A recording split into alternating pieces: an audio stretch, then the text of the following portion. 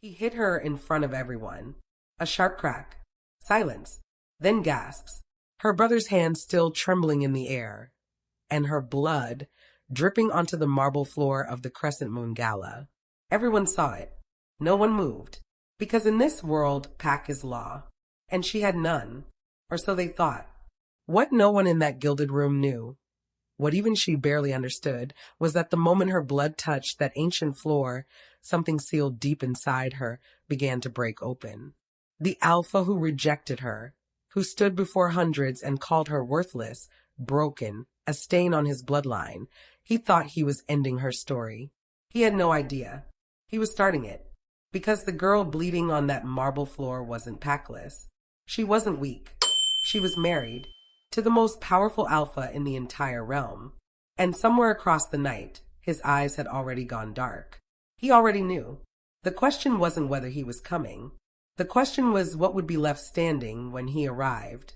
And this is how it all began. Before we dive into this journey together, I'd love to know, where in the world are you listening from?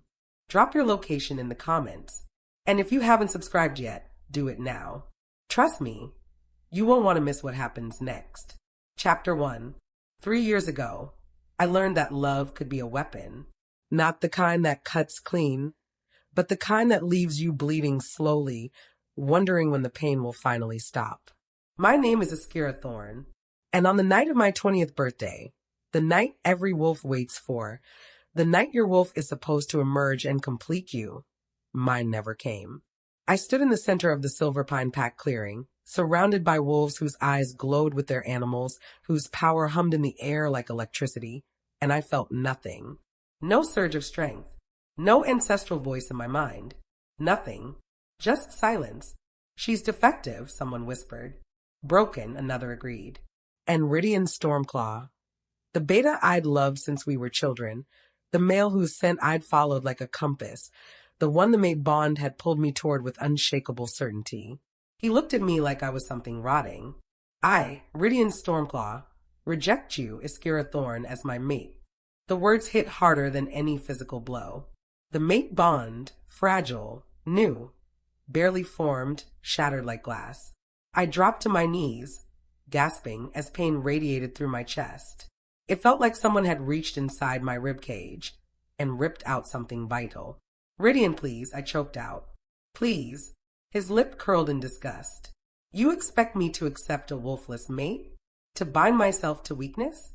To produce cubs that might be as broken as you? The crowd murmured agreement. Alpha Garrick, Ridian's father, stepped forward. His expression wasn't cruel, but it wasn't kind either.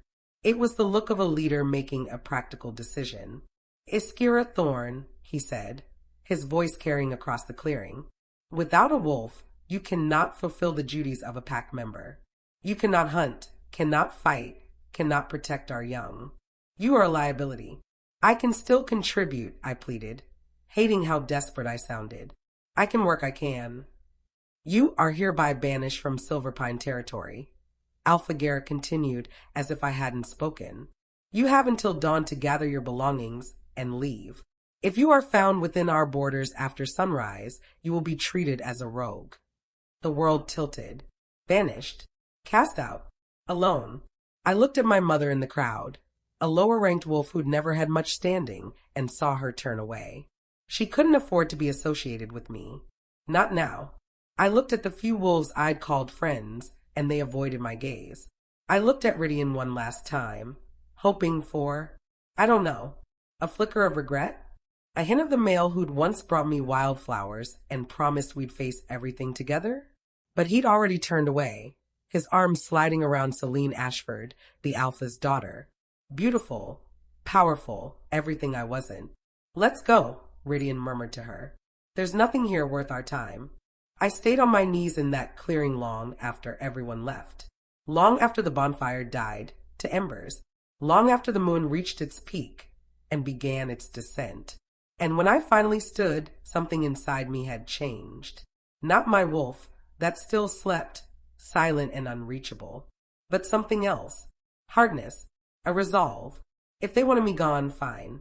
I'd leave, but I wouldn't break. The apartment I found in the neutral city of Haven Cross was barely bigger than a closet. One room, a bathroom that smelled like mildew, and a window that overlooked a brick wall. But it was mine. For the first 3 months, I worked double shifts at a diner called the Howling Moon. Ironic, considering I couldn't howl. The owner, a gruff older human named Frank, didn't care about pack politics or wolf hierarchy. He cared that I showed up on time and didn't steal from the register. I kept my head down, spoke to no one unless necessary. I learned to navigate a world that wasn't built for someone like me. Someone caught between human and wolf, belonging to neither. The other servers were human and treated me with cautious politeness. They could sense I was different, even if they couldn't name it. "You okay, Han?"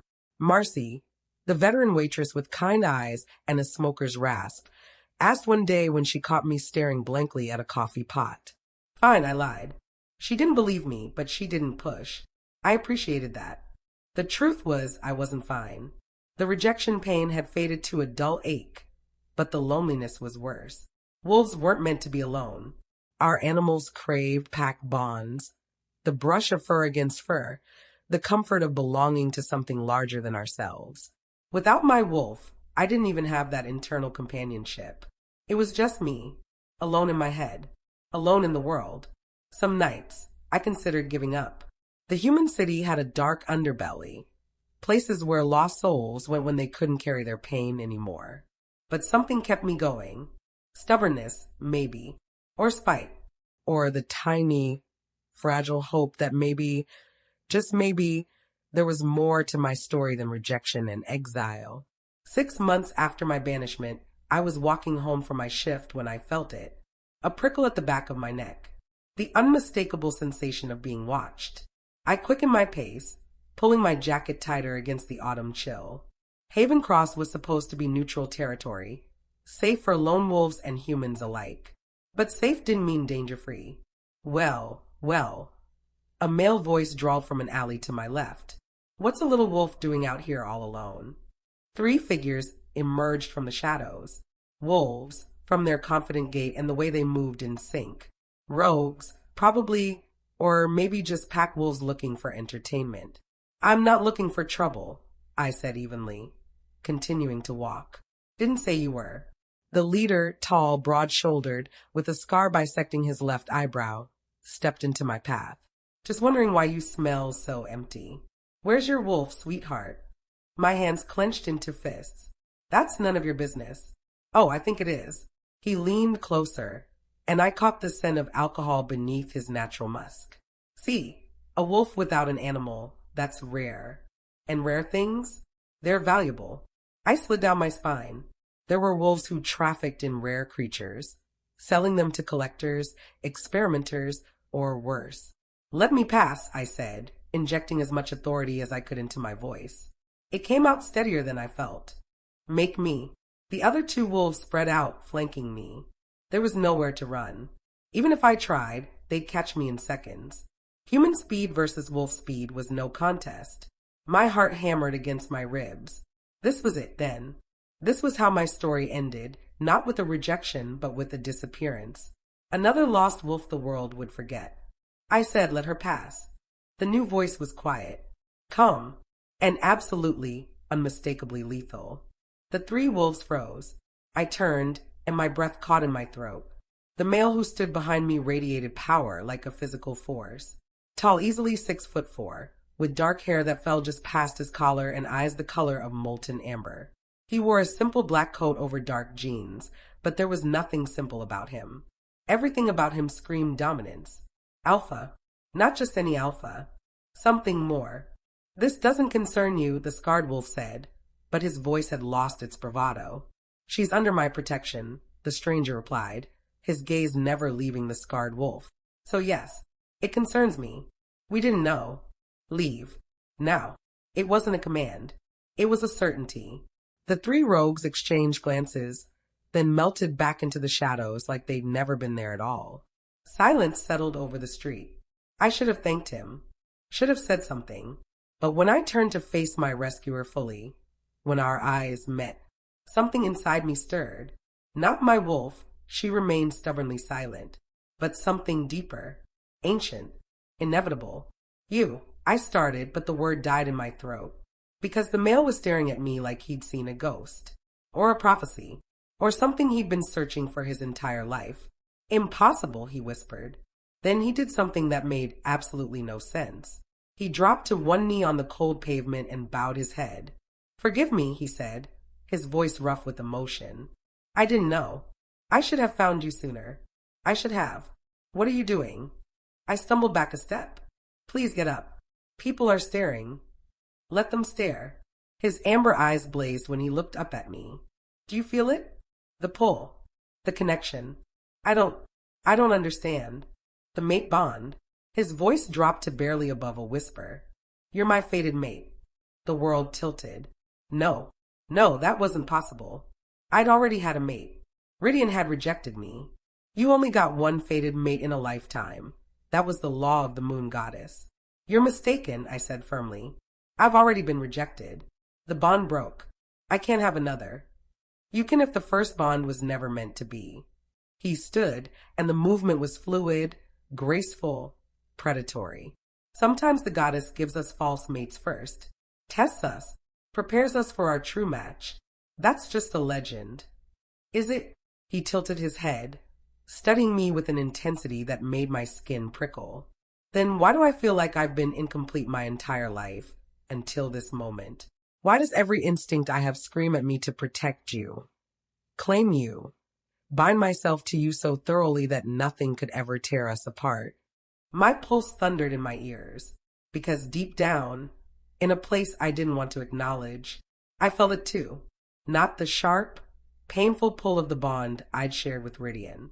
This was different, softer, warmer, like coming home after a long, cold journey. Who are you? I whispered. His lips curved into a smile that was equal parts beautiful and dangerous. My name is Caelum Nightborne, and whether you accept it now or later. He stepped closer, and my traitorous body didn't move away. You're mine, Iskira Thorne, and I'm going to spend every day proving that you were never broken. You were just waiting for the right wolf to see you. Chapter 2. I should have run. Every logical part of my brain screamed at me to thank this stranger for his help and disappear into the night before things got more complicated. But my feet wouldn't move. Caelum Nightborne stood before me, close enough that I could feel the warmth radiating from his body, see the flecks of gold swirling in those amber eyes like liquid fire. You don't know me, I said, forcing my voice to remain steady. You don't know anything about me. How can you possibly claim I'm your mate? You're right. His admission surprised me. I don't know your favorite color, or what makes you laugh, or how you take your coffee in the morning. But I know the important things. Like what? Like the fact that you've been alone for 6 months, but you're still standing. Still fighting. His gaze held mine with an intensity that made it hard to breathe. Like the way your scent, jasmine and winter rain, calls to something primal in me. Like how every protective instinct I have roared to life the moment I sensed you in danger. That could just be alpha instinct, I countered, taking a half step back. Protecting those weaker than you. Something dark flashed across his features. You are not weak, Iskira. And if you let me, I'll prove it to you. I don't need you to prove anything. The words came out sharper than I intended, but I couldn't seem to soften them. I've survived this long on my own. I don't need rescue. I don't need whatever this is. I know. His voice was gentle. But maybe I do. That stopped me cold. Alphas, especially ones who radiated power like Caelum did, never admitted to needing anyone. Strength, dominance, self-sufficiency. Those were the pillars their entire identity rested on. What are you saying? Caelum glanced around the empty street, then back to me. Not here. Please, give me 1 hour. Let me buy you coffee, answer your questions, and if after that you want nothing to do with me, I'll walk away. Just like that. Just like that. But the strain in his voice suggested that walking away might actually kill him. I should have said no. Should have protected the fragile peace I'd built in my solitary life. But curiosity, that dangerous, persistent thing, whispered in my ear. What if he's telling the truth? What if you do have a second chance? 1 hour, I heard myself say. And you're buying more than coffee. I haven't eaten since my shift started 8 hours ago. Relief washed over his features, so stark and genuine it made my chest tighten. Anything you want, he promised. The diner Caelum led me to was nothing like the howling moon where I worked. This place, tucked away on a quiet corner with soft lighting and leather booths, catered to wolves, not humans. I could smell it the moment we walked in. Pack bonds, territory markers, the subtle hierarchy encoded in every interaction. My instinct was to turn around and leave. But Caelum's hand found the small of my back, warm, steady, grounding, and guided me toward a booth in the back corner, away from prying eyes and curious ears. "You're safe here," he murmured. "I promise." A waitress appeared almost instantly, a she-wolf with sharp features and sharper eyes that assessed me in one sweeping glance before dismissing me entirely. "Alpha Nightborne," she purred, her attention laser-focused on Caelum. "Yours. Coffee black. And whatever she wants." He nodded toward me. The waitress finally looked at me again, this time with thinly veiled disdain. "And you are?" "Hungry," I replied evenly. "I'll take the burger, medium rare, with sweet potato fries. And hot chocolate." Her eyebrows rose slightly, probably at the audacity of a packless wolf ordering like she belonged here, but she scribbled it down and walked away without another word. "Sorry about Mira," Caelum said once we were alone. "She's protective. Of you. Of pack hierarchy." He leaned back against the booth, studying me in that unnerving way of his. "She doesn't understand why an alpha would give attention to someone who doesn't carry pack scent." "Right. Because I'm nobody." The old bitterness crept into my voice despite my best efforts. "Because you're a mystery," he corrected. "And wolves fear what they don't understand." "Is that what I am to you? A mystery?" "Among other things." His lips curved.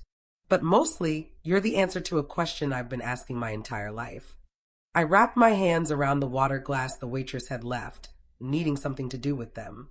"You promised me answers, Caelum. So start talking. Who are you, really?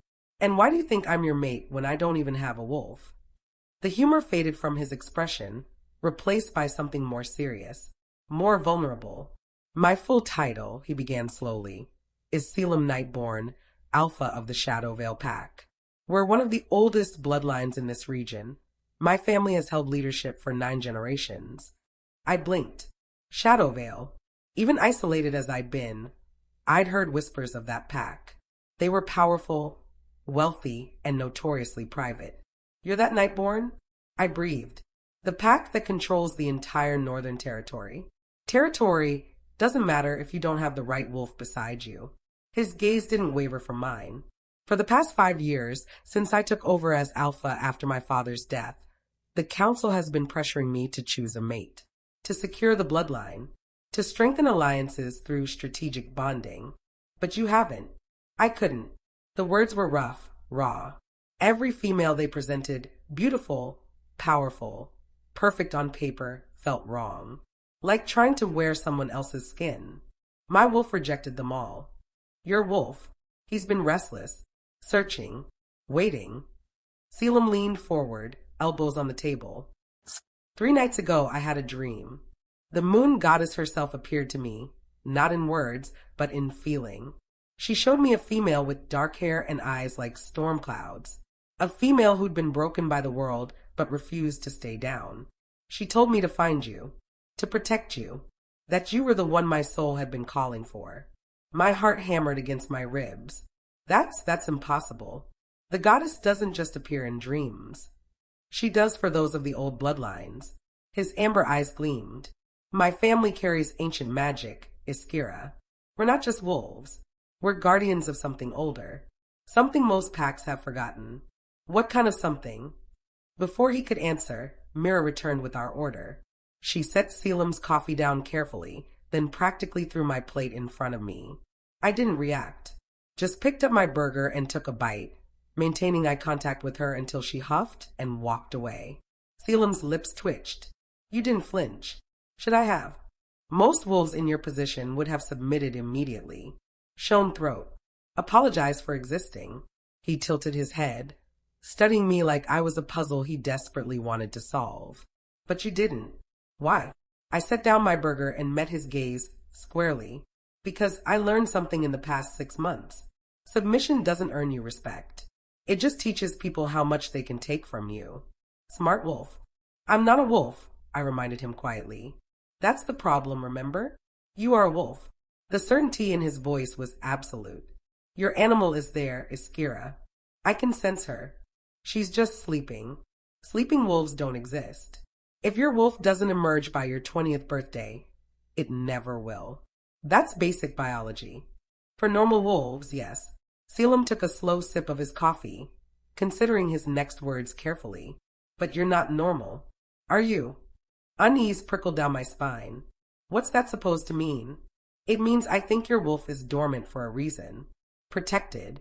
Sealed away until it's safe for her to emerge. Safe from what? That's what I'm trying to figure out.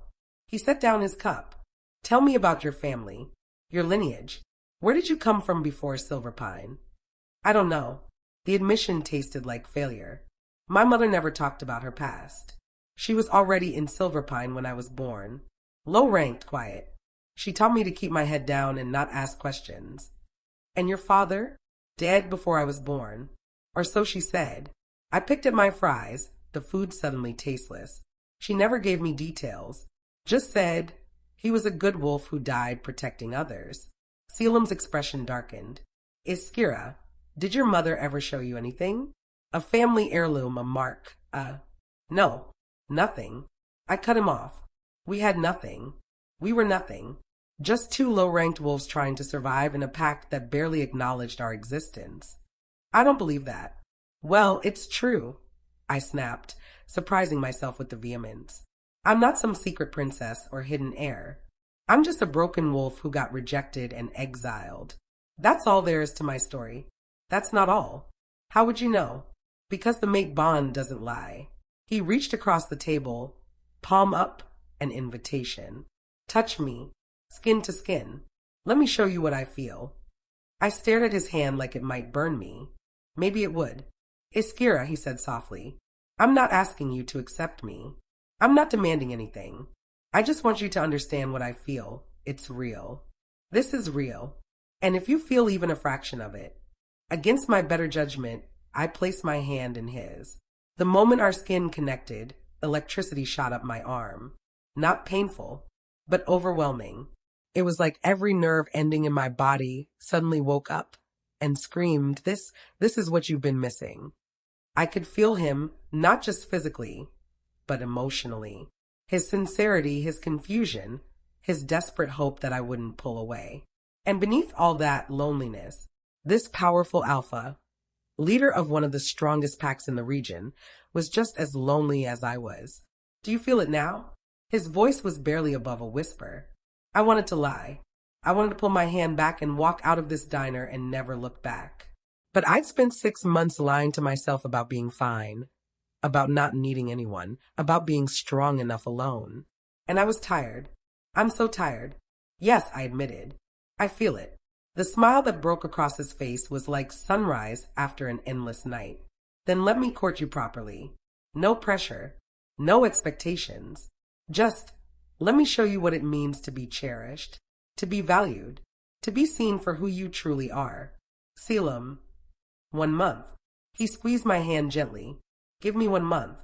If after 30 days you still want nothing to do with me, I'll accept it. But please, don't make me walk away without trying. I should have said no. I should have protected myself. But when I looked into those amber eyes and saw genuine vulnerability staring back at me, 1 month, I heard myself agree. But I have conditions. Name them. No pack business. I'm not ready to be paraded in front of your wolves and judged all over again. Agreed. No gifts. I'm not interested in being bought. Understood. And no. I hesitated, then forced myself to continue. No claiming. No marking. No physical bond until I'm ready. If I'm ever ready. Something flickered in his eyes. Hunger, maybe, or longing, but he nodded. You have my word. We move at your pace. Always. I pulled my hand back, already missing the warmth. Then I guess we have a deal. We have a beginning, he corrected, his smile returning. Everything else we'll figure out together. Caelum insisted on walking me home. I protested. I'd been managing fine on my own for months, but he simply fell into step beside me, hands in his pockets, looking more relaxed than any alpha had a right to be. So, I said as we walked, if you're this powerful alpha with this ancient bloodline, why were you in that part of town tonight? Slum it with the packless? I wasn't slumming. His tone held no offense, just amusement. I was looking for you. I stopped walking. What? After the dream, I started searching. Put out feelers, asked questions in neutral territories. He stopped too, turning to face me. When I heard about a wolfless female working at the Howling Moon who kept to herself and asked no one for help, I knew it had to be you. That's kind of creepy, actually. He laughed, a genuine, warm sound that did dangerous things to my resolve. Fair point. But I had to find you. The pull was too strong to ignore. And if I'd been happily mated to someone else, or not interested, then I would have walked away. The humor faded from his voice. I'm not a monster, Iskira. I would never force a bond on someone who didn't want it. But I had to know. I had to see if what I felt was real, or just wishful thinking.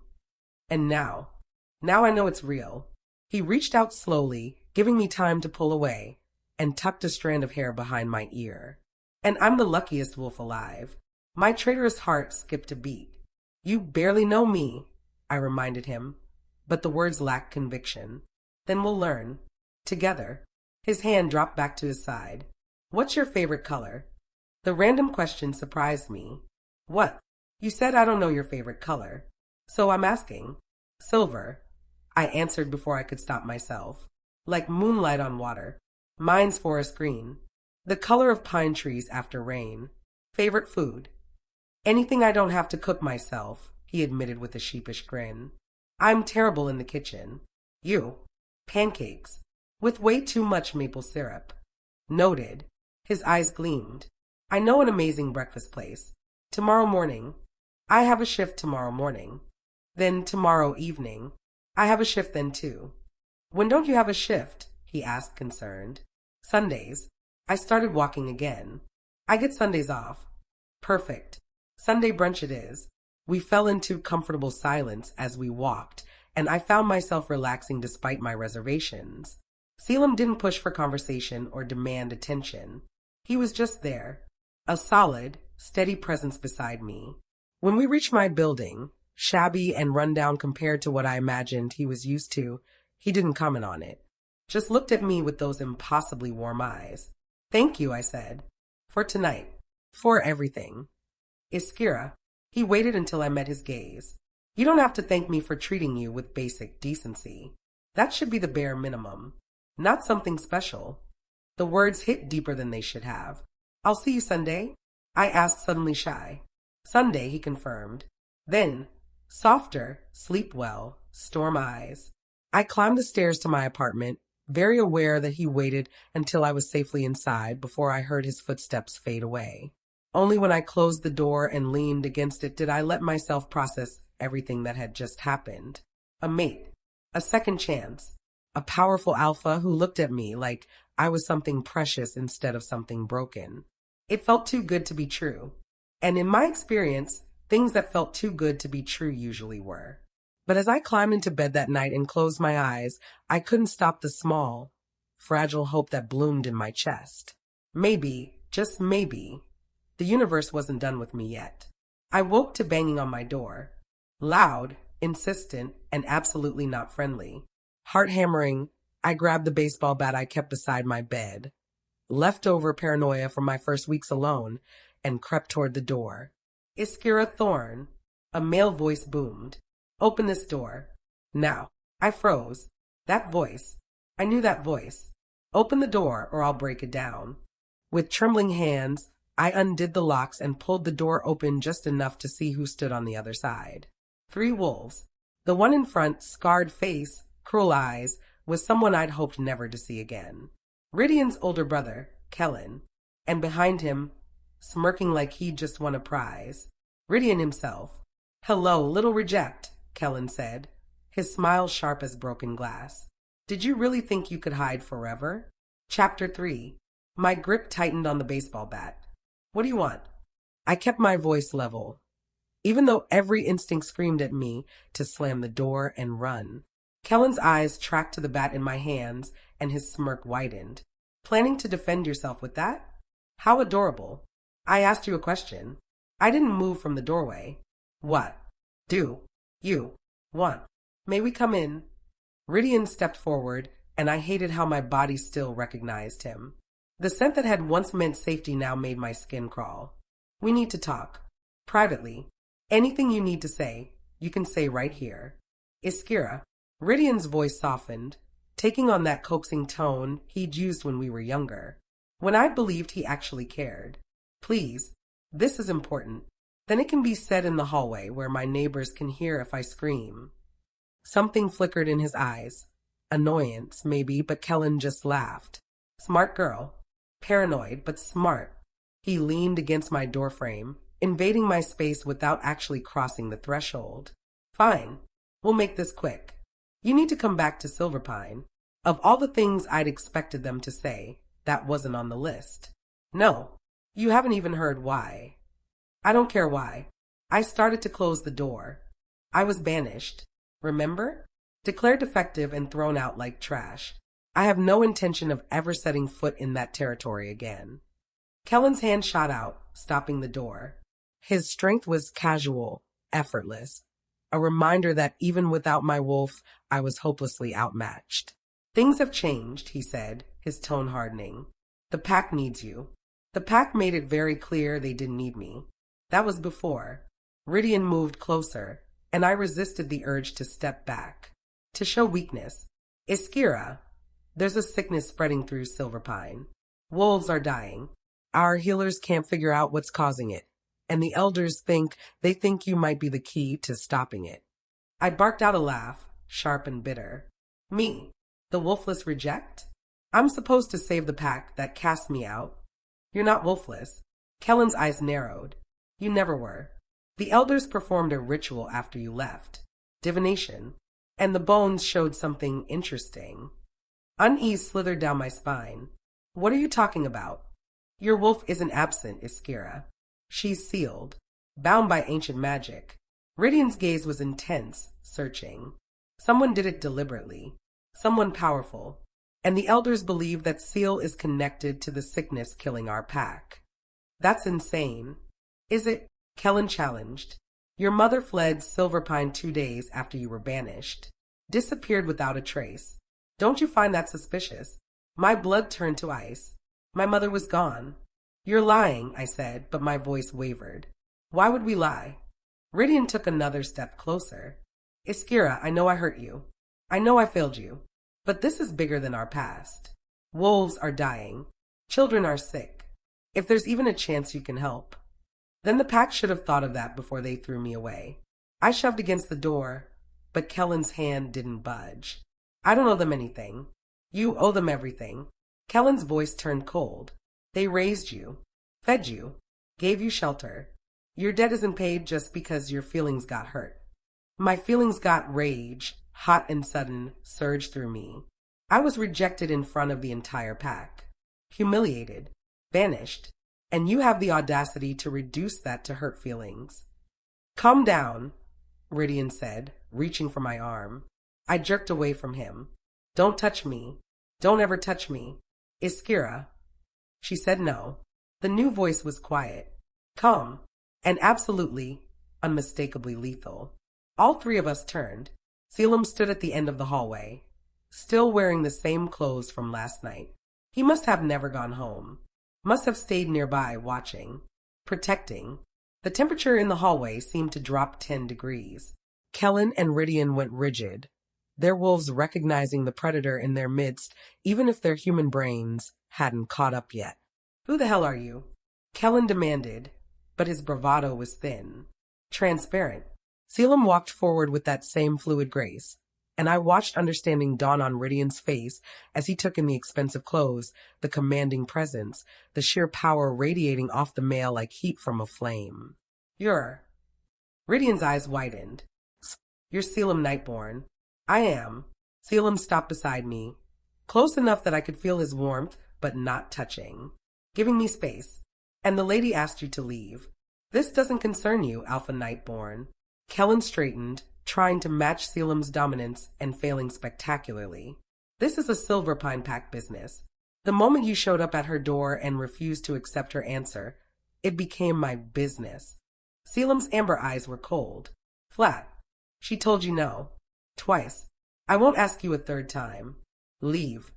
We're not leaving without her, Caelum said stubbornly. Then you're not leaving. The threat hung in the air like a blade. Ridian grabbed his brother's arm. Caelum, don't. He's an Alpha Prime. We can't. I don't care what he is. We have our orders. Your orders mean nothing here. Caelum's voice never rose above conversational, but command threaded through every syllable. This is neutral territory. Iskira Thorne is under my protection, and if you continue harassing her, I'll consider it an act of aggression against Shadowvale. Caelum paled. I even knew what that meant. Pack law was sacred. An act of aggression from a lower-ranked pack against an Alpha Prime's protected individual could trigger a territorial war. Silver Pine was strong, but they were nothing compared to Shadowvile's might. This isn't over, Caelum said finally, his jaw tight. It is. Caelum's tone left no room for argument. If Silver Pine has a request, they can send a formal envoy through proper channels. But there will be no more surprise visits. No more threats. No more attempts to coerce Iskira into anything she doesn't freely choose. Are we clear? Ridian nodded slowly. Crystal. Good. Caelum's expression didn't soften. Now leave. Before my wolf decides you've overstayed your welcome. Caelum looked like he wanted to argue, but Ridian was already pulling him toward the stairs. This isn't over, Iskira, Ridian called back. The pack needs you, whether you accept it or not. Then they were gone, their footsteps echoing down the stairwell until silence returned. I stood frozen in my doorway, baseball bat still clutched in my hands, trying to process what had just happened. Iskira. Caelum's voice was gentle now, the lethal edge gone. Are you all right? I don't know. The words came out strangled. My mother's missing. There's a sickness. They think my wolf is sealed. I can't. My knees buckled. Caelum caught me before I hit the floor, strong arms wrapping around me as he lifted me effortlessly. I've got you, he murmured, carrying me into my apartment and kicking the door shut behind him. You're safe. I promise. You're safe. He settled onto my worn couch with me still in his arms, and I should have protested. Should have pushed him away. But I was so tired. So overwhelmed. So tired of being strong all alone. So I let myself break. I cried for longer than I wanted to admit. Caelum didn't say anything. Didn't try to fix it or offer empty platitudes. He just held me, one hand stroking my hair in a soothing rhythm, while I soaked his shirt with tears I'd been holding back for 6 months. When I finally pulled back, embarrassment flooded through me. I'm sorry, I mumbled, wiping at my face. I don't usually fall apart like that. You have nothing to apologize for. His thumb brushed away a tear I'd missed. They ambushed you with information designed to hurt and manipulate. Anyone would need a moment to process. I got your shirt wet. I have others. His lips curved slightly. Talk to me, Iskira. What are you thinking? I don't know what to think. I pulled away fully, needing distance to clear my head. They're lying, right? About my mother? About my wolf being sealed? I don't know. Caelum's honesty was refreshing, if unwelcome. But I can find out. I have resources. Contacts. If your mother truly disappeared, I can track her down. And if she didn't? Is this all just a manipulation to get me back to Silver Pine? Then we'll deal with it. He leaned forward, elbows on his knees.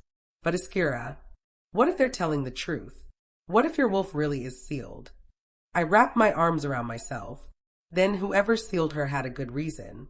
Maybe she was defective. Maybe they were protecting the pack from... No. The word was sharp. Absolute. Don't do that. Don't make excuses for people who might have hurt you. You don't know that they hurt me. Someone bound your wolf. Someone took away a fundamental part of who you are. His amber eyes blazed. That's not protection, Iskira. That's a violation.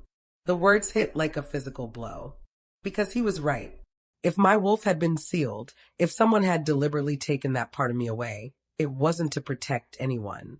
It was to control me. I need to know the truth, I said quietly.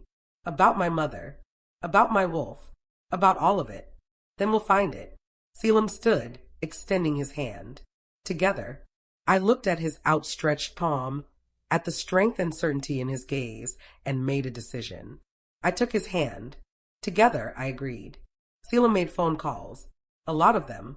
While I showered and changed into clean clothes, hyper-aware that he was in my tiny apartment, taking up space, making it feel smaller and somehow more complete at the same time, I could hear him speaking in low, authoritative tones. By the time I emerged, he'd somehow procured coffee and pastries from somewhere. You left. I asked, surprised. Briefly. You needed time and you needed food. He handed me a coffee exactly how I liked it. Cream, no sugar, despite never asking my preference. The mate bond, I realized. He just knew. Thank you. Always. He waited until I'd taken a few bites of an apple turnover before continuing. I've made some inquiries. One of my contacts in the neutral territories confirmed that a female matching your mother's description was seen 3 days ago, boarding a bus headed west. Relief and confusion warred in my chest. So she's alive. Seems that way. Why did she leave without telling you? He trailed off, letting me fill in the implications. Because she didn't want me to find her. Because whatever she was running from, or whatever she knew, she thought leaving me in the dark was safer. And Silverpine? I asked. The sickness. That part is true. Caelum's expression darkened. 3 wolves have died in the past 2 weeks. 7 more critical. The symptoms are unusual. Fever, delirium, and a progressive weakening of the bond between wolf and human. Eventually, the wolf just stops responding. My stomach churned. That's horrible. It is. And if it spreads beyond Silverpine. He didn't need to finish the sentence. A sickness that severed the bond between human and wolf could decimate the entire werewolf population. But what does that have to do with me? I set down my coffee, appetite gone.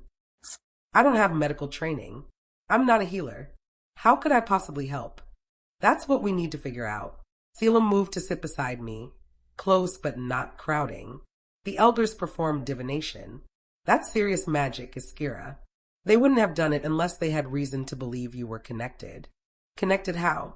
I don't know. But I think it's time we found out exactly what happened to your wolf. Dread pooled in my stomach. How do we do that? There's a witch. Powerful. Discreet. She owes me a favor. His hand found mine, warm and reassuring. If your wolf was sealed, she could see it. Might even be able to break it. And if breaking it kills me, then we don't break it. His grip tightened. I won't risk you, Iskira. Not for Silverpine. Not for anyone. But if wolves are dying, let them die. The words were harsh, brutal, and completely sincere. I know that makes me a monster. I know it's selfish. But I just found you. I'm not losing you to save a pack that threw you away. Part of me wanted to argue. To say that innocent wolves didn't deserve to suffer for their alpha's mistakes. But a bigger part, the part that had been alone and afraid for 6 months, just felt grateful. Someone finally chose me. What's her name? I asked. The witch? Evania. She lives on the outskirts of Havencross. Neutral territory, so Silverpine has no jurisdiction. He studied my face. Are you sure about this? We don't have to do anything you're not ready for. I'm not ready. The admission came easier than I expected. But I need to know. I need to understand what was done to me and why. All right. Caelum stood, pulling me up with him. But we do this my way. My protection. My rules. I'm not a damsel who needs. I know. He cupped my face gently, forcing me to meet his eyes. You're strong. Capable. You've survived things that would break most wolves. But you don't have to survive alone anymore. Let me help. Please. The vulnerability in his voice undid me. Okay, I whispered. Your way. His smile was like a sunrise breaking through storm clouds. Then let's go find some answers. Evania's cottage was exactly what you'd expect from a witch living on the fringes of society. Tucked into a grove of ancient oaks, surrounded by gardens that bloomed despite the late autumn chill, the small stone structure seemed to exist slightly out of phase with reality. Like if you blink too hard, it might disappear entirely. She's eccentric, Caelum warned as we approached. But she's the best at what she does. And what exactly does she do? See what others can't. Unravels magic. Read the threads of fate. He paused at the door. And occasionally, she bakes cookies. Fair warning. Don't eat them unless you're prepared for strange dreams. I would have laughed, but the door swung open before he could knock. The woman who stood in the doorway was not what I expected. Young, maybe 30, with wild silver hair and eyes that shifted between violet and gold. She wore jeans and a sweater that had seen better days, and her feet were bare despite the cold. Caelum Nightborne. Her voice was melodic, layered with harmonics that made my teeth ache. You said you'd never call in your favor. Yet here you are. Circumstances changed. He gestured to me. This is Iskira Thorne, the sealed wolf, the lost daughter, the key that doesn't know it's a key. Ivania's shifting eyes locked onto me. Yes, I know who she is. The question is, does she? A chill ran down my spine. Can you help her? Caelum asked. Help implies she wants what I can give. Ivania stepped back, allowing us entry. The seal on her wolf is ancient, powerful. Breaking it will hurt. And once it's broken, there's no going back. She'll have to face everything that was locked away. The memories, the truth, the reason she was bound in the first place. I want to know, I said, surprised by the strength in my voice. Whatever it costs, I need to know. Ivania's smile was sharp. Knowing. Then come, little wolf. Let's see what you're really made of. She led us deeper into the cottage, past shelves lined with jars of things I couldn't identify, through rooms that seemed too large for the building's exterior, until we reached a circular chamber lit only by candles. Sit, Ivania commanded, pointing to a cushion in the center. I obeyed, hyper-aware of Caelum standing just outside the circle, his presence a comfort even as fear clawed at my throat. This will hurt, Ivania warned, kneeling across from me. The seal was placed with love and blood. Breaking it requires the same. Do it, I said. She placed her hands on either side of my head, and her eyes blazed pure gold. Then let's begin. The pain was immediate, blinding, all-consuming. It felt like someone was tearing me apart from the inside, ripping through layers of consciousness I didn't know existed. And then, memories, not mine, my mother's, a younger version of her, beautiful and desperate, holding a newborn in a moonlit clearing. Please, she begged someone I couldn't see. Please save her. They'll kill her if they know what she is. The price will be high, a voice replied. Ancient, feminine, divine. To seal a wolf of her caliber, it will cost you everything. I don't care. Just keep her safe. Keep her hidden until she's strong enough to face what's coming. So be it. Silver light erupted, flowing into the infant, into me, and I felt it. The moment my wolf was locked away. Not because I was broken, but because I was powerful. Too powerful. And something wanted me dead. The vision shattered. I came back to myself gasping, tears streaming down my face, Caelum's arms around me even though I didn't remember him entering the circle. What did you see? Ivania asked, her voice strangely gentle. My mother, I choked out. She sealed my wolf. To protect me. Because someone wants me dead. Not someone. Ivania's expression was grim. Something. There's darkness growing in the wolf world, Iskira. Ancient. Hungry. And it's been searching for you since the day you were born. Why? The question was barely a whisper. What am I? Ivania and Caelum exchanged a look. Then she spoke two words that changed everything. You're oracleborn. Chapter 4. The word hung in the air like a curse. Oracleborn. I'd heard stories, of course. Every wolf pup grew up with legends of the oracles, ancient seers blessed by the moon goddess herself, able to see paths of fate before they unfolded, capable of altering destiny with a single word. But they were just stories, myths to explain the unexplainable. They weren't real. That's impossible, I said, pulling away from Caelum's arms. My legs shook as I stood, but I forced myself upright. Oracles haven't existed for centuries. The bloodline died out during the Great War. That's what most believe.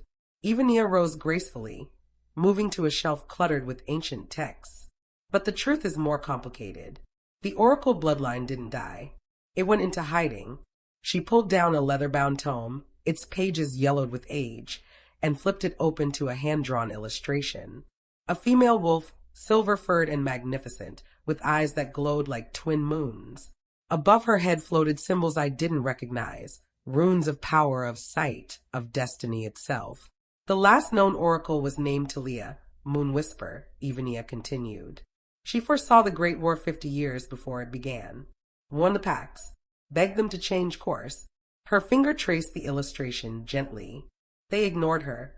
And when her prophecy came true, when thousands died in the fighting, the surviving alphas blamed her. Said she'd caused it rather than predicted it. So they killed her, Caelum said quietly. They tried. Ivania's smile was bitter. But Talia was clever. She'd already foreseen her own death and taken precautions. She scattered her children across the territories, bound their powers, taught them to hide what they were. And she made them promise no oracle would reveal themselves until the world was ready. My mouth was dry. How do you know all this? Because Talia was my great-great-grandmother. Ivania's eyes met mine. The witch bloodline and the oracle bloodline intertwined generations ago. We've been protecting oracleborn wolves ever since. Hiding them, teaching them, keeping them safe until their gifts awakened. But I don't have gifts. Even as I said it, doubt crept in. I don't see the future. I can't predict anything. I'm just sealed, Ivania interrupted. Your wolf carries your oracle abilities. Without her, you're cut off from your true nature.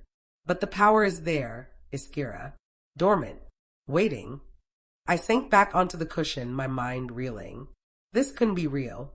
I was nobody. Nothing special. Just a broken wolf who'd been rejected. And, stop, Caelum said, kneeling beside me. I can feel what you're thinking through the bond. And you're wrong. You don't know what I'm thinking. You're thinking you can't be oracleborn because you're not special enough. Not powerful enough. Not worthy enough. His amber eyes held mine. But you're wrong, Iskira. You've always been exactly what you were meant to be. The seal didn't make you less. It protected you until you were ready. Ready for what? My voice cracked. To be hunted? To be blamed for things I can't control? To have a target painted on my back? To choose, Ivania said. That's what oracleborn do. We don't control fate. We see the branches, the possibilities, and we help others choose which path to walk. It's a gift, Iskira. Not a curse. It got Talia killed. No. Ivania's voice turned sharp. Fear got Talia killed. Fear and the refusal of alphas to accept that some things are beyond their control. But times have changed. The packs are more enlightened now. More. Are they? I challenged myself. Because from where I'm sitting, wolves are still just as afraid of anything different. I was rejected for not having a wolf. What do you think they'll do when they find out I'm oracleborn? Silence fell, because we all knew the answer. Some would revere me. Some would fear me. And some would try to use me. Or destroy me before I became a threat. We don't have to tell anyone, Caelum said finally. We keep this between us. Let you learn to control your abilities in secret. Build your strength. And when you're ready, if you're ever ready, then we reveal the truth. And the seal. I looked at Ivania. Can you break it? I can. She hesitated. But Iskira, once I do, there's no going back. Your wolf will emerge. Your oracle abilities will awaken. And whatever has been hunting you your entire life, it will know exactly where you are. What do you mean? Whatever has been hunting me. Ivania and Caelum exchanged another look. Tell me, I demanded. No more secrets. If my life is in danger, I deserve to know why. There's a prophecy, Ivania said slowly. An old one. Older than Talia. Older than the packs themselves. It speaks of an oracle-born wolf who will either save the realm or destroy it. My blood turned to ice. Destroy it how? The prophecy is vague. Intentionally so. She pulled out another book, this one bound in black leather that seemed to absorb light. But it says that this oracle will have the power to sever the bond between all wolves and their animals, to reduce us to mere humans. Or, she paused, to strengthen those bonds beyond anything we've ever known, to elevate the wolf world to something greater. And there's no way to know which it'll be until it happens, Caelum said grimly. Exactly. Ivania's gaze was sympathetic. So for centuries there have been wolves, fanatics mostly, who believe the only way to prevent the bad prophecy is to kill any oracleborn before their powers fully manifest. That's insane, I breathed. That's fear. Caelum's hand found mine. People do terrible things when they're afraid. But you're not alone in this, Iskira. You have me. You have Shadow Vial's protection. And if anyone tries to hurt you, they'll have to go through me first. The fierce possessiveness in his voice should have scared me. Instead, it made me feel safe, valued, protected in a way I'd never been before. I need time, I said finally, to think, to process all of this. Of course, Ivania closed her books. But don't take too long. The longer your wolf stays sealed, the harder breaking it becomes. And if what happened at Silverpine is connected to you, if the sickness is somehow linked to oracle magic, then time is something we don't have much of. The reminder hit like a bucket of cold water. Wolves were dying, and somehow I might be the key to stopping it, or the cause of it. How could I even cause sickness? I asked. My wolf is sealed. I have no power. How could I affect an entire pack? Oracle magic doesn't work like normal power. Ivania began gathering her books, stacking them carefully. It's not about direct action. It's about influence. Probability. Your mere existence could be warping the threads of fate around you, creating ripples you can't see or control. I struggled to find words. That's terrifying. Yes, she agreed simply. But it's also why you need training. Why do you need to understand what you are before your power understands you? Caelum helped me to my feet. We'll figure this out. Together. But for now, let's get you somewhere safe. Somewhere you can rest and process. My apartment is compromised. His tone left no room for argument. Silverpine knows where you live. And if Ivania is right about you being hunted, then staying there is suicide. I don't have anywhere else to go. Yes, you do. He squeezed my hand gently. Come home with me. To Shadowvale. My heart stuttered. Caelum, I can't just... You can. And you will. There was no arrogance in his voice. Just certainty. I have a guest wing. Private. Secure. You'll have your own space. No pressure. No expectations. Just safety. I wanted to argue. I wanted to insist I could take care of myself. But the truth was, I was tired. Tired of fighting alone. Tired of pretending I was strong enough to handle everything by myself. And the thought of a safe place, a real safe place, not just a shabby apartment with locks that could be kicked in, was almost too tempting to resist. One condition, I said. Name it. I keep working at the Howling Moon. I'm not going to be some kept wolf who has nothing to do but wait around for her mate to pay attention to her. Something warm flickered in Caelum's eyes at the word mate. Deal, he said. Though I reserve the right to have someone escort you to and from work. Just until we know what we're dealing with. Fine. I turned to Ivania. Thank you. For the information. For honesty. Don't thank me yet. Her expression was unreadable. We've only scratched the surface of what you need to know. But when you're ready to break that seal, come back. I'll be here. Caelum's car was exactly what I expected. Sleek, black, expensive. The kind of vehicle that turned heads and made people wonder who was important enough to drive it. I slid into the passenger seat, hyper-aware of the luxury surrounding me. Leather seats, dashboard that looked like it belonged in a spaceship.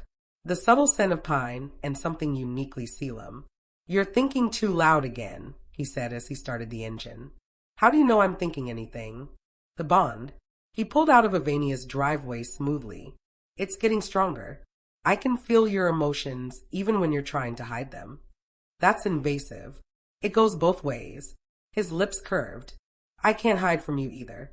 I focused, reaching for that golden thread I'd felt when we touched at the diner. And there it was, faint but present, his emotions flowing toward me like a gentle current. Concern, protectiveness, and beneath it all fear. He was afraid. Afraid of losing me. Afraid of not being strong enough to keep me safe. I can feel it, I said softly. You're scared. Terrified, he admitted without shame. I just found you, Iskira. And now I discover you're oracleborn, being hunted by fanatics, possibly connected to a plague killing wolves. Yes. I'm scared. You could walk away. The words hurt to say.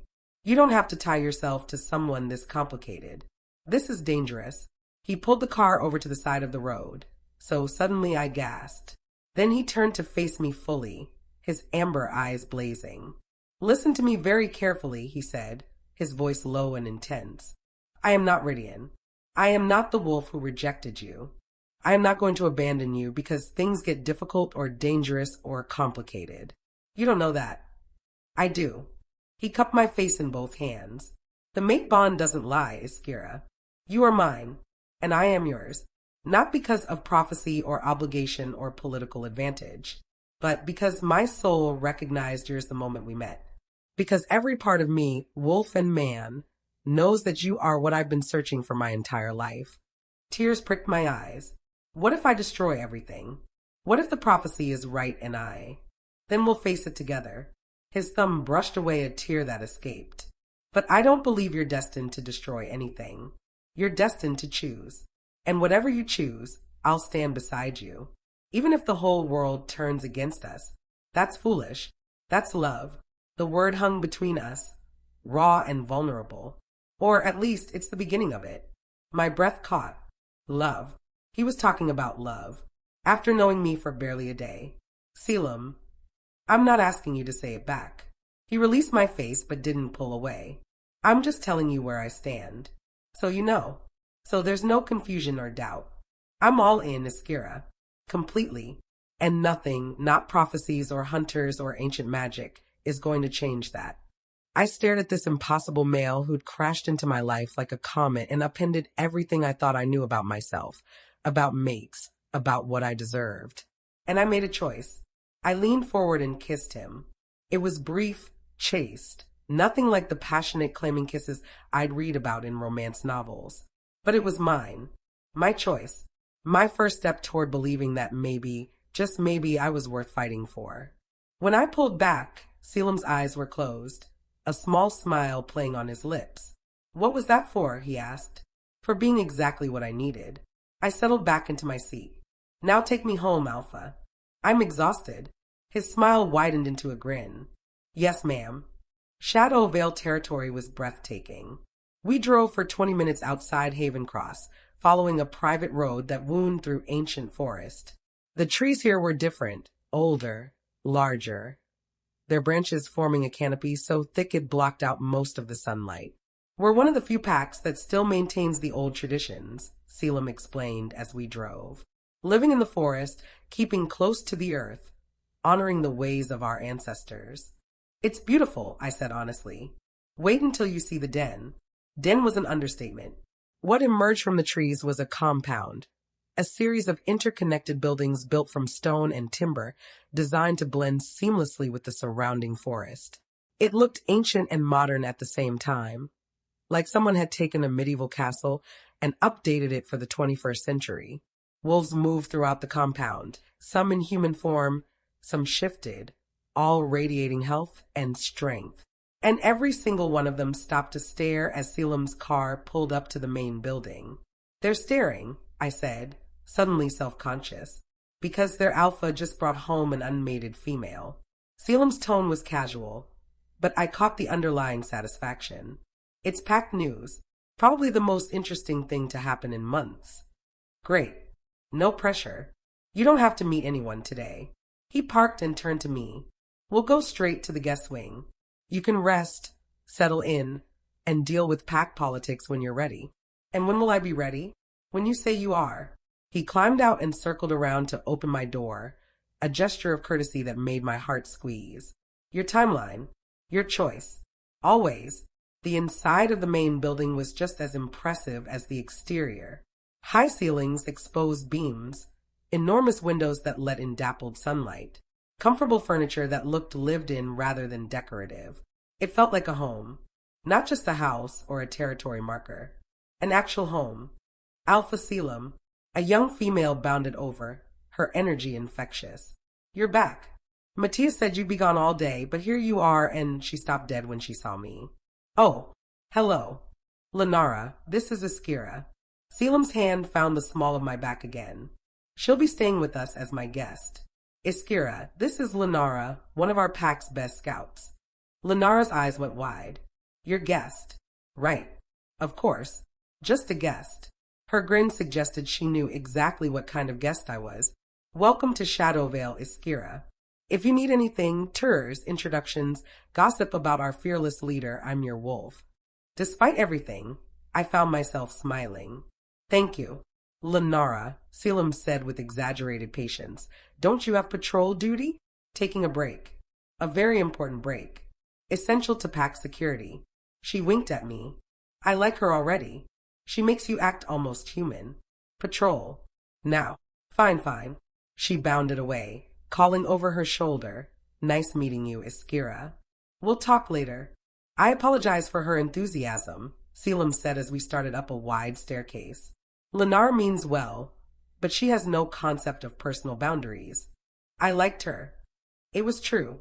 There'd been no judgment in Lenara's eyes. No calculation. Just genuine warmth. She seems happy. She is. This pack, we take care of our own. Everyone has a place, a purpose. He led me down a hallway lined with photographs, pack gatherings, celebrations, moments of joy captured in time. I know Silverpine hurt you, but not all packs are like that. I'm starting to see that. We stopped at a door near the end of the hall. This is you, Caelum said, opening it.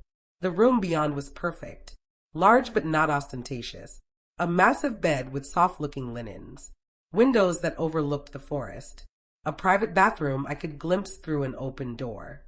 And everywhere, small touches that suggested someone had put thought into making it welcoming. Fresh flowers on the dresser. Books on the nightstand. A cozy reading chair by the window. Caelum, this is too much. It's not enough. He set my small bag. We'd stopped by my apartment briefly to grab essentials on the bed. But it's a start. Make yourself at home. Rest. And when you're ready, we'll figure out our next steps. Where will you be? Right next door. He pointed to a door I hadn't noticed. Connected rooms. I want to be close in case you needed anything. But I promise I won't invade your privacy. The door locks from your side. The thoughtfulness of it made my throat tight. Thank you, I whispered. Always. He moved toward the door, then paused. Iskira, for what it's worth, I'm glad you're here. Glad you're safe. And glad you gave me a chance. Me too, I admitted. When he left, I sank onto the bed and let out a shaky breath. Oracleborn. Hunted. Possibly responsible for a plague. And now living with an alpha who claimed I was his fated mate. My life had become unrecognizable in less than 24 hours. But for the first time in 6 months, I wasn't alone. And that made all the difference. I must have fallen asleep. Because when I opened my eyes, the sun had set, and my room was dark except for the soft glow of moonlight through the windows. And I wasn't alone. A figure stood at my window, silhouetted against the moon. Female, translucent, glowing with silver light. My heart should have been racing. I should have been terrified. But instead, I felt calm, safe, known. Hello, little oracle, the figure said, her voice like wind through leaves. I've been waiting a very long time to meet you. She turned, and I finally saw her face. Beautiful, ageless, with eyes that held the weight of centuries. Who are you? I whispered. Her smile was gentle. Sad. I am Talia Moonwhisper, your great-great-grandmother. She raised her hand, and silver light blazed from her palm. And it's time you learn what you truly are. Chapter 5. I should have screamed. Should have called for Caelum. Should have done something other than sit frozen on the bed, staring at the ghost of my great-great-grandmother. But fear had stolen my voice. Breathe, child, Talia said, her translucent form drifting closer. I mean you do no harm. I couldn't harm you even if I wished to. I'm merely an echo, a memory preserved by magic to guide you when the time comes. The time for what? My voice came out as barely a whisper. For you to understand what you are. What you've always been. She settled, if a ghost could settle, into the reading chair by the window. Your mother did what she thought was right, sealing your wolf, hiding your gifts. But in doing so, she left you vulnerable. unprepared for what's coming. What is coming? Talia's expression turned grave. The same darkness that hunted me, that has hunted every oracleborn for generations. It has many names: the void, the unmaking, the shadow between worlds. But at its core, it is entropy, the desire to return all things to nothing. I slid down my spine. Why does it want me? Because oracleborn are the antithesis of entropy. We see possibilities. We nurture potential. We help shape reality into something more than what it was. She leaned forward, and though she was transparent, her presence felt solid, real. The void cannot abide that. So it hunts us, corrupts us, tries to twist our gifts into weapons of destruction. The prophecy I breathed, about the oracle who will either save or destroy the realm, is a lie. Talia's voice turned sharp, or rather a half-truth. Every oracle has the potential to save or destroy, not because we're inherently dangerous, but because we have choice. Free will, the ability to shape fate rather than simply accept it. So I'm not destined to destroy anything. You're not destined to do anything. She smiled sadly. That's the point, Iskira. You are the author of your own story, the architect of your own fate, and that terrifies those who believe destiny is fixed and unchangeable. Relief and terror roared in my chest. But if I make the wrong choice, then you'll face consequences as all beings do. Talia's form flickered slightly. But you won't damn the entire realm simply by existing. That's propaganda. Fear spread by those who want to control or eliminate oracleborn before we can challenge their authority. Why are you telling me this? Why now? Because your seal is weakening. Her expression turned urgent. Your mother's magic was powerful, but it was never meant to last forever. Soon, very soon, your wolf will break free whether you're ready or not. And when she does, your oracle abilities will awaken all at once. If you're not prepared, the surge of power could kill you. Or worse than death. Much worse. Talia stood, pacing to the window. Imagine seeing every possible future at once. Every choice, every consequence, every branching path spiraling out into infinity.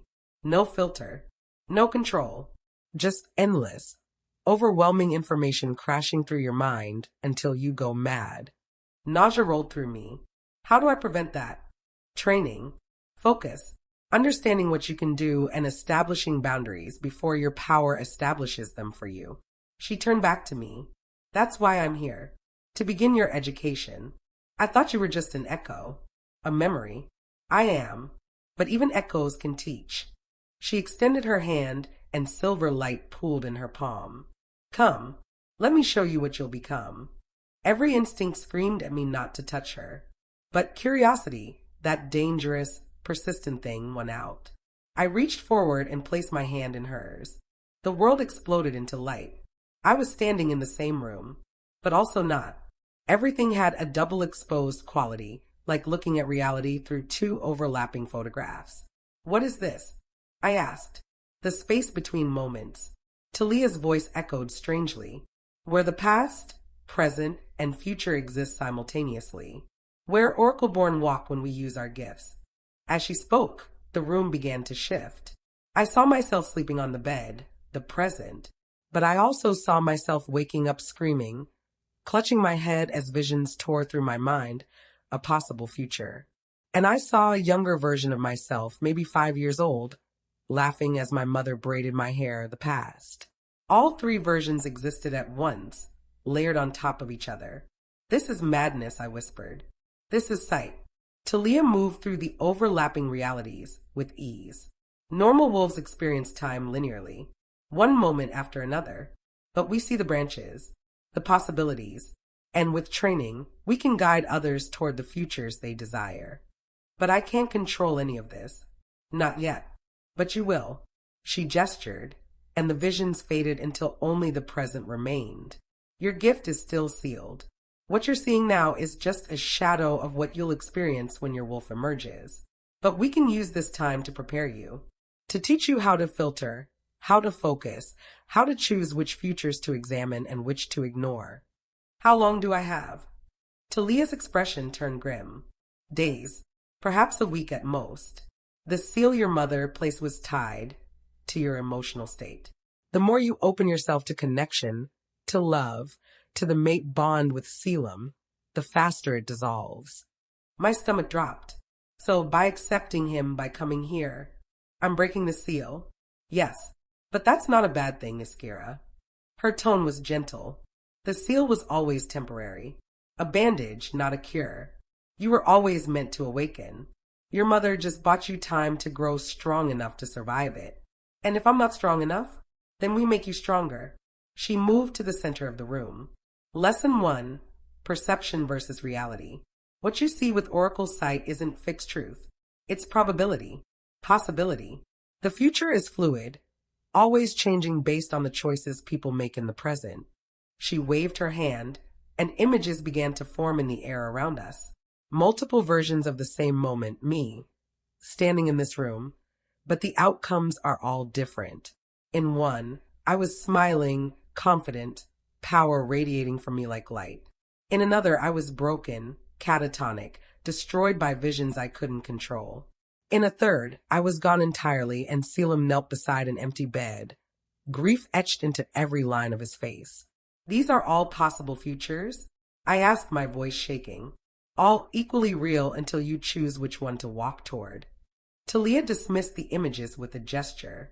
That's the burden and the gift of an oracleborn. We see the branches, but we don't control which path people take. We can only guide, suggest, illuminate options they might not see on their own. That sounds exhausting. It is, which is why most oracleborn go mad or become hermits. Her smile was wry. The weight of seeing everyone's potential futures, of knowing which choices lead to joy and which to suffering, it's a heavy burden. Then why would anyone want this gift? Because sometimes, Talia said softly, we can save someone. We can show them a path they didn't know existed. We can prevent tragedies before they happen, or help people find their way through darkness. Her expression turned distant. I saved 17 lives during my time as Oracle. 17 people who would have died from illness, accident, violence, if I hadn't seen their deaths coming and intervened. But you couldn't save yourself. No. Pain flickered across her translucent features. I saw my own death coming, saw every path that led to it. And I chose to die anyway because the alternative, running, hiding, letting the void find and corrupt me, would have been worse. The weight of her sacrifice settled over me like a shroud. I don't know if I'm strong enough for this, I admitted. You are. Her certainty was absolute. You've already survived rejection, exile, 6 months alone in a world that wasn't built for you. You faced your pain and kept walking. That's the strength oracleborn need most. Not power, but resilience. But what if I make the wrong choice? What if I accidentally lead someone toward disaster? Then you'll learn. Grow. Make a better choice next time. She moved closer, her silver eyes boring into mine. Perfection isn't required, Iskira. Only intention. As long as you use your gifts with compassion, with a desire to help rather than control, you'll be fine. I wanted to believe her. I wanted to trust that I could handle whatever was coming. But doubt was a familiar companion, and it whispered poisonous questions in the back of my mind. There's something else you need to know, Talia said, her tone shifting. About the sickness at Silverpine. My attention snapped to her. You know what's causing it? I know what it is. It's called soul rot, a magical plague that severs the bond between wolf and human. Eventually, the victim loses their wolf entirely and dies. Horror washed over me. How do we stop it? You can't. Not directly. She began to pace, her form flickering with agitation. Soul rot is a symptom, not a disease. It manifests when there's a tear in the fabric of reality, a weakness in the veil between our world and the void. The void is causing the sickness? Indirectly. The void creates tears, places where reality frays at the edges. And those tears leak corruption into our world, affecting everything around them. She stopped, facing me fully. Iskira, there's a tear in Silverpine territory. That's why the wolves are dying. And it's getting larger. Ice crystallized in my veins. How do we seal it? Only oracleborn can seal tears in reality. It requires seeing the damage, understanding its structure, and essentially weaving fate back together. Her expression was apologetic, which means you're the only one who can save Silverpine. But my wolf is still sealed. I can't access my abilities. You'll have to. There was no gentleness in her voice now. Just hard truth. The tears are growing. Soon, it will be large enough for something to cross through. Something from the void. And if that happens, Silverpine's death will be the least of our problems. Fear clawed in my throat. What comes through? Shadow wraiths. Creatures born of pure entropy. They consume everything they touch. Life. Magic. Reality itself. One wraith could depopulate an entire territory in days. Her silver eyes glowed brighter. And the only thing that can stop them is oracle magic. So I have to go back. The words tasted like ash. To the pack that rejected me. To save wolves who wanted me dead. Yes. No apology. No softening. Because that's what oracleborn do. We save people who don't deserve it. We protect those who would destroy us, given the chance. Because we see beyond the present moment to what could be. And what could be Iskira is worth fighting for. I sank back onto the bed, overwhelmed. How much time do we have? I asked quietly. The tear will reach critical mass in approximately 5 days. Maybe 6 if we're lucky. Talia's form began to fade, which means your seal must break before then. You must learn to control your gifts. And you must return to Silverpine prepared to face whatever comes through. And if I fail? Her smile was sad. Knowing, then the world as we know it ends. No pressure. The silver light surrounding her intensified, and I had to shield my eyes. Wait, I called out. I have so many questions. And I've given you all the answers I can. Her voice was growing distant. The rest, you'll have to discover yourself. Trust your instincts. Trust your mate. And trust that you are exactly who you were meant to be. Talia. One last thing. Her form was almost completely transparent now. Your mother. She's not missing. She's searching for something. Something that will help you survive what's coming. Find her, Iskira. Before it's too late. Then she was gone. The room snapped back to normal. Single timeline, solid reality. No double exposed visions. And I was alone. I sat in the darkness for a long time, trying to process everything Talia had told me. Oracleborn. 5 days until disaster. My mother is searching for something mysterious, and the weight of an entire pack's survival resting on shoulders that didn't feel nearly strong enough to carry it. A soft knock on the connecting door made me jump. Iskira. Caelum's voice was muffled but concerned. I felt something. Through the bond. Are you all right? I could lie. Could tell him I was fine and deal with this alone. But I'd promised myself I'd stop pushing help away. Come in, I called. The door opened and Caelum stepped through, wearing sleep pants and nothing else. The sight of him, muscled chest, tousled hair, eyes dark with worry, made my breath catch. What happened? He crossed the room in 3 long strides. I felt fear. Overwhelming fear through the bond. And then nothing. Like you'd shut down completely. I had a visitor. I gestured to the empty chair. My great-great-grandmother's ghost. He blinked. I'm sorry, what? Despite everything, I almost laughed at his expression. Sit down, I said. This is going to take a while. I told him everything. About Talia's warning. About the soul rot and the tear in reality. About the 5-day deadline and the shadow wraiths that would emerge if we failed. About how I was apparently the only one who could stop it. Caelum listened without interrupting, his expression growing darker with each revelation. When I finished, silence fell. We're going to Silverpine, he said finally. Caelum. No arguments. His amber eyes blazed. If there's a tear-leaking void corruption into our world, it needs to be sealed. And if you're the only one who can do it, then we go together. They rejected me. Humiliated me. Why should I risk my life for them? Because you're better than they are. He cupped my face gently. Because you have the power to save innocents who had nothing to do with your rejection. Because that's who you are, Iskira.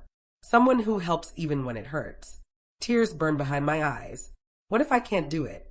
What if I fail and people die? Then we fail together. His thumb brushed my cheek. But I don't believe you will fail. I've seen your strength, your resilience. Your stubborn refusal to stay down no matter how many times life knocks you over. That's not the same as magical power. It's better. He pulled me closer, wrapping his arms around me. Power without character is just destruction. But you have both. And when your seal breaks, when your abilities awaken, you're going to be magnificent. I buried my face in his chest, breathing in his scent, pine and winter storms and safety. I'm scared, I whispered. I know.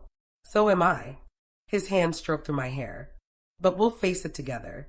You're not alone anymore, Iskira. You have me. You have Shadow Veil. And you have gifts you're only beginning to understand. Talia said the seal will break within days. Maybe sooner because of... I hesitated. Because of us. The mate bond is accelerating it. Then we need to prepare you as best we can. He pulled back just enough to look at me. Tomorrow we start training. Not just physical combat, though that too, but mental discipline. Focus. Everything you'll need to control Oracle Sight when it manifests. You believe in me that much? I believe in us that much. He pressed a kiss to my forehead. Now try to get some rest. We have a long few days ahead. He started to pull away, but I grabbed his hand. Stay, I said before I could second-guess myself. Please, just stay with me tonight. I don't want to be alone. Something warm and fierce blazed in his eyes. Always, he promised. He climbed onto the bed beside me, pulling me against his chest, one arm wrapped protectively around my waist. And for the first time since learning I was oracleborn, since discovering the weight of prophecy and responsibility pressing down on me, I felt safe, held, cherished. Thank you, I murmured as sleep began to pull me under. For what? For choosing me. The words were barely audible, even when choosing me means facing the end of the world. His arms tightened around me. Especially then, he whispered. And in the darkness of that room, wrapped in my mate's embrace, I let myself believe that maybe, just maybe, I was strong enough for what was coming. The next morning, I woke to sunlight streaming through the windows and the warmth of Caelum still beside me. He was already awake, watching me with an intensity that should have been uncomfortable, but somehow wasn't. Good morning, I said, suddenly shy. Good morning. His voice was rough with sleep. How do you feel? Like I'm about to face the impossible and probably fail spectacularly. So normal then. His lips curved. Come on, let's get you fed and start your training. We have 4.5 days to turn you into a functional oracle. No pressure. None at all. Despite the fear curling in my stomach, I found myself smiling. Because for the first time in my life, I wasn't facing the impossible alone. Chapter 6. Training, I discovered, was less about learning to use power I didn't have and more about preparing my mind for when that power arrived. Oracle Sight isn't like shifting or using wolf strength, Caelum explained as we sat in a private meditation room deep within Shadow Vial's compound. It's not physical. It's mental, spiritual. You'll be processing information at a rate human consciousness wasn't designed to handle. So how do I prepare for that? Focus exercises, mental discipline, learning to compartmentalize and filter. He settled into a seated position across from me. Close your eyes. I obeyed, hyper-aware of his presence even without sight. Now, I want you to focus on the bond between us. That golden thread you felt before. Find it. I reached inward, searching for that connection. There, faint but growing stronger. A warmth that pulsed in rhythm with my heartbeat. I feel it, I said. Good. Now follow it. See where it leads. I let my consciousness drift along the bond, and suddenly, I was feeling what Caelum felt. His concern for me, his determination to keep me safe, the low hum of his wolf, content to be near his mate, and beneath it all desire. Raw, primal, barely leashed. My eyes flew open, heat flooding my cheeks. Caelum's amber eyes were dark, knowing. You felt it. I didn't mean to. The bond goes both ways, remember? His voice was rough. I can feel your emotions too. Your fear, your determination, and your attraction. The last word hung between us like a challenge. Caelum, we don't have to talk about it. He shifted slightly, and I noticed the tension in his shoulders. But pretending it doesn't exist won't make it go away. The mate bond amplifies everything. every emotion, every sensation, every need. Is it always this intense? For fated mates? Yes. He ran a hand through his hair. It'll get worse as the bond strengthens. But we don't have to act on it until you're ready. I meant what I said. We move at your pace. What if my pace is terrified and completely out of my depth? His smile was gentle. Then we stay right here until you feel differently. The simple acceptance, the lack of pressure, made my chest tight. Okay, I said. What's next? We push further. This time, I want you to try seeing through my eyes. Is that even possible? For an oracleborn with an active mate bond? Absolutely. He settled back into position. Close your eyes again. Follow the bond. But this time, don't just feel what I feel. Try to see what I see. It sounded impossible, but I closed my eyes and reached for the bond anyway. The golden thread pulsed, warm and welcoming. I followed it deeper this time, pushing past emotion into something more fundamental. And suddenly, I was looking at myself, through Caelum's eyes, seeing my own face, pale from stress, dark circles under my eyes from restless sleep, but also beautiful. He saw me as beautiful, as strong, as precious beyond measure. Oh, I breathed, overwhelmed by the intensity of how he saw me. What do you see? His voice came from far away and right beside me simultaneously. Myself, through your eyes. You think I couldn't finish the sentence. Perfect, he supplied. Exactly what I've been searching for. Worth fighting for. Worth dying for. Tears pricked behind my closed eyelids. No one had ever looked at me like that. Like I was worth something beyond my utility or pack status. Like I mattered simply because I existed.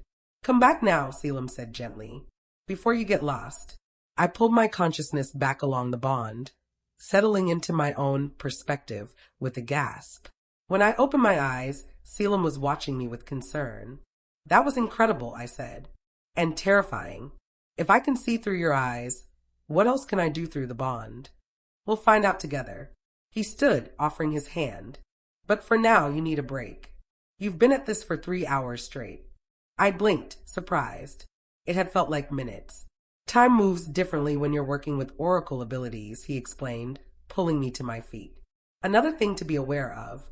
You could lose hours, days even, exploring visions if you're not careful. Has anyone ever been trapped? Lost in visions permanently? His expression darkened. Yes, it's called sight madness. The oracle becomes so consumed by possible futures that they lose touch with the present entirely. Eventually, their body wastes away while their mind spirals through infinite possibilities. Horror washed over me. How do I prevent that? Anchors. He squeezed my hand. People, places, things that tie you to reality.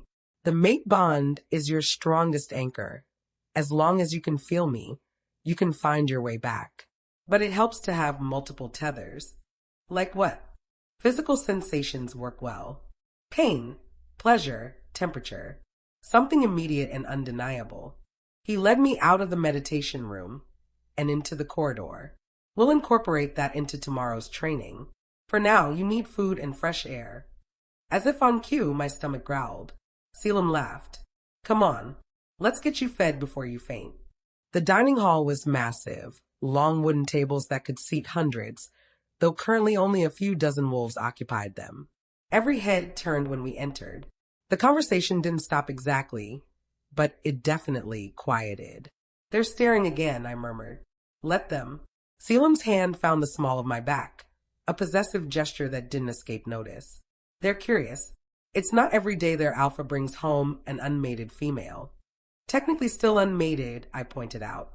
We haven't completed the bond. A technicality that won't last long if my wolf has anything to say about it. His tone was teasing, but I caught the underlying truth. His wolf wanted to claim me, wanted to mark me as his in the most permanent way possible. And the fact that he was holding back, giving me time and space to choose, said more about his character than any grand gesture could. Alpha Caelum, a male voice called out. Join us. A wolf I didn't recognize, tall, muscular, with kind eyes and an easy smile, waved from a nearby table. That's Matthias, my beta, Caelum explained. Come on, I'll introduce you properly. Matthias stood as we approached, his gaze assessing but not unkind. "So, this is the mysterious guest," he said, extending his hand. "Matthias Stonebrick, second in command and general keeper of chaos around here." I shook his hand, noting the strength in his grip. "Iskira Thorne, and I'm not mysterious, just complicated. Complicated is good." He gestured for us to sit. "Boring is overrated anyway." Two other wolves sat at the table. A female with silver-streaked auburn hair and calculating green eyes, and a younger male who looked barely 20. "This is Varia, our head strategist," Matthias said, nodding to the female. "And Sayer, one of our best trackers despite his age." "Pleasure," Varia said, though her tone suggested she was reserving judgment. Sayer just grinned. "You're the one who made Alpha Caelum smile. That alone makes you legendary around here." Caelum shot him a look. I smile. "At pack reports and battle strategies," Matthias countered. "Not at people. There's a difference." "I'm going to demote all of you," Caelum muttered, but there was no heat in it. I found myself relaxing slightly. This was pack dynamics. Teasing, affection, the comfort of belonging. It was what I'd missed during my exile. What I thought I'd never have again.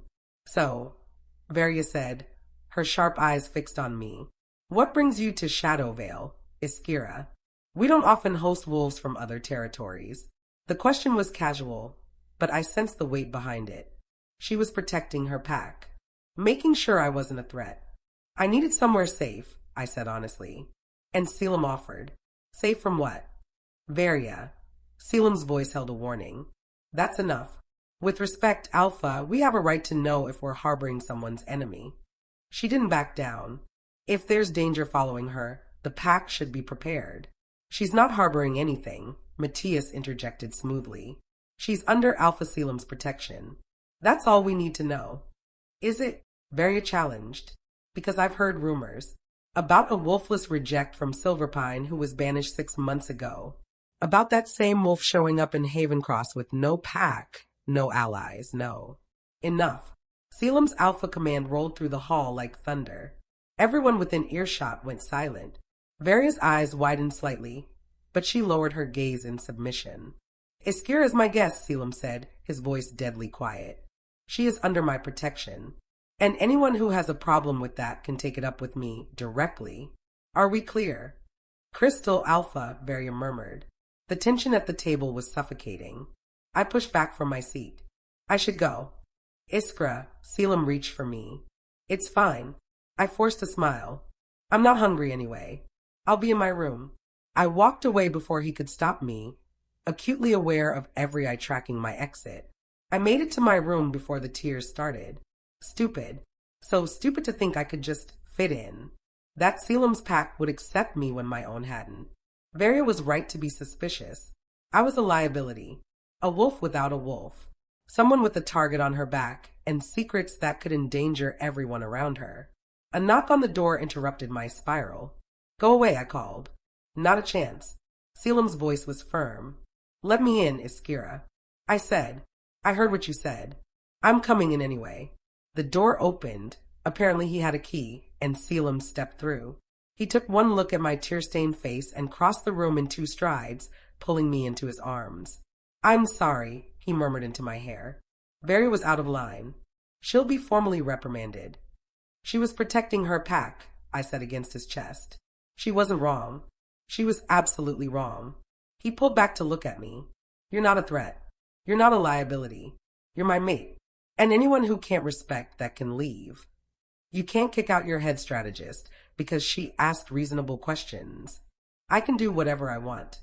I'm the Alpha." His smile was grim. "But I won't. Because you're right. She was protecting the pack. And that's her job. But she needs to learn there are ways to do it that don't involve humiliating someone I care about." "I'm fine." "You're crying. You're not fine." He cupped my face gently. "Talk to me. What are you really feeling?" "Like I don't belong here." The admission hurt. "Like I'm going to bring danger to your door and destroy everything you've built. Then we'll face that danger together." His certainty was absolute. "Iskira, I knew what I was getting into when I claimed you as mine. I knew about Silverpine, about your exile. about the complications that come with you. And I chose you anyway. But your pack will follow my lead. And if they can't accept you, they can leave. He pressed his forehead to mine. You are more important than their comfort. More important than politics or strategy or keeping the peace. You are mine. And I will burn down anyone who tries to make you feel lesser. The fierce protectiveness in his voice made my chest tight. You're insane, I whispered. About you? Absolutely. He kissed my forehead. Now, are you going to hide in here? Or are you going to come back downstairs and show them that you belong? I don't know how to show them that. By being yourself. By standing tall. By refusing to let their judgment define you. He stepped back, extending his hand. Come on. Let's go have dinner. Together. And let everyone see that you're not going anywhere. I looked at his outstretched hand. At the certainty in his eyes. At the unwavering belief that I was worth fighting for. And I made a choice. I took his hand. Together, I said. His smile was brilliant. Always. We returned to the dining hall. Conversation didn't stop this time. Wolves were too well trained to be that obvious, but I felt the weight of their attention. Caelum led me to the head table, a position of honor usually reserved for the alpha and his closest advisors. Matthias and Sayer were still there. Varia had disappeared. She left to cool down, Matthias explained as we sat.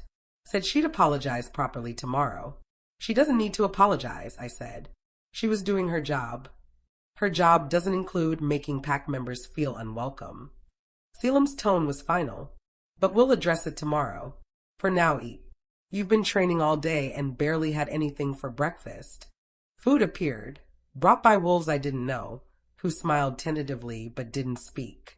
I ate mechanically, too aware of being watched to really taste anything. So, Sayer said, clearly trying to lighten the mood. What do you think of Shadowvale so far? It's beautiful, I answered honestly. Very different from Silverpine. How so? I considered the question. Silverpine was all about hierarchy. Everyone knew their place and stayed in it. Here, it feels more fluid. More family than organization. That's by design, Matthias said. Caelum believes pack bonds should be earned, not enforced through fear. Rare philosophy for an alpha. He's a rare alpha. Matthias's expression was fond. Most leaders rule through dominance. Caelum leads through loyalty. Big difference. I glanced at Caelum, who looked vaguely uncomfortable with the praise. Don't let him fool you, Sayer added with a grin. He's still terrifying when he needs to be. I once saw him make a rogue submit with just a look. Because the rogue was threatening pups, Caelum said. I'd do it again. See, protective, fierce, but fair. Matthias raised his glass. To our alpha. May he continue to make terrifyingly good decisions. The wolves nearby laughed and raised their own glasses. It was warm, genuine, familial, everything I'd always wanted from a pack. And for the first time since arriving at Shadow Vale, I let myself imagine I might actually belong here. Later that night, after dinner and after Caelum walked me back to my room, I stood at the window looking out at the moonlit forest. The bond between us hummed, warm and present. He was in his own room, giving me space, but I could feel him. His contentment, his satisfaction that I'd come back downstairs. His hope was that I was beginning to see myself the way he saw me. I closed my eyes and reached for that golden thread. Followed it, not to see through his eyes this time, but to send him a message. Thank you, I thought along the bond, for believing in me, for fighting for me, for being exactly what I needed. A moment of surprise rippled back to me. Then warmth. So much warmth it nearly brought me to my knees. Always came his response. Sleep well, Storm Eyes. Tomorrow we will train harder. Tomorrow, I agreed. I climbed into bed, and for the first time in 6 months, I fell asleep smiling. I woke to pain. Blinding, searing pain that felt like my entire body was being torn apart from the inside. I tried to scream, but no sound came out. The seal on my wolf was breaking, and I wasn't ready, not even close. Through the haze of agony, I felt the bond flare to life, felt Caelum's panic as he sensed what was happening. The connecting door burst open, and he was there, gathering me into his arms even as I convulsed. Hold on, he commanded. Just hold on, Iskira. I've got you. But I couldn't hold on. The seal shattered completely. And my wolf, she rose, not gently, not gradually, but like a tidal wave that had been held back too long, crashing through every barrier with devastating force. Power flooded my system. Oracle's sight blazed to life. And suddenly, I saw everything. Every possible future. Every branching path. Every choice and consequence spiraling out into infinity. And I was drowning in it. Iskira. Caelum's voice was distant, desperate. Come back to me. Follow the bond. Follow my voice. But there were too many voices. Too many versions of reality. Too many futures where I failed. Where I died. Where everyone I cared about suffered because I wasn't strong enough. Iskira. The command in his voice cut through the chaos. I latched onto it. Onto him. Onto the golden thread that connected us. And slowly, agonizingly, I pulled myself back. The visions didn't stop, but they organized themselves, became manageable, became something I could filter rather than something that drowned me. I came back to myself gasping, tears streaming down my face, clutched in Caelum's arms as he rocked me gently. You're okay, he murmured. You're safe. I've got you. My wolf, I choked out. I know. I can feel her. She's beautiful. And she was. Inside my mind, no longer silent or absent, my wolf prowled. Silver-furred and magnificent. Powerful beyond anything I'd imagined. And finally, blessedly mine. Mate, she purred, recognition flooding through both of us as she looked at Caelum through my eyes. Ours. Protect. Claim. Soon, I promised her. But not yet. We have work to do first. She huffed but settled, content to finally be free even if we weren't ready to complete the bond. I looked up at Caelum, seeing him clearly for the first time with oracle sight. And what I saw took my breath away. He wasn't just my mate. He was my anchor, my tether to reality. The one person whose future was so intertwined with mine that I could never truly be lost as long as he existed. For days, I said, my voice hoarse, we have 4 days to learn control before we go to Silverpine. Then we'd better get started. He helped me stand, steadying me when my legs shook. But first, you need to rest. Let your body adjust. There's no time. There's always time to rest. His tone left no room for argument. You just underwent a massive magical transformation. Push yourself too hard too fast, and you'll burn out before we even reach Silverpine. He was right. I hated that he was right, but he was... Fine, I agreed. But tomorrow, we train like our lives depend on it. His smile was grim, because they probably do. Chapter 7. The next 3 days were hell. Not the dramatic, fiery kind. The exhausting, mind-breaking, soul-crushing kind where every hour felt like running a marathon through quicksand while carrying the weight of infinite futures on your shoulders. Again, Caelum commanded, his voice patient despite the sweat dripping down my face. We were in the training yard, a cleared space behind the main compound where Shadowval's warriors practiced combat and endurance. But I wasn't learning to fight. I was learning to see without going mad. I can't, I gasped, my knees buckling. It's too much. There are too many paths, too many possibilities. Then narrow your focus. He crouched beside me, his hand finding mine. You're trying to see everything at once. That's not how Oracle Sight works. You choose what to examine, what to ignore. You're in control, Iskira, not the visions. It doesn't feel like I'm in control, because you're fighting it instead of directing it. He squeezed my hand. Try again. But this time, give yourself a specific question, a narrow focus. Don't just open yourself to all possibilities. I closed my eyes, took a shaky breath, and tried again. This time, instead of letting the visions crash over me like waves, I asked a single question. What happens if we go to Silverpine tomorrow? The Oracle Sight responded immediately, but instead of showing me 1,000 branching futures, it showed me 3. 3 clear paths, each distinct and manageable. In the first vision, we arrived at Silverpine and were met with hostility. Rydian's father, Alpha Garrick, refused to let me near the sick wolves. We left empty-handed, and within days, the tier widened enough for a shadow wraith to cross through. Silverpine fell, then the neighboring territories. Then, I yanked myself out of that future before I could see more. In the second vision, we arrived and were welcomed, but only because they were desperate. I attempted to seal the tear, but failed, my control too weak, my training too rushed. The backlash of oracle magic killed me instantly. Caelum, driven mad with grief, slaughtered half of Silverpine before his beta managed to stop him. I pulled away from that one faster. In the third vision, we arrived.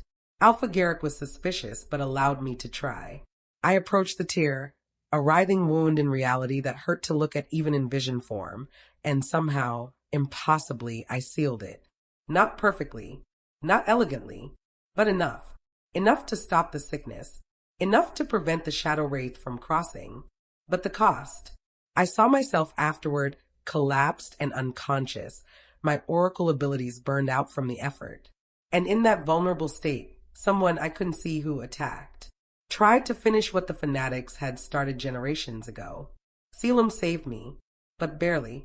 I opened my eyes, gasping. What did you see? Caelum asked immediately.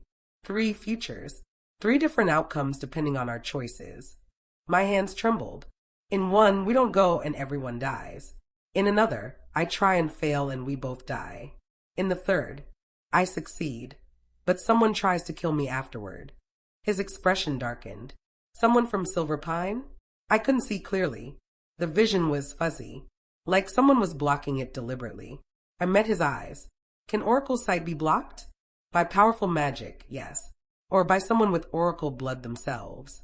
He helped me to my feet, which means whoever is planning to attack you knows what you are, and they're skilled enough to hide their intentions from your sight. Fear slithered down my spine. So even if we succeed in sealing the tear, we'll be walking into a trap.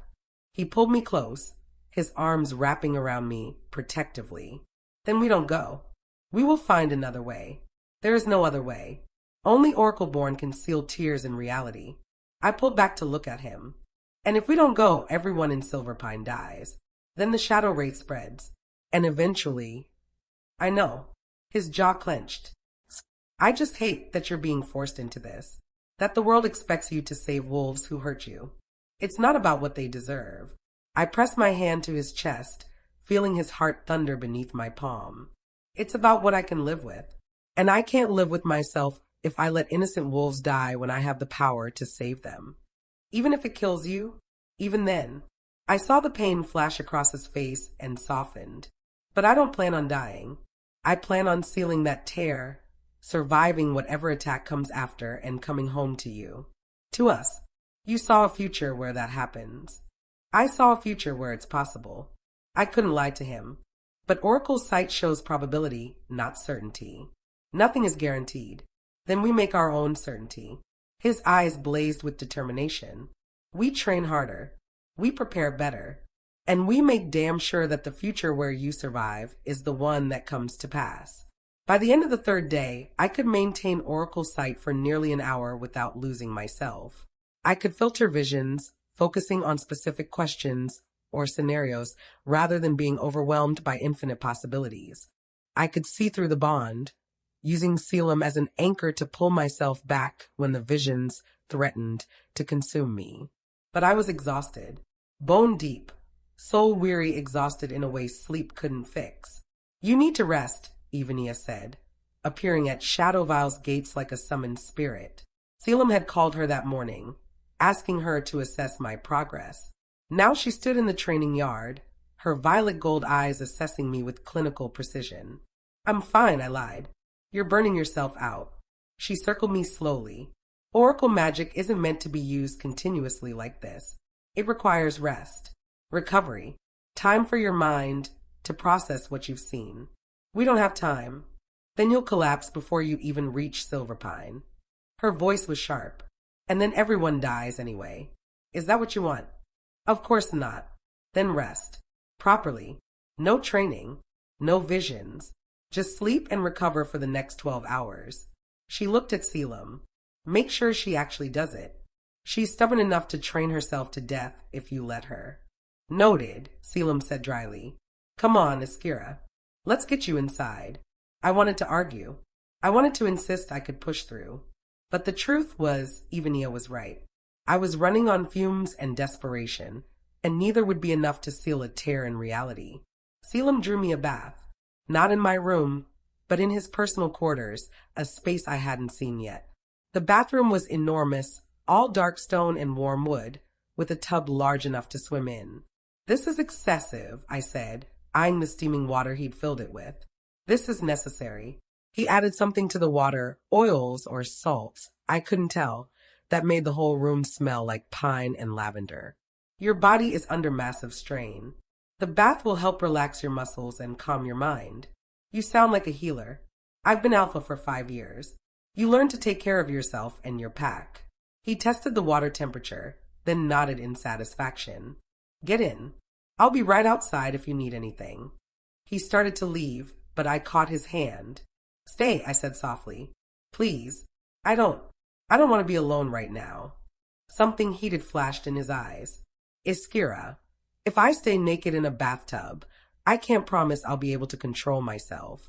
I'm not asking you to do anything." I held his gaze. "I just want you near. I want to feel the bond. I want to know I'm not alone." He studied me for a long moment, then nodded. "Turn around. I'll get in first, then you can join me." My heart stuttered. "Together? You wanted me to stay. This is how we both get what we need without crossing lines you're not ready to cross." His expression was gentle. "Trust me." I did. Completely. So I turned around, listening to the rustle of clothing, the splash of water as he settled into the tub. "Okay," he said. "Your turn." I stripped quickly, hyper aware of his presence even though he couldn't see me. Then I stepped into the water and, oh, it was perfect. The temperature, the scent, the way it immediately began to ease the tension from my muscles. "Come here," Caelum murmured. I turned and found him on the opposite end of the massive tub, arms spread along the edges, watching me with dark eyes. I moved toward him slowly, and when I was close enough, he guided me to sit between his legs, my back to his chest. The position was intimate, almost unbearably so, but it was also safe. His arms came around me, holding me against him, and I felt the bond flare to life between us. Warm, solid, unshakable. "Better?" he asked, his voice rumbling through his chest into my back. "Much better." I closed my eyes, letting myself relax for the first time in days. "Thank you." "For what?" "For this. For giving me what I need before I even know I need it." I laced my fingers through his. "For being patient with me. For not pushing even though I know your wolf wants more." "My wolf wants you to be happy and safe." His lips brushed my temple. "Everything else can wait." We stayed like that for a long time, just holding each other in the warm water. No pressure, no expectations, just us, and the bond between us, growing stronger with every shared moment. "Iskira," Caelum said eventually, "can I ask you something?" "Anything. When you look at possible futures, have you ever seen us? See what we could be?" I hesitated. "Yes. And I see 1,000 different versions of our story." I turned in his arms so I could face him. "Somewhere we complete the bond and live long, happy lives together. Somewhere we fight and separate. Somewhere one of us dies protecting the other. Every possibility exists simultaneously. Which one do you want?" The question was simple. The answer was even simpler. The one where we choose each other. Every day, every moment, no matter what comes. I cupped his face in my hands. The one where we build something real, something that lasts. His eyes blazed. "That's the future I want too. Then that's the one we'll make real." I leaned forward, pressing my forehead to his. "Together, together," he echoed. And in that moment, wrapped in his arms with the bond singing between us, I believed it was possible. That night I dreamed, not of futures or visions or oracle sight, but of the past, my mother's past. I saw her young, beautiful, terrified, running through a forest I didn't recognize. Something chased her, something dark and formless that moved like smoke and shadow. A shadow wraith. It caught her at a clearing, and I watched in horror as it wrapped around her, beginning to consume her essence. But then, light, blinding, silver light that erupted from her core. She was oracleborn too. The revelation hit like a physical blow. My mother had oracle abilities, had used them to fight off the wraith, had sealed it back into the void, but the effort had nearly killed her. I saw her collapse, saw other wolves, I didn't recognize them, rush to her aid, saw them heal her enough to survive, and saw her place a hand on her swollen belly, tears streaming down her face. "Not my daughter," she whispered. "Please, goddess, don't let this curse pass to my daughter." But it had. Of course it had. Oracle blood ran true. The scene shifted. Now my mother was older, harder, holding a newborn me in a moonlit clearing. The same clearing from the vision Evania had shown me. "I can seal her wolf," the divine voice said, the moon goddess herself. "But the seal will break when she's ready, when she's strong enough to face what you fled from." "The wraith." My mother's voice shook. "It's still hunting us. It's hunting all oracleborn. It was sent by those who fear the prophecy, who believe the only way to prevent oracleborn from destroying the world is to eliminate them before they can. Then make her strong enough to survive." My mother kissed my forehead. "Make her stronger than I was, braver, better.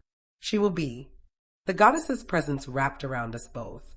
But she will also suffer. She will be rejected, exiled, broken down, and rebuilt. And in that breaking, she will find her true strength, whatever it takes. My mother's tears fell on my infant face. Just keep her alive long enough to choose her own fate. The vision faded. I woke up gasping, tears streaming down my face. Caelum was there instantly. He'd stayed close after our bath, sleeping in a chair beside my bed. "What did you see?" he asked. "My mother." I wiped my eyes. She was oracleborn too.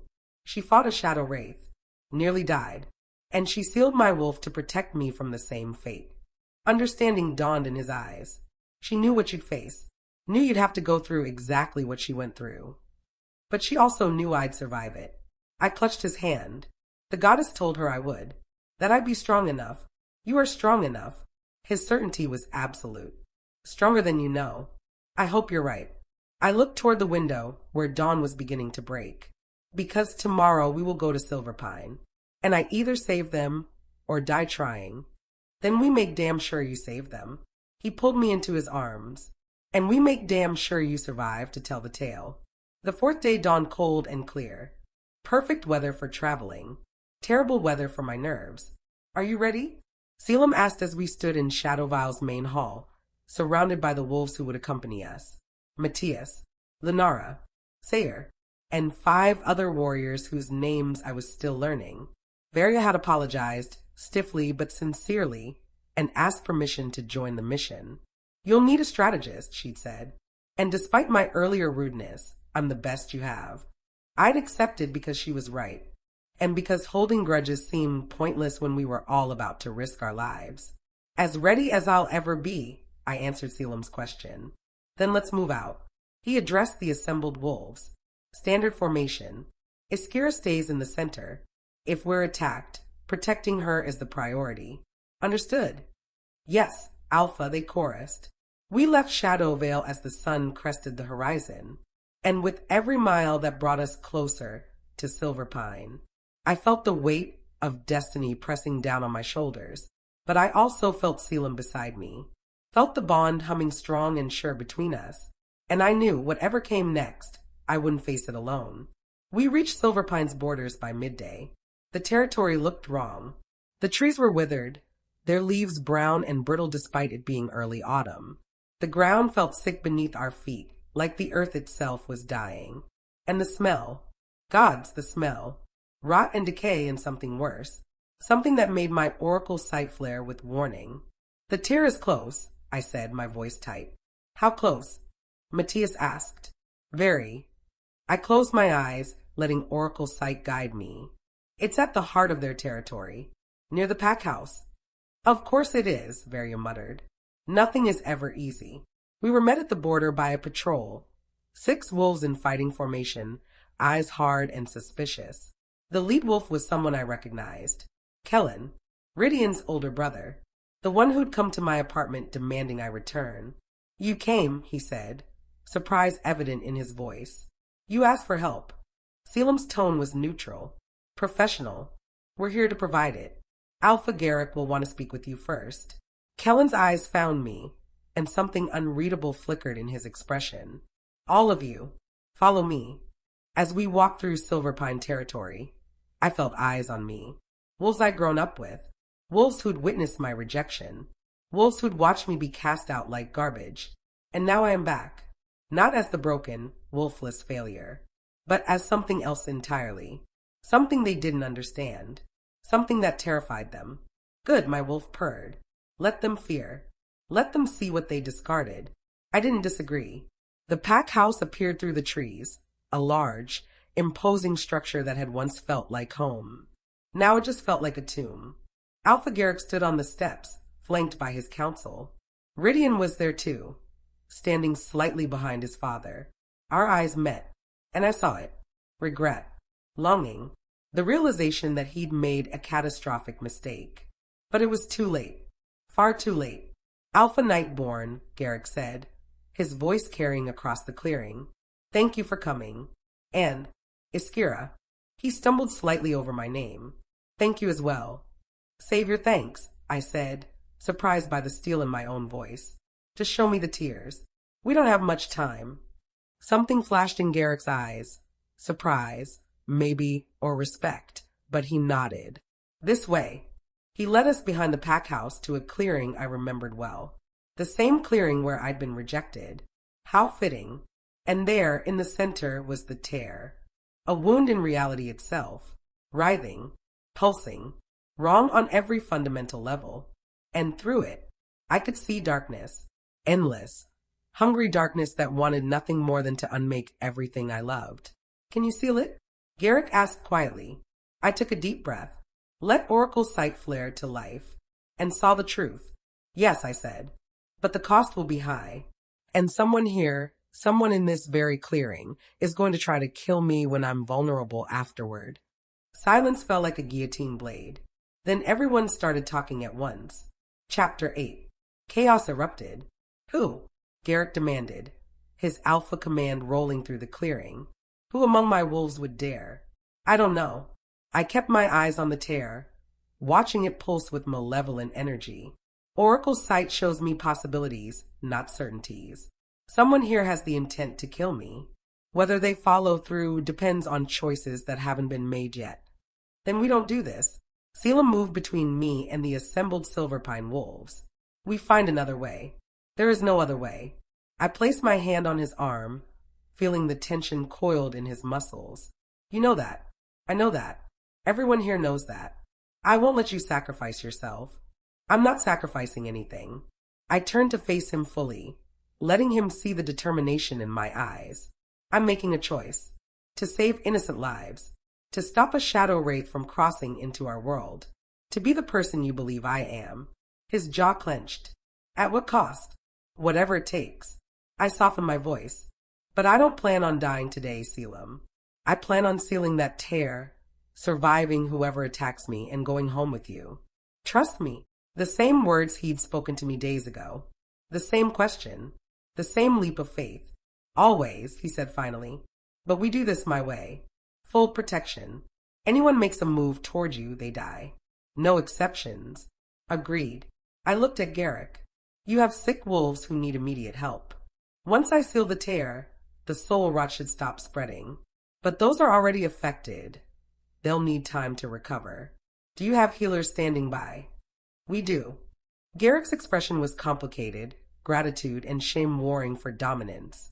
Iskira, I need you to know. Don't. I cut him off. Apologies and regrets can wait. Right now we have work to do. He nodded slowly. What do you need from us? Space. Silence. And the moment I finish, Caelum and his wolves take me out of here. No delays. No questions. Understood. You have my word. Garrick raised his voice, addressing his pack. Everyone except essential personnel. Clear the area. Now, wolves began to disperse, though I noticed many lingered at the edges of the clearing, watching, waiting. One of them was a traitor. One of them wanted me dead. But which one? I let Oracle's sight flare, searching faces for glimpses of future violence. And there, a flicker. a shadow of intent surrounding someone near the back of the crowd. But before I could identify them, they turned away, disappearing into the trees. Iskira. Caelum's hand found mine. What did you see? Movement. Intent. But not enough to identify them. Frustration coiled through me. Whoever it is knows how to shield their thoughts from oracle sight, which means they're either incredibly powerful or they've been trained specifically to counter my abilities. Neither option is comforting. No, it's not. I squeezed his hand once, then released it. But it doesn't change what I have to do. Position your wolves. Keep them alert. And the moment I finish sealing the tear, get me out of here. Count on it. He stepped back, gesturing to Matthias and the others. They formed a protective circle around me, weapons drawn, eyes scanning the tree line. Varia had her bow ready, an arrow already nocked. Lenara's eyes glowed amber, her wolf close to the surface. Even Sayer, young as he was, looked ready to kill to protect me. These wolves, Caelum's wolves, were prepared to die for someone they barely knew, because their alpha had claimed me as his, because the bond between us made me pack, whether they understood it or not. The realization made my chest tight. I turned toward the tear. It was worse up close. The edges writhed like living things, and through the opening, I could see the void itself. Endless darkness, infinite nothing, the antithesis of existence. And it was hungry. So desperately, terribly hungry. I closed my eyes and reached for oracle sight. Not to see futures this time, but to see the structure of reality itself. The fabric that held our world together. The threads that the tear had severed. And there, I saw them. Broken, frayed, hanging loose like torn cloth. But not destroyed. Not yet. They could be mended. But it will hurt, my wolf warned. Touching the void, it burns. It corrupts. It tries to unmake everything it touches. I know, I thought back. But we don't have a choice. Together then, she said. You and me. As it should be. Together. I took a deep breath and reached toward the tear. The moment my fingers touched the edge of reality, pain exploded through me. It felt like being torn apart and frozen and burned alive all at once. The void didn't just want to kill me. It wanted to erase me, to unmake me so thoroughly that I never existed at all. But I held on, gritting my teeth against the agony. I grabbed the broken threads of reality and began to weave them back together. It was like trying to sew with needles made of ice while wearing gloves made of fire. Every movement sent fresh waves of pain through my system. Every thread I pulled together threatened to slip free. But I didn't let go. Couldn't let go. Because through the tears I could see it now. The shadow wraith, massive, formless, made of pure entropy. And it was pushing toward the opening, trying to force its way through before I could seal it. Faster, my wolf urged. It's coming. We need to finish this now. I pulled harder on the threads, ignoring the way my hands blistered, ignoring the way my oracle sight began to fracture under the strain. Through the bond, I felt Caelum's panic, felt his desperate need to pull me away from the tear, to save me from the pain I was enduring. But he held himself back. Trust me, believed I could do this. And that faith, that absolute, unwavering belief, gave me the strength to keep going. 1 thread, 2, 5, 12. I wove them together, pulling reality closed, denying the void its entrance into our world. The shadow wraith screamed, not with sound, but with a psychic shriek that felt like nails on the inside of my skull. It slammed against the closing tear, trying to force its way through. But I was faster. With one final, agonizing pull, I yanked the last thread into place. The tears sealed. Reality snapped back together with a sound like thunder, and I collapsed. I was dimly aware of hitting the ground, of Caelum's roar of rage and fear, of his arms catching me before I could fully fall. Iskira, stay with me. But I couldn't respond. The effort of sealing the tear had burned through my oracle abilities like wildfire through dry grass. My wolf was silent, exhausted beyond measure, and my body felt like it was shutting down. She's alive, I heard Matthias say. Barely, but alive. We need to get her back to Shadowvale. Now. Agreed. Lenara, take point. Varia, rear guard. We move fast and we don't stop for anything. Caelum's voice was tight with barely controlled terror. If anyone tries to stop us... Wait. The voice was familiar. Female. I forced my eyes open, though everything was blurry. A woman stood at the edge of the clearing. Not Silverpine. Not anyone I recognized. She was tall, elegant, with silver hair that seemed to glow in the fading light. And her eyes were the same violet gold as Avania's. Who are you? Caelum demanded. Someone who's been searching for Iskira her entire life. The woman smiled, and there was something predatory in it. My name is the Lyra Moonwhisper, and I'm here to finish what my ancestor Talia started. Ice crystallized in my veins. Moonwhisper. Oracle bloodline. But Talia was dead. Had been dead for centuries. Unless... You're lying, I croaked. Talia had no living descendants. Her children were scattered. Lost. Lost, yes, but not gone. The Lyra moved closer, and Shadowvile's wolves immediately raised their weapons. I've spent 300 years tracking down every oracleborn, every remnant of our bloodline. Do you know why? Because you're insane? Various suggested helpfully. The Lyra's laugh was cold. Because the prophecy is real. One oracleborn will destroy or save the world, and I intend to make sure it's the right one. You're the one who's been hunting oracleborn, I realized. You're the threat Talia warned me about. Talia was weak. The Lyra's expression twisted. She refused to accept her destiny, refused to use her power to reshape the world into something better. So I've taken it upon myself to finish what she should have started. By killing other oracleborn, by eliminating those who would waste their gifts, who would squander their potential. Her eyes locked onto me. You sealed the tear. Prove you have power. But are you strong enough to use it properly? To reshape fate itself into something glorious? I'm strong enough to choose my own path. I tried to sit up, but Caelum held me steady. And my choice is to stop you. You can barely stand. The Lyra moved faster than should have been possible, covering the distance between us in a heartbeat. But Caelum was faster. He shifted partially, his wolf erupting through his skin with savage grace. He caught the Lyra by the throat mid-lunge, slamming her into the ground with enough force to crack stone. You don't touch her, he snarled. Ever. The Lyra laughed despite the claws at her throat. The mate bond. How quaint. Does he know what you'll become, little oracle? Does he know that every oracleborn eventually goes mad? That the weight of infinite futures crushes even the strongest minds? She's lying, Caelum said without looking away from the Lyra. Trying to break you mentally since she can't break you physically. Am I? The Lyra's smile widened. Ask yourself, Alpha, how many oracleborn do you know who live long, happy lives? How many didn't succumb to sight madness, or take their own lives to escape the visions? Doubt flickered through the bond.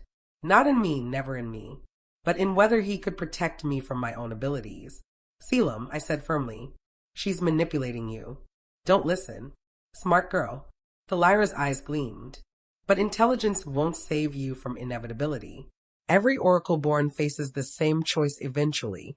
Embrace the madness and become something greater, or resist and die broken. There's a third option, I said. Reject both and forge my own path. There is no third path. There is only... She never finished the sentence, because an arrow sprouted from her chest. She looked down at it in surprise, then up at Varia, who'd lowered her bow. You talk too much, Varia said calmly. The Lyra's form began to shimmer, to fade. Not real, she gasped. Just a projection. But I'll be back, little oracle. And next time, I won't come alone. Then she was gone. Vanished like she'd never existed. What the hell was that? Lenara demanded. A warning, I said, exhaustion pulling at me. And a promise. She's coming for me. For all oracleborn. We need to. Darkness swallowed my words. I felt myself falling. Felt Caelum catch me. Felt the bond flare with his panic. And then, nothing. I woke up in unfamiliar territory. Not Shadowvale. Not Silverpine. Somewhere else. The room was small, carved from stone, lit only by a single candle that cast dancing shadows on the walls. And sitting beside my bed was my mother. Hello, little moon, she said softly. We need to talk. I stared at my mother like she was a ghost. Maybe she was. Maybe I was hallucinating. Maybe the strain of sealing the tear had finally broken my mind, and this was what sight madness felt like. You're not hallucinating, my mother said, as if reading my thoughts. And I'm very real. Though I understand your confusion. I've been absent. Absent. The word came out sharper than I intended. You disappeared.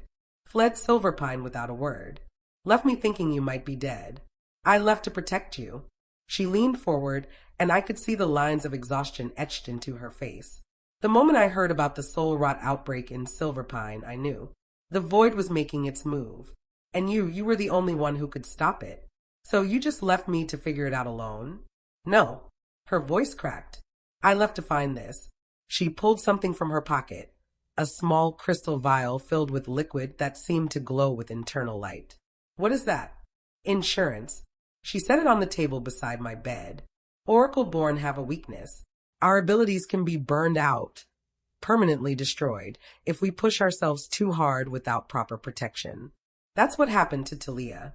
That's what almost happened to me when I fought the Shadow Wraith. My breath caught. You knew I'd burn out my abilities, sealing the tears. I suspected. Oracle's sight would have shown you the same thing if you'd looked. She smiled sadly. But you were focused on saving Silverpine, on proving you were strong enough, on being the hero everyone needed you to be. So what's in the vial? Concentrated Oracle essence, harvested from the sacred springs where the moon goddess first blessed our bloodline. She picked it up carefully. One dose will restore your abilities, let you recover from burnout that would otherwise be permanent. Why didn't you give this to me before I went to Silverpine? Because you need to learn your limits first. I need to understand what happens when you push too hard. Her expression was stern. Oracleborn who never experienced burnout become reckless. They think they're invincible, and that arrogance gets them killed. I wanted to be angry. I wanted to rage at her for letting me suffer when she could have prevented it. But she was right. If I'd had the vial before sealing the tear, I might have pushed even harder, might have tried to do more, and the burnout might have been catastrophic instead of merely severe. How long have I been unconscious? I asked. 3 days. 3 days. Caelum must be losing his mind. As if summoned by my thoughts, I felt the bond flare to life. Felt his awareness snap to me like a rubber band pulled taut. Iskira? His mental voice was desperate. Please tell me you're real. That I'm not imagining this. I'm real, I sent it back. I'm safe. My mother has me. Your mother? Confusion and relief roared through the bond. Where are you? I don't know. Somewhere safe. I'll explain when I see you. I'm coming to you. Right now. Track the bond and I'll. No. I put as much command into the word as I could manage. Not yet. I need time with her.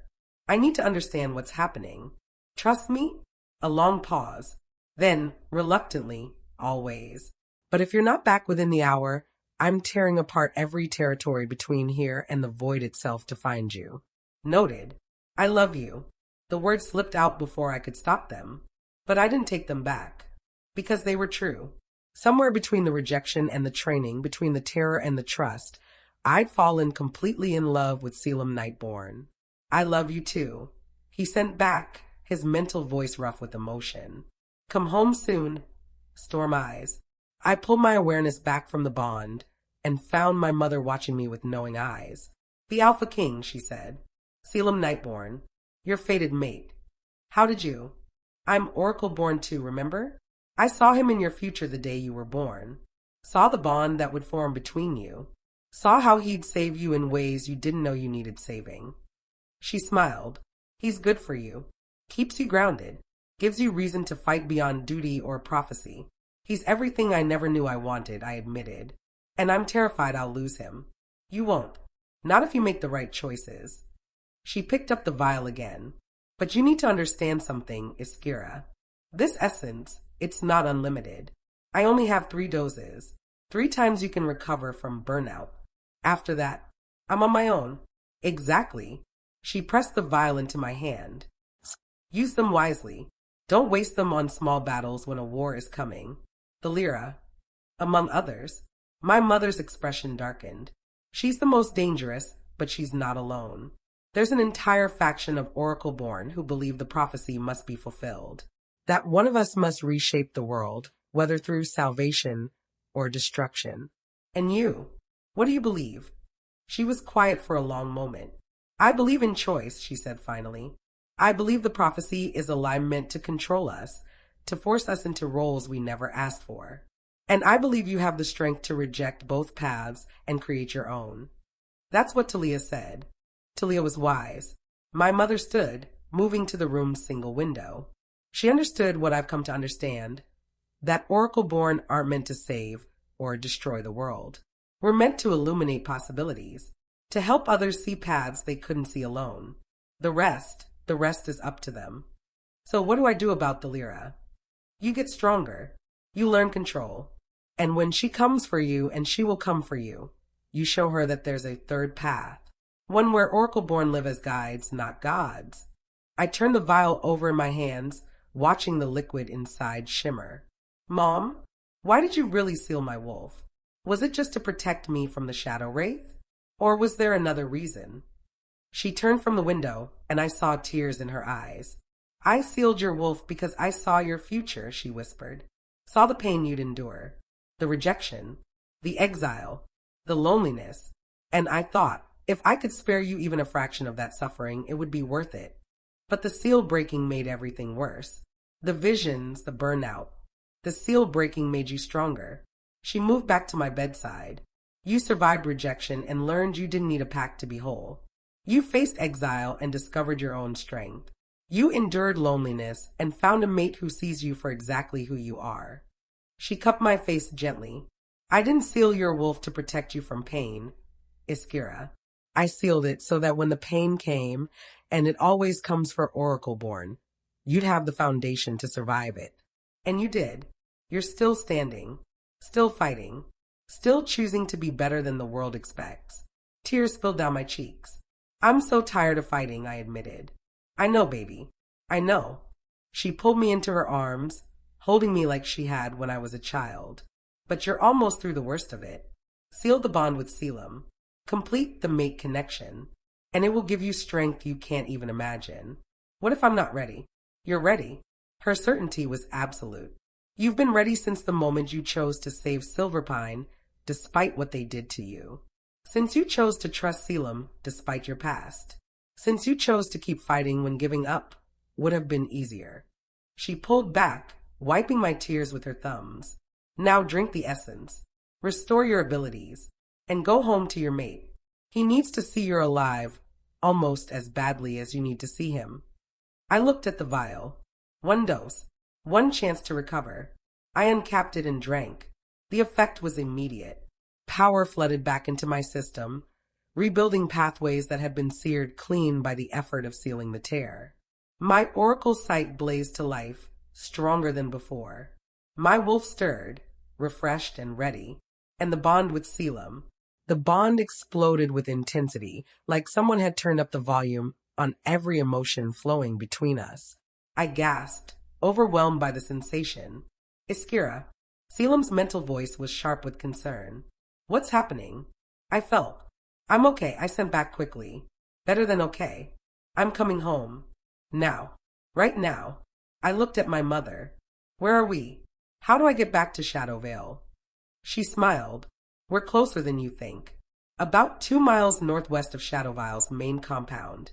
There's a hidden sanctuary here. A place where oracleborn can retreat when they need safety. You've been this close the whole time. I had to be. In case you needed me. She moved toward the door. Come on.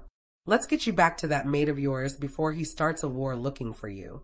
We emerged from the stone room into a small clearing surrounded by ancient trees. And there, pacing like a caged predator, was Caelum. The moment he saw me, everything else ceased to exist. He closed the distance between us in seconds, pulling me into his arms with enough force to steal my breath. Don't ever do that again, he growled against my hair. Don't ever disappear like that. I thought I'd lost you. I'm sorry. I wrapped my arms around him, breathing in his scent. I'm so sorry, but I'm here now. I'm safe. And I'm not going anywhere. He pulled back just enough to capture my lips with his. The kiss was desperate, claiming, full of 3 days of fear and uncertainty. And through the bond, I felt everything he'd been holding back. The terror of watching me collapse, the helplessness of not being able to heal me, the crushing weight of imagining a future without me in it. Never again, he sent through the bond. I'm never letting you out of my sight again. That might be difficult, so I sent it back with gentle humor. But I appreciate the sentiment. When we finally broke apart, my mother was watching us with a knowing smile. Caelum Nightborne, she said. It's good to finally meet you properly. I'm Caelum Thorne, and I'm trusting you with my daughter's life. A trust one won't betray, Caelum said, his arms still wrapped protectively around me. Ever. Good. Caelum handed me the remaining 2 vials of oracle essence. Keep these safe. Use them only when absolutely necessary. And remember, after the 3rd use, you're on your own. I'll remember. I tucked them carefully into my pocket. What will you do now? Continue hunting for others like us. Oracleborn who don't know what they are. Who needs protection from people like the Lyra. She kissed my forehead. But I'll be nearby. Always. If you need me, just reach out through Oracle Sight. I'll come. Thank you, I whispered. For everything. Take care of her, Caelum said to Caelum.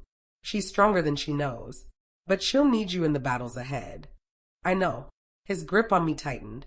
And I'll be there. Always. We watched my mother disappear into the forest. Then Caelum turned to me, his amber eyes blazing with intensity. Let's go home, he said. We have a bond to complete. Heat flooded through me. Now? I asked, my voice barely above a whisper. Right now. His smile was fierce, possessive. Unless you're not ready? I thought about everything we'd been through. The rejection, the exile, the fear, the trust, the way he believed in me when I couldn't believe in myself, the way he'd fought for me, protected me, chosen me over and over again. And I made my choice. I'm ready, I said. Take me home, Alpha, and make me yours. Chapter 9. The journey back to Shadowvale felt both endless and far too short. Caelum didn't let go of my hand the entire way. His wolves, Matthias, Lenara, Varia, Thayer, and the others kept a respectful distance, but I could feel their relief through the pack bonds that were beginning to form. They'd feared I wouldn't wake up, had prepared themselves for the possibility of their alpha's grief-driven rage. Now, seeing me alive and restored, their joy was palpable. The sick wolves in Silverpine, I said as we walked. Did sealing the tear help them? According to the reports Garrick sent, yes. Caelum's thumb traced circles on the back of my hand. The soul rot stopped spreading immediately. Those who were already affected are recovering slowly, but they're recovering. You saved them. We saved them, I corrected. I couldn't have done it without you. Without all of you. You're too generous with credit, Varia said from behind us. You're the one who sealed a tear in reality while the rest of us just stood around looking threatening. Looking threatening is an underrated skill, Sayer added. I've been practicing in the mirror. Despite everything, I found myself laughing. These wolves, Caelum's wolves, had accepted me in a way Silverpine never had. Not because I was powerful or useful, but because their alpha had claimed me as his. And in Shadowvale, that was enough. Alpha, Matthias said quietly. Should we prepare the claiming ceremony? Invite the full pack to witness. No. Caelum's voice was firm. This is private, between Iskira and me. The pack can celebrate later, but the bond itself, that's ours alone. Relief flooded through me. The thought of completing the mate bond in front of hundreds of wolves had made my anxiety spike. This was intimate, sacred, something that should be shared only between mates. We'll handle the pack, Matthias said with understanding. Take all the time you need. Shadowval's compound came into view as the sun began to set, painting the sky in shades of amber and rose. The moment we crossed the territory line, I felt it. The pull, not just from Caelum, but from the land itself. Shadowvale was calling to me, recognizing me as its alpha's mate, preparing to accept me as its Luna. The sensation was overwhelming, beautiful, terrifying, easy. Caelum sent through the bond. The territory bond won't fully form until after the claiming. What you're feeling is just a preview. It's incredible, I send it back. I can feel every wolf, every tree, every stone. It's like the whole territory is alive. It is alive, and once we complete the bond, you'll be able to communicate with it. Sense threats. Feel when something is wrong. His mental voice was warm with anticipation. You'll be a true Luna. Not just my mate, but Shadow Vile's guardian. The responsibility should have scared me. Instead, it felt right. Like coming home after a long, exhausting journey. We reached the main building, and Caelum's wolves peeled away, giving us privacy. All except Matthias, who approached with a knowing smile. Your quarters have been prepared, Alpha, he said. Fresh linens, privacy wards, and enough food and water to last 3 days. No one will disturb you unless there's an emergency. 3 days? I asked, startled. Mate bonds take time to complete properly, Caelum explained, his voice rough with barely controlled desire. Especially for fated mates. We'll need time. Heat flooded my cheeks, but I didn't look away. Then let's not waste another moment, I said.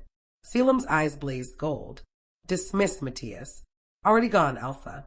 Matthias was smiling as he walked away. Congratulations to you both. Caelum's private quarters were stunning. Located in a separate wing from the guest rooms, they were clearly designed for an Alpha who valued both comfort and function. The main room was spacious, with floor-to-ceiling windows that overlooked the forest, comfortable furniture that invited you to stay a while, and a fireplace already burning with welcoming warmth. But my attention was drawn to the bedroom visible through an open door. The bed was massive, easily large enough for a fully shifted wolf, covered in dark furs and soft linens. Candles had been lit throughout the room, casting everything in warm, flickering light. And on the nightstand sat a pitcher of water, a tray of fruit and cheese, and what looked like, "Are those chocolate-covered strawberries?" I asked, surprised. Lunara's contribution. Caelum closed the door behind us, the sound of the lock engaging somehow final. She insisted that claiming ceremonies should include romance, not just instinct. She's not wrong. I moved toward the bedroom, hyper-aware of Caelum following behind me. This is beautiful. Perfect, even. You're beautiful. His voice was closer now. Perfect. And mine. I turned to face him, and the intensity in his eyes stole my breath. Are you sure? He asked, even though I could feel his certainty through the bond. Once we do this, there's no going back. You'll be bound to me, to Shadow Veil for life. If you have any doubts. I closed the distance between us and kissed him. Not gently, not tentatively, but with all the passion and certainty that had been building between us since the moment we met. When I pulled back, his eyes were pure molten gold. Does that answer your question?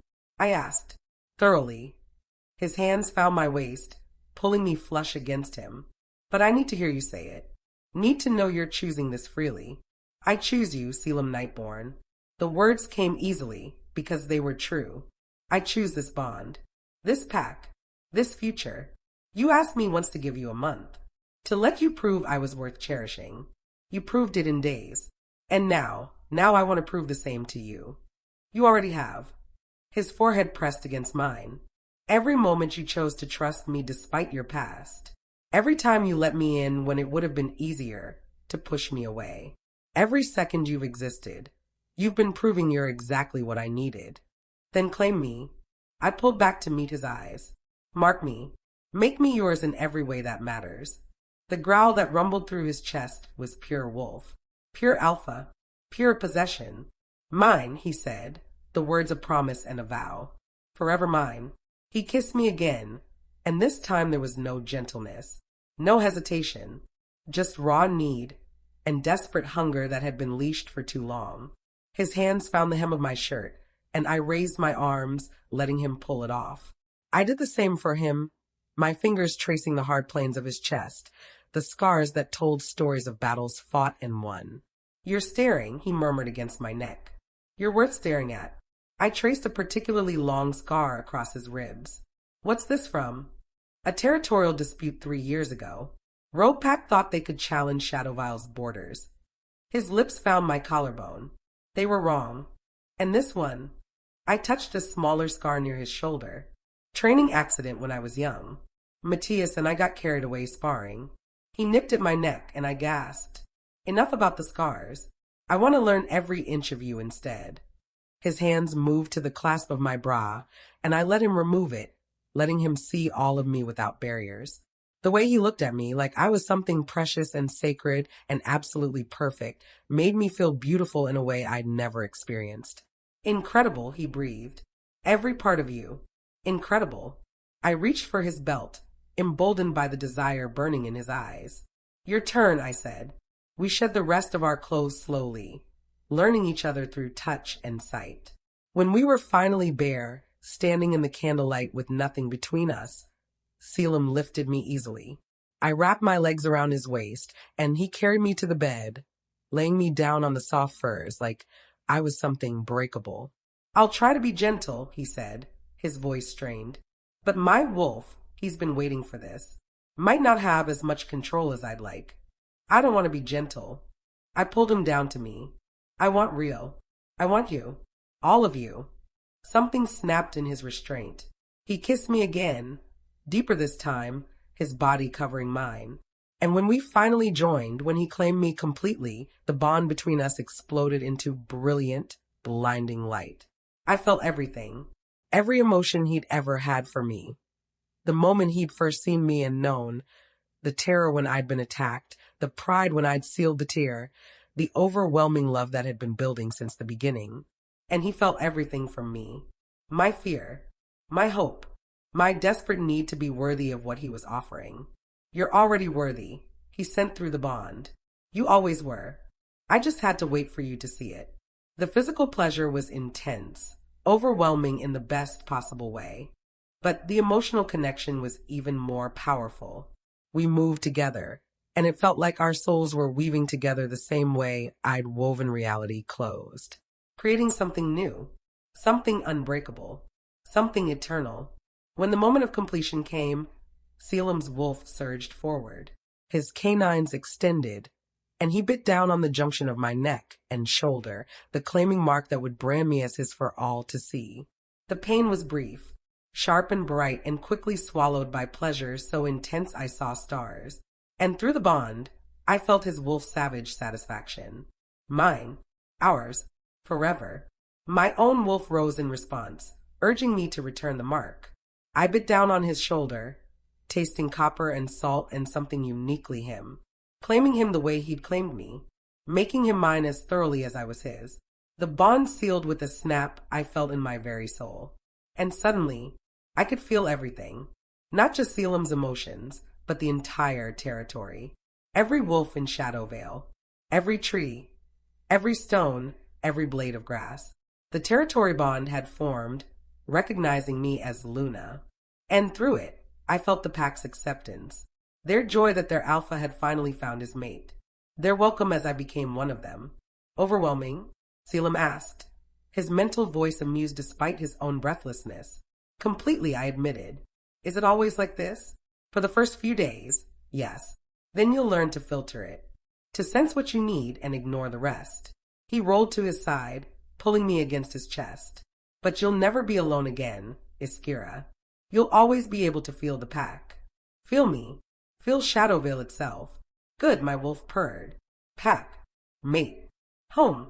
Everything we needed. I pressed my face against Caelum's chest, listening to his heartbeat slow. I love you, I whispered. I know I said it before through the bond, but I want to say it out loud. I love you, Caelum. Completely. His arms tightened around me. I love you too, Iskira. My mate. My Luna. My everything. He kissed the top of my head. Rest now. We have 3 days before we have to face the world again. Let's use them well. What did you have in mind? His smile was wicked, learning every way to make you scream my name. Heat flooded through me despite my exhaustion. That sounds ambitious. I'm a very ambitious wolf. He rolled us, so he was hovering over me again. And we have all the time in the world. The next 3 days blurred together in the most beautiful way. We talked, made love, slept tangled together, woke and did it all again. Caelum told me stories about his childhood, about taking over as alpha at 23 when his father died unexpectedly, about the loneliness of leadership when you had no one to share the burden with.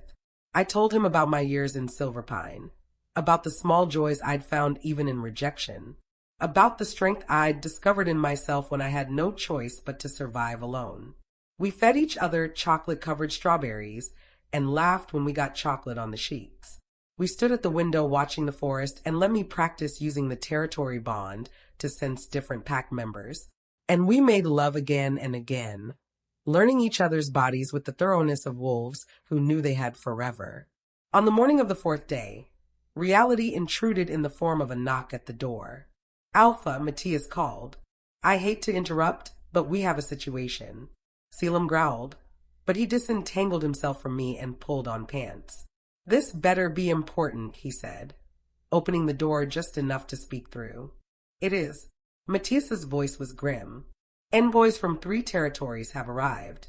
They're demanding to meet the oracleborn Luna. And they're not alone. My stomach dropped. Who's with them? I asked, wrapping a sheet around myself. Representatives from the Council of Alphas.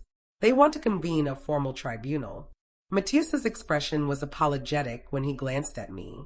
They're invoking the ancient laws, claiming that any oracleborn must be tested before being recognized as Luna of a major pack. Tested how? Caelum's voice was dangerous.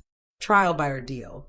They want to verify her abilities are real, and that she's not corrupted by the void.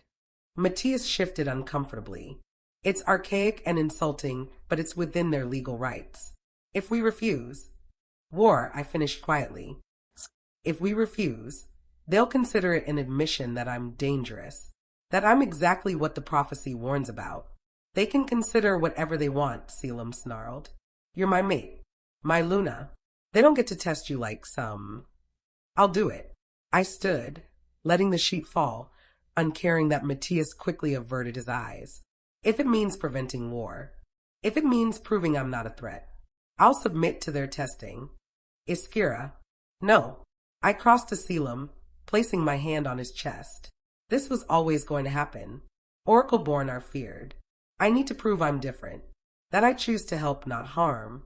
You don't have to prove anything to anyone. Maybe not to you, but to the world? Yes, I do. I held his gaze. Let me do this. Let me show them what an oracleborn can be when she's loved instead of feared. He stared at me for a long moment, then pulled me into a fierce embrace. If they hurt you, he said against my hair, if they cross any lines, tribunal or not, I'll burn their territories to ash. I know. I kissed his chest, right over his heart. But it won't come to that. I can do this. I hoped I sounded more confident than I felt.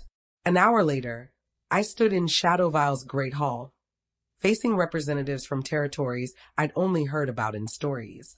The Council of Alphas, 12 of the most powerful pack leaders in the realm, and at their head, a female I recognized from Oracle sight. Alpha Cassandra Nightfall of the Northern Territories, ancient, powerful, and intensely distrustful of anything she couldn't control. Iskira Thorne, she said, her voice carrying across the hall, also known as the oracleborn Luna of Shadowvale. You stand accused of being a potential threat to the stability of the wolf world. How do you plead? I felt Caelum tense beside me, but I squeezed his hand once, then stepped forward alone. I plead that I am what I am, I said clearly. Oracleborn, mate to Alpha Caelum Nightborne, and someone who has already proven her commitment to protecting wolves, not harming them.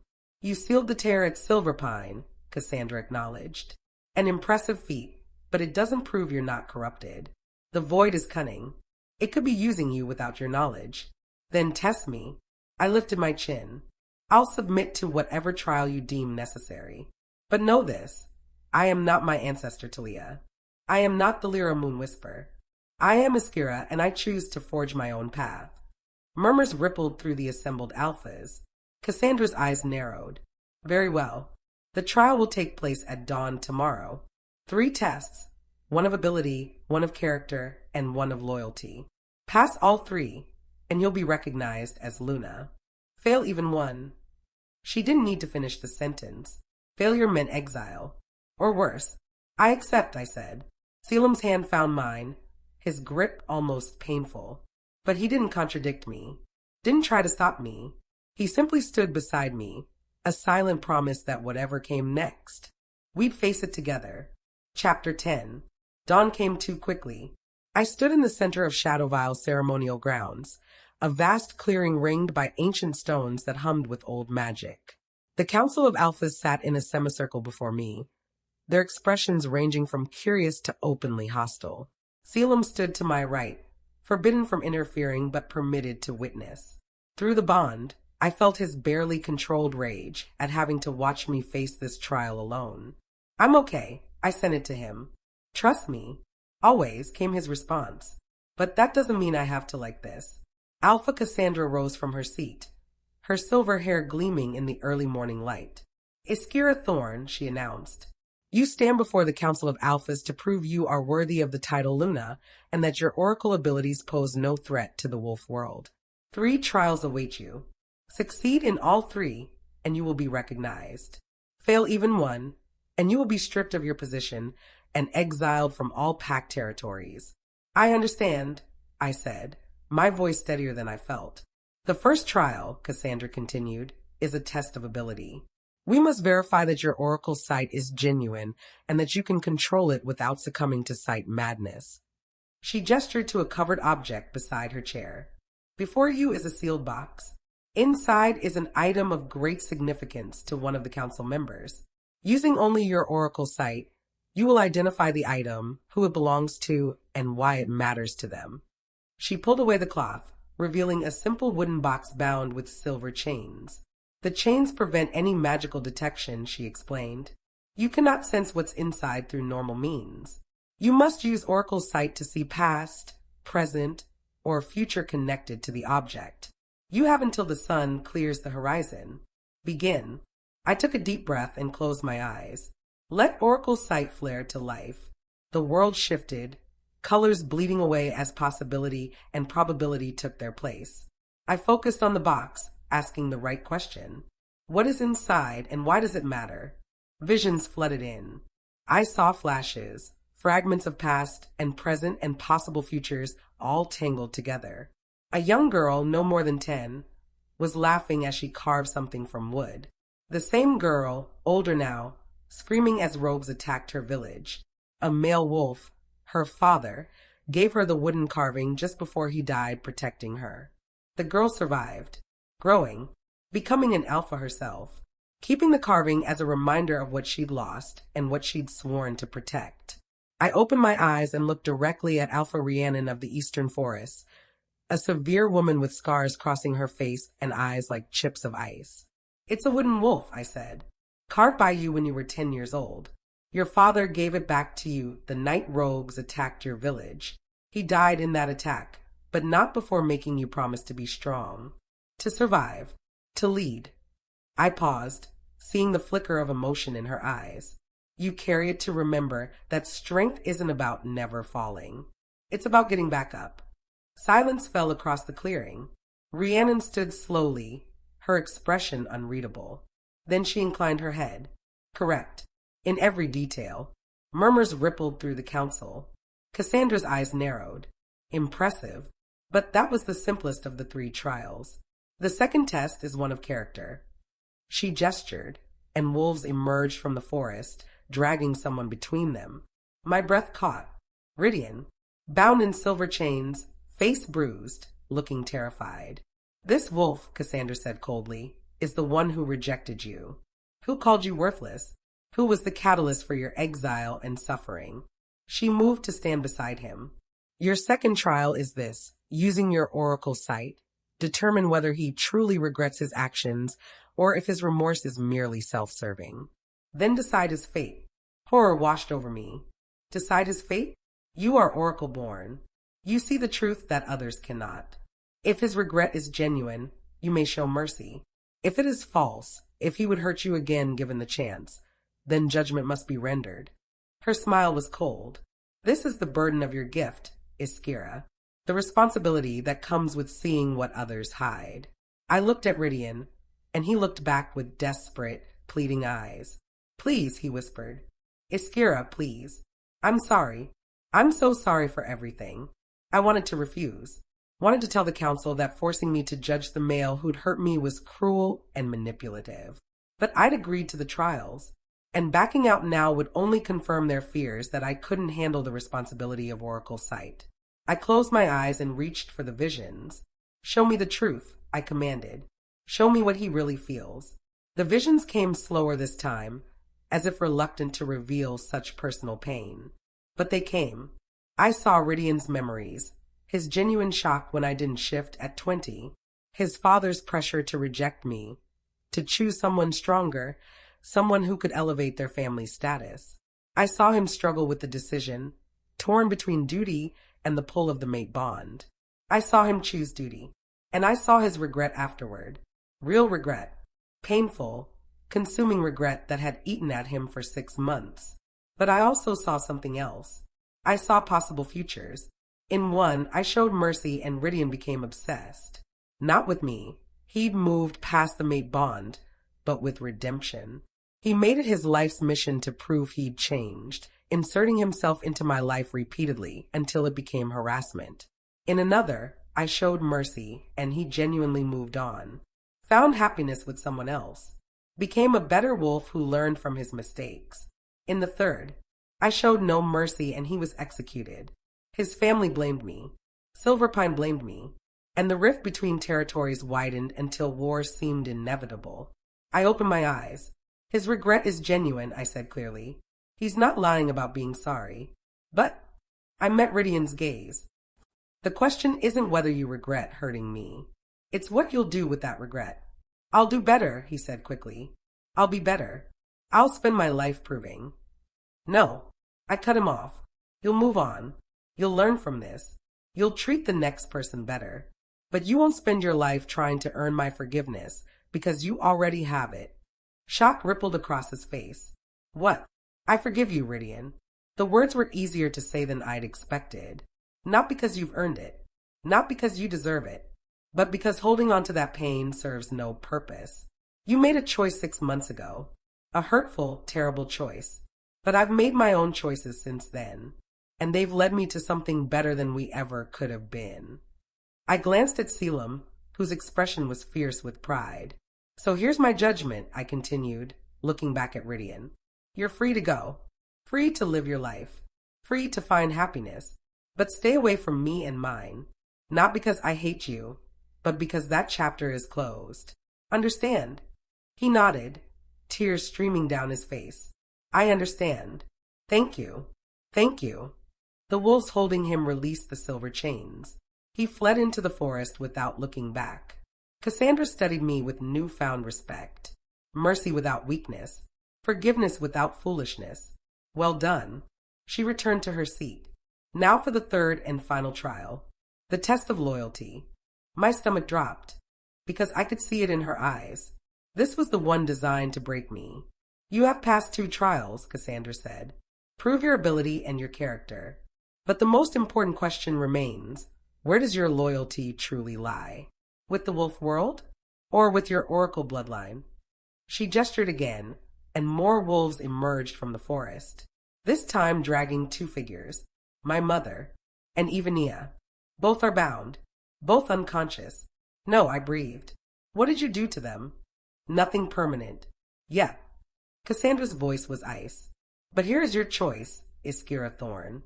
Before you are 2 oracleborn. 2 of your kind. We have evidence that both have been hiding other oracleborn from the council. Protecting them.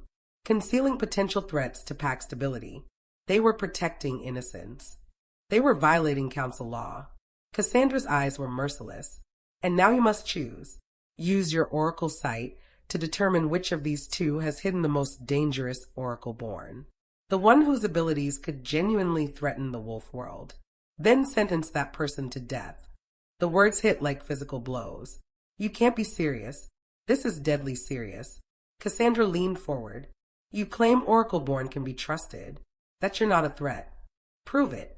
Prove you'll put the safety of the wolf world above loyalty to your own kind. Prove you can make the hard choices that leadership requires. Through the bond, I felt Caelum's fury explode. This is barbaric, he snarled, starting forward. You're asking her to execute her own mother. I'm asking her to be a Luna. Cassandra's alpha command rolled across the clearing. Luna makes impossible choices. protects the many over the few. If she cannot do this, she has no business leading a pack. I stared at my mother and Ivania, horror and rage warring in my chest. This was impossible. They wanted me to kill my family, to betray my own blood, to prove I was loyal to wolves who'd done nothing but persecute oracleborn for generations. Don't do it, Caelum sent through the bond. Walk away. We'll face the consequences together, but don't let them force you into this. If I walk away, they'll kill both of them anyway, I sent back. And they'll exile me. Declare war on Shadowvale for harboring a dangerous oracleborn. This isn't just about me anymore. I took a shaky breath and looked at Cassandra. If I refuse, then you fail the trial. You're exiled, and we execute both oracleborn for their crimes against the council. Her expression didn't waver. Choose, Iskira, your loyalty, or your bloodline. My hands clenched into fists. Every part of me screamed to refuse, to tell them to go to hell, to fight my way out with Caelum and save my mother and Ivania by force. But I was oracleborn. I could see futures, and every path where I chose violence led to war, led to thousands of deaths, led to the very destruction the prophecy warned about. So I made a different choice. I closed my eyes and let Oracle's sight flare to full power, not to see which of them was more dangerous, but to see something else entirely. Show me the truth, I commanded. Show me what the council is really afraid of. The visions came fast and brutal. I saw Cassandra's past, her sister, killed by an oracleborn who'd gone mad with power, who'd used her abilities to manipulate Cassandra into nearly destroying her own pack. I saw the other council members' fears, their losses, their trauma. Every one of them had been hurt by oracleborn. Every one of them had reason to fear us. But I also saw futures. Futures where oracleborn and wolves worked together, where our abilities were used to prevent disasters instead of cause them. Futures where the prophecy was revealed for what it really was, a test of choice, not a predetermined fate. I opened my eyes and met Cassandra's gaze. I choose neither, I said. Shock rippled through the council. That's not an option, Cassandra said sharply. It's the only option. I stepped forward. You're not testing my loyalty. You're testing whether I'll betray my values to earn your approval. Whether I'll become the monster you fear by acting like one. Choose someone or they both die. No. My voice rang with oracle power. Because I can see your futures, Alpha Cassandra. All of you. And I see what happens if you force this choice. I gestured, and Oracle's sight manifested visibly, silver light forming images in the air that everyone could see. I showed them the future where I chose my mother, showed how it broke me. It made me bitter, made me exactly what they feared, showed the eventual war that destroyed half the territories. Then I showed them the future where I chose Ivania. Same result, different path, same destruction. And finally, I showed them a third path. This, I said, pointing to the vision of a future where oracleborn and wolves work together. This is what's possible if you choose trust over fear, if you let go of past pain and see what we could build together. The council members stared at the visions, and I saw it. The moment doubt crept in, the moment they questioned whether their fear was justified. You lost people you loved to oracleborn, I said gently. And I'm sorry, truly, but I'm not them. And punishing me for their crimes won't bring back who you lost. It'll only create more pain, more loss, more fear. I moved to stand between my mother and Ivania. So here's my choice. I choose to protect them both. And I challenge you to do something harder than executing people who scare you. I met each council member's eyes in turn. I challenge you to give us a chance. To let Oracleborn prove we can be allies instead of enemies. To choose hope over history. Silence fell. Then Alpha Rhiannon stood. She's right, she said quietly. My father died protecting our village from rogues. And I spent years hating all rogues as a result. Until I met one who'd been forced into that life. Who'd been corrupted against his will. Who deserved a second chance. She looked at Cassandra. We can't heal by perpetuating cycles of violence. We have to break them. One by one, other council members rose. Not all of them, but enough. Finally, Cassandra stood. This is foolish, she said, but her voice lacked conviction. Trusting oracleborn has led to disaster before. And maybe it will again, I acknowledged. But the alternative, living in fear, executing anyone who might pose a threat, that's guaranteed disaster. At least this way we have a choice. We can build something better. Cassandra stared at me for a long moment. Then, incredibly, she smiled. It wasn't warm, but it was genuine. You passed, she said. Confusion rippled through me. What? The third trial wasn't about choosing who to kill. It was about whether you'd make the choice at all. She gestured, and the wolves holding my mother and Ivania released them. A true Luna doesn't blindly follow orders, even from the council. She makes her own choices based on what's right. You did that. Relief and rage roared in my chest. You were testing me? You made me think I had to execute my own mother as a test. Yes, no apology. And you proved exactly what we needed to see. That you have the strength to stand up for what you believe in. That you won't be manipulated by fear. That you're willing to risk everything for what's right. She inclined her head. You are recognized as Luna of Shadow Vale, Iskira Thorne. May you lead with the wisdom you've shown today. The other council members echoed the acknowledgement. And just like that, it was over. I passed. I was officially Luna. But I couldn't celebrate. Because my mother and Ivania were stirring, waking from whatever they'd been drugged with. And Caelum was at my side in an instant, pulling me into his arms. Never again, he growled. They never test you like that again. I don't care if it starts a war. They don't get to put you through that. It's done, I said, sagging against him. It's over. And I passed. You were magnificent. He kissed my forehead. Terrifying and brilliant and absolutely magnificent.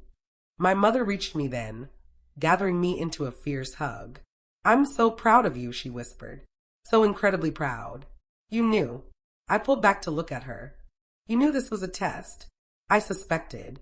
The council has used similar trials before. She smiled sadly. But knowing doesn't make it easier. I'm sorry you had to face that alone. I wasn't alone. I looked at Caelum, at his wolves who'd stood witness, at the pack bonds that hummed with support and pride. I'm never alone anymore. The council departed that afternoon. Their business concluded. Shadow Vale celebrated that night, a feast to honor their new Luna and the trials she'd overcome. I smiled and accepted congratulations, but exhaustion pulled at me. When I finally escaped to Caelum's quarters, I collapsed onto the bed with a groan. I never want to be tested again, I said. No more trials. No more proving myself. Just peace. Please. Unfortunately, a new voice said from the shadows, peace isn't something oracleborn get to enjoy. I bolted upright. The Lyra stepped from the corner where she'd been hiding, her violet gold eyes gleaming with malice. Hello again, little oracle. Miss me. Caelum was already shifting, but the Lyra raised her hand. Move. And I detonate the spell I've placed on this room. You'll both survive, but Shadow Vile's main building won't. Her smile was poisonous. So let's talk like a civilized oracleborn, shall we? My heart was hammered. What do you want? What I've always wanted. For oracleborn to claim our rightful place as rulers of this world. She moved closer. You impressed the council today. Showing them oracleborn can be reasonable, trustworthy, but you and I both know that's a lie. It's not. We are meant to be gods, Iskira, to reshape reality itself. And you're wasting that gift playing house with wolves who will never truly accept you. Her expression turned earnest. Join me. Help me gather the remaining oracleborn. Together, we can fulfill the prophecy. We can create a world where our kind never has to hide, or fear, or justify our existence. By destroying the wolf world, by replacing it with something better. She extended her hand. I'm offering you a choice. Power, freedom, the chance to never be tested or judged again. All you have to do is say yes. I looked at her hand, at the promise of power and acceptance she offered, and I thought about everything I'd learned. About choice, about building instead of destroying, about earning trust instead of demanding it.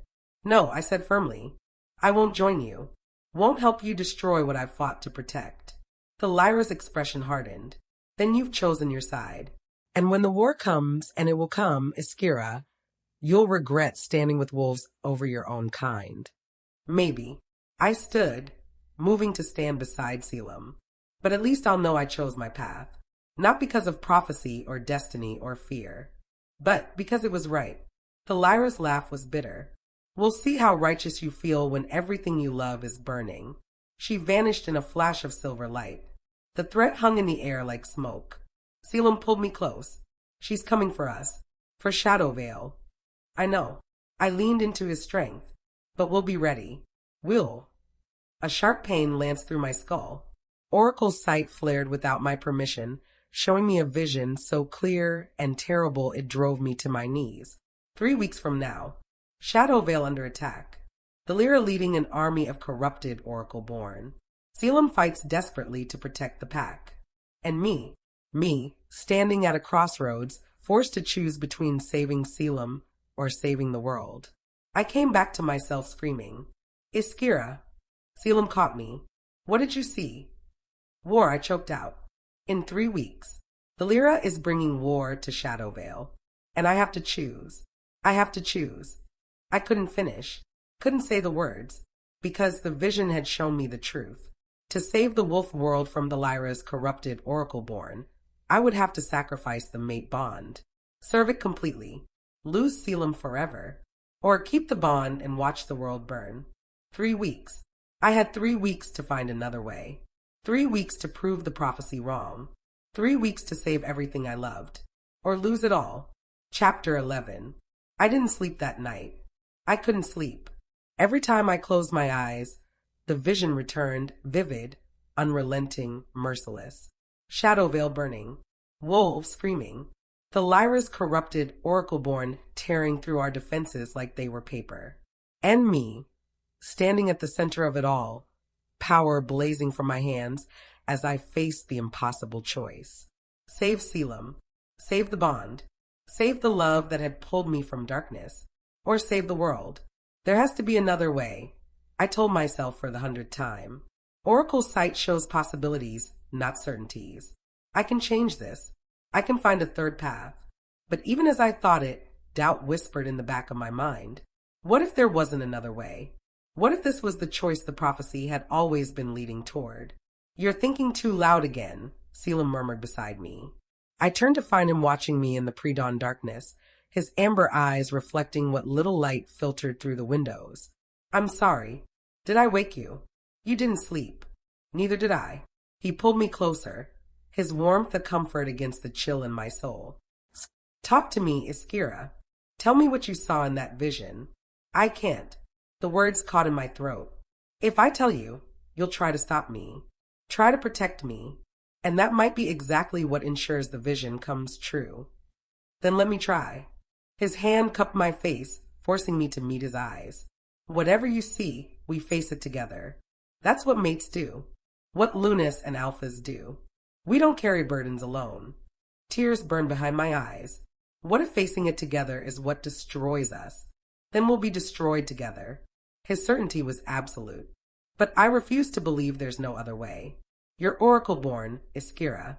You see possibilities, probabilities, not fate carved in stone. If you see a future you don't want, we change it. How? By doing what you've done since the moment we met. He pressed his forehead to mine.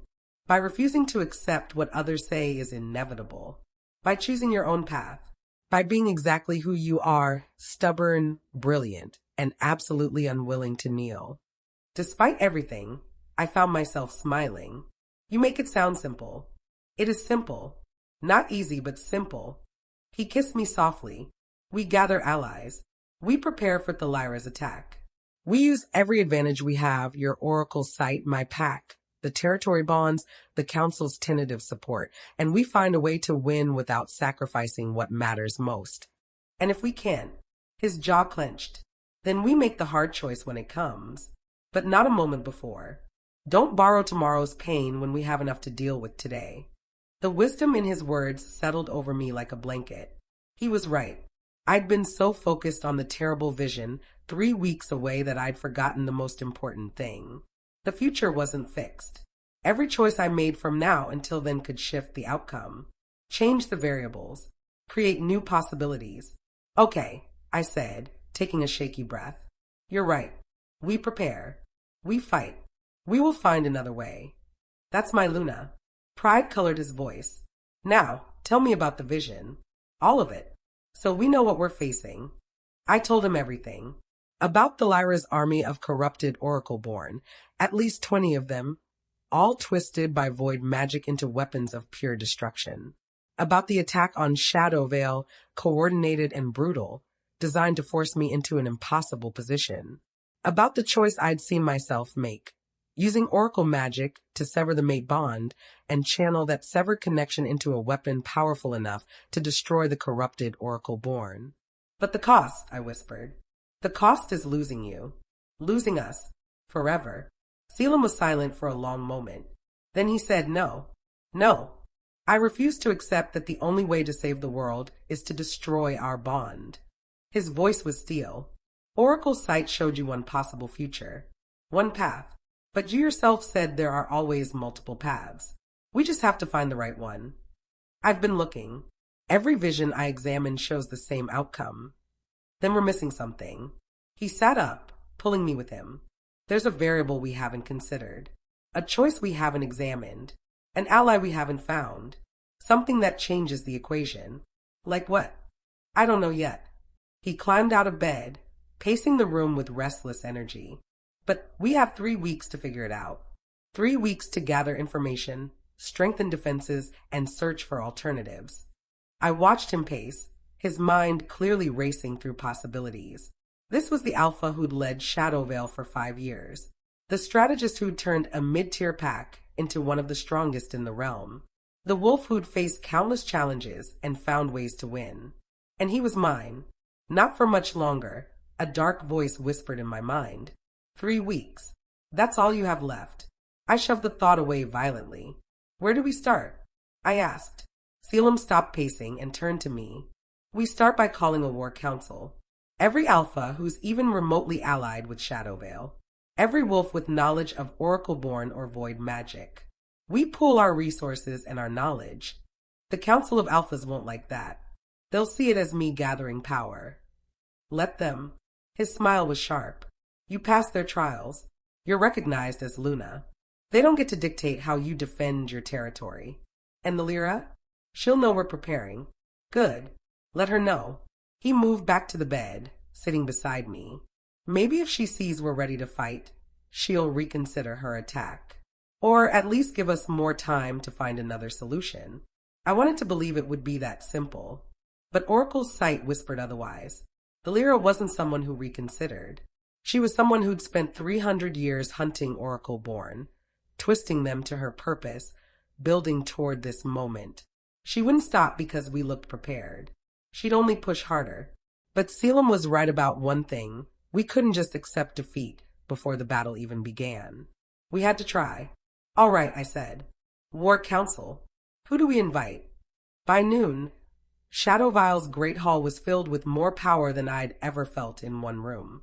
Alpha Rhiannon from the Eastern Forests, who'd spoken in my defense during the trials.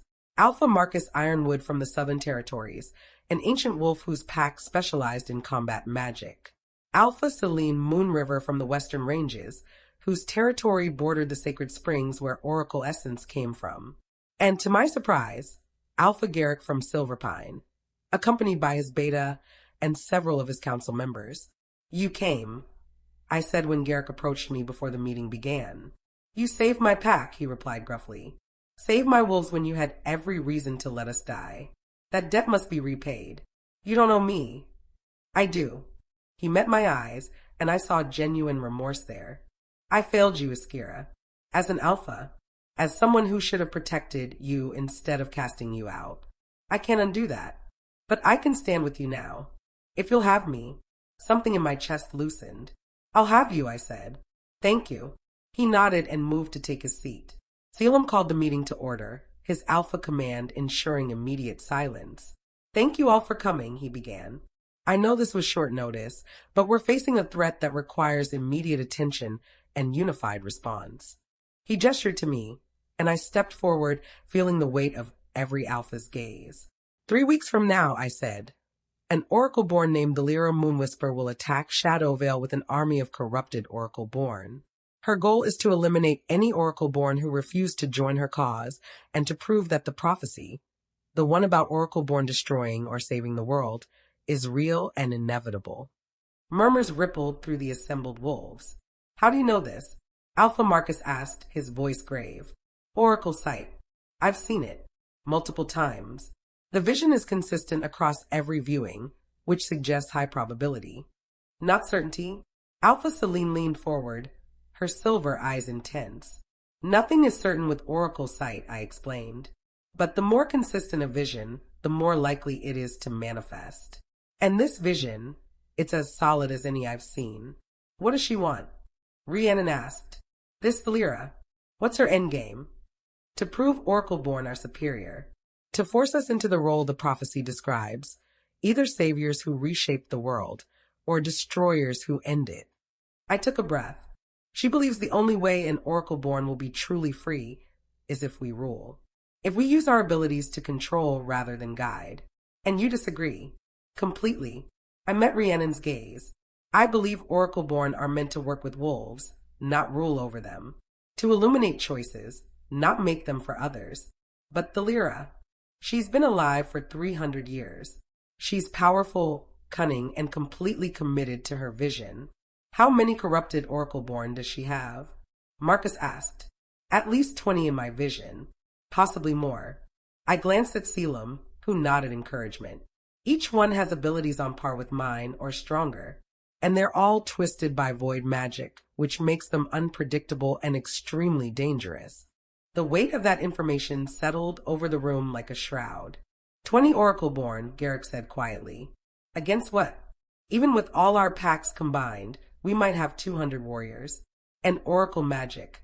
He shook his head. We can't fight that with claws and teeth. We can if we're smart about it, Varia said from her position behind Caelum. Oracleborn might be powerful, but they have weaknesses. Iskira proved that when she sealed the tear, pushing too hard burns out their abilities. You're suggesting we force them into burnout? Celine sounded skeptical. That would require keeping them engaged long enough to exhaust themselves. Most of our wolves would die in the attempt. Not if we have oracleborn on our side, too, I said slowly, an idea forming. My mother is oracleborn. So is Evania. And Evania mentioned there might be others. Oracleborn who've been hiding, who don't want anything to do with the Lyra's war. You want to recruit them? Caelum's eyes gleamed with understanding. Build our own group of oracleborn to counter hers. Exactly. We can't match her numbers, but we don't have to. We just need enough oracleborn who can counter her corrupted ones long enough for our warriors to evacuate civilians and protect the territory. And how do we find these hidden oracleborn? Marcus asked. If they've been hiding for centuries, they won't exactly advertise themselves now. I can find them. I felt my oracle sight stir in response to the idea. Oracleborn recognize each other. Our abilities resonate on the same frequency. If I search actively, I should be able to locate others within a reasonable range. How long would that take? Rhiannon asked. Days. Maybe a week. I looked at Caelum. We'd need to travel. Cover ground quickly. And it would leave Shadowvale vulnerable if the Lyra attacks early. She won't attack early, Evania's voice came from the doorway. Everyone turned. She stood at the entrance to the great hall, looking tired but determined. Forgive my intrusion, Alphas, she said, moving into the room. But I've been researching the Lyra for decades. She's many things, but impulsive isn't one of them. If Iskira's vision showed an attack in 3 weeks, it will come in 3 weeks. Not a day sooner. How can you be certain? Celine challenged. Because the Lyra believes in the power of prophecy, of destiny, of specific moments aligning perfectly. Evania moved to stand beside me.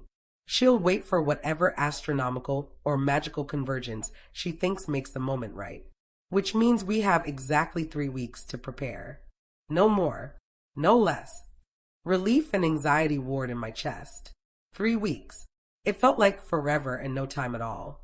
Then we use every moment, Caelum said decisively. Iskira and I will search for allied oracleborn. The rest of you fortify your territories and prepare your warriors. We will meet back here in 2 weeks to coordinate the final strategy.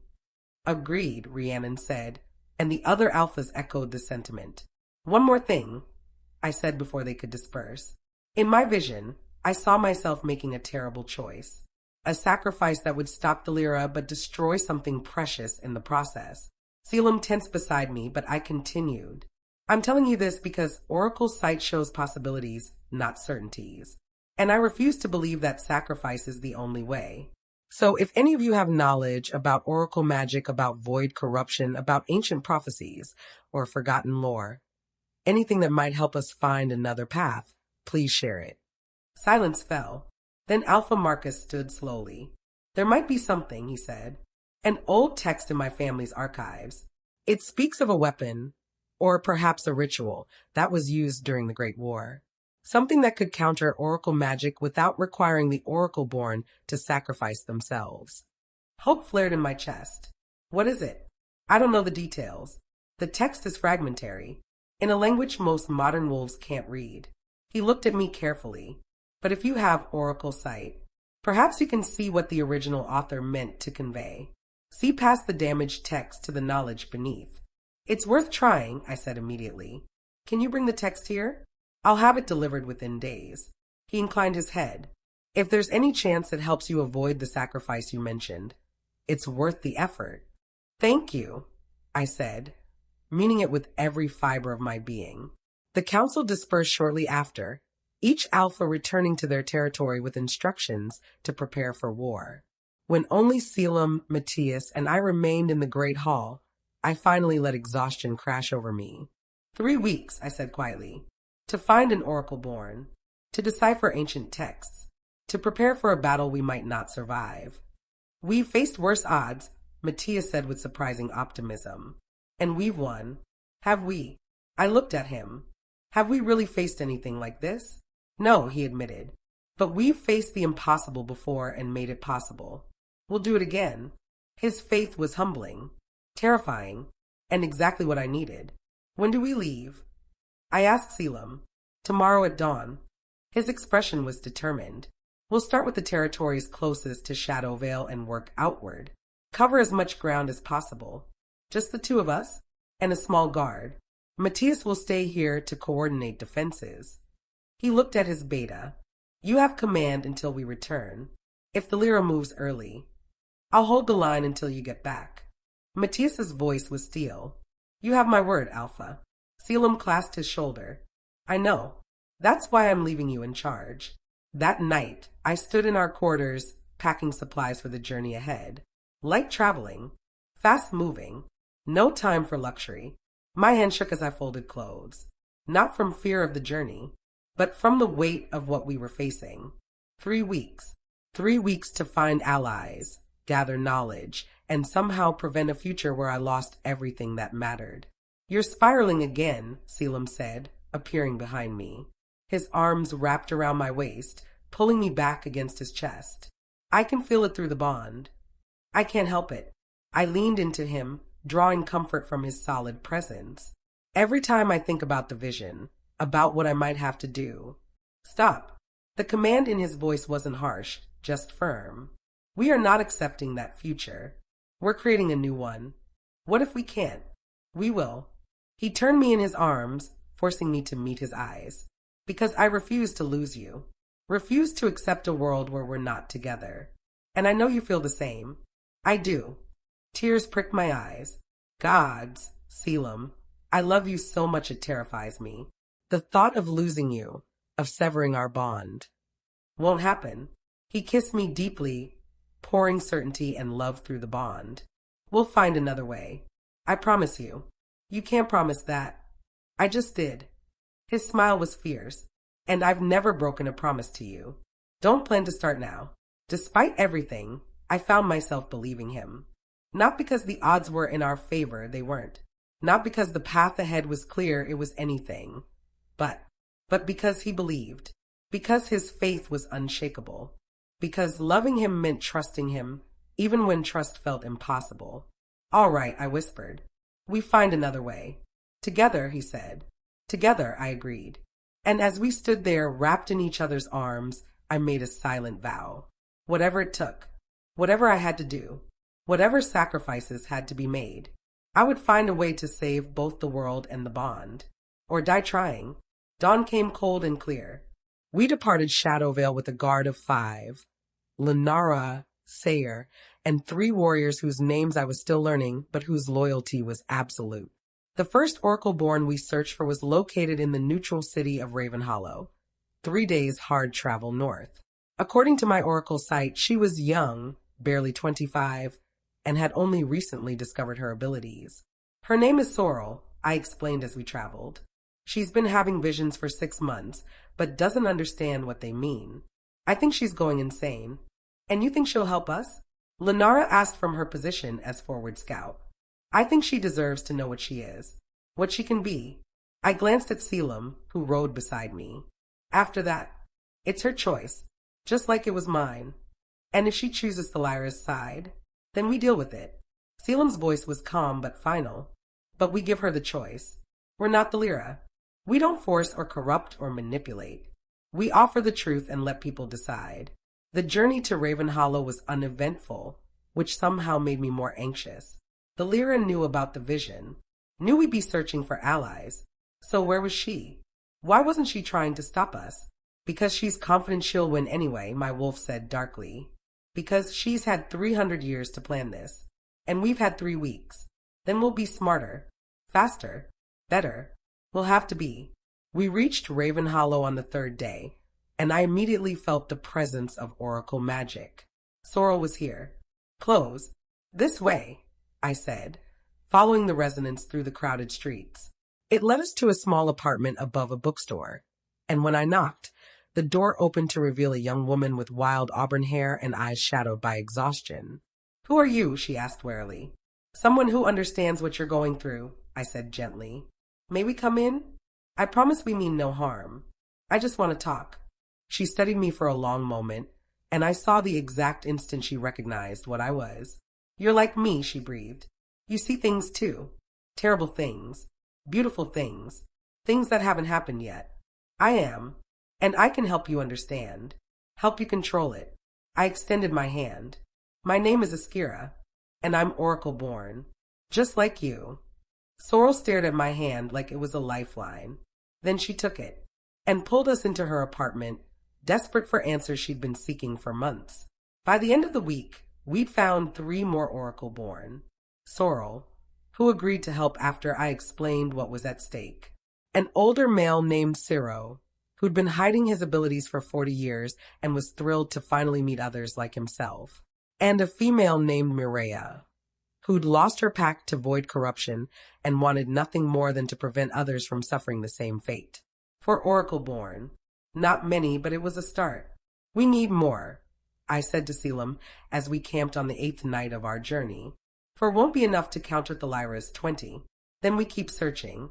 He was cleaning his weapons, a ritual he performed every night. We have 2 weeks left. That's enough time to find more. Is it? I stared into the fire. The Lyras had centuries to build her army. We have days. Then we make days count. He set aside his knife and moved to sit beside me. Iskira, I know you're worried. Scared. But you're doing everything right. You're gathering allies, building strength, refusing to give up. That's all we can do. What if it's not enough? Then we adapt. His arm wrapped around my shoulders. But we don't surrender. Not to fear. Not to prophecy. Not to the Lyra's vision of what an oracleborn should be. I leaned against him, drawing strength from his presence. I saw something today, I said quietly. When I was teaching Sorrel to control her visions, a flash of the future, of the battle. Caelum tensed. What did you see? You were there, fighting alongside me, and for just a moment we were winning. That's good, right? It should be. I closed my eyes, but the vision changed before I could see the ending, shifted to show me the other path, the one where I sacrificed the bond. Both futures still exist, he said firmly, which means we still have a choice. We still have time. Time is running out. Then we make every moment count. He pulled me closer, and we sat in silence, watching the fire burn low. Tomorrow, we'll continue searching. We'd find more oracleborn. We'd build our army and prepare for war. But tonight, we just held each other and pretended that 3 weeks was forever. Chapter 12. We returned to Shadowvale on the 13th day with 7 oracleborn. Not the 20 we needed to match the Lyra's forces, but 7 wolves who'd been living in fear, hiding their gifts, believing they were alone in the world. 7 who now had a purpose, a choice, a chance to prove that oracleborn could be something other than what prophecy claimed. "Is this everyone?" Matthias asked as we assembled in the Great Hall. I looked at the gathered oracleborn, Sorrel with her nervous energy, Ciro with his quiet dignity, Maria with her fierce determination, and 4 others we'd found scattered across the territories. Ivania and my mother stood with them, bringing our total to 9.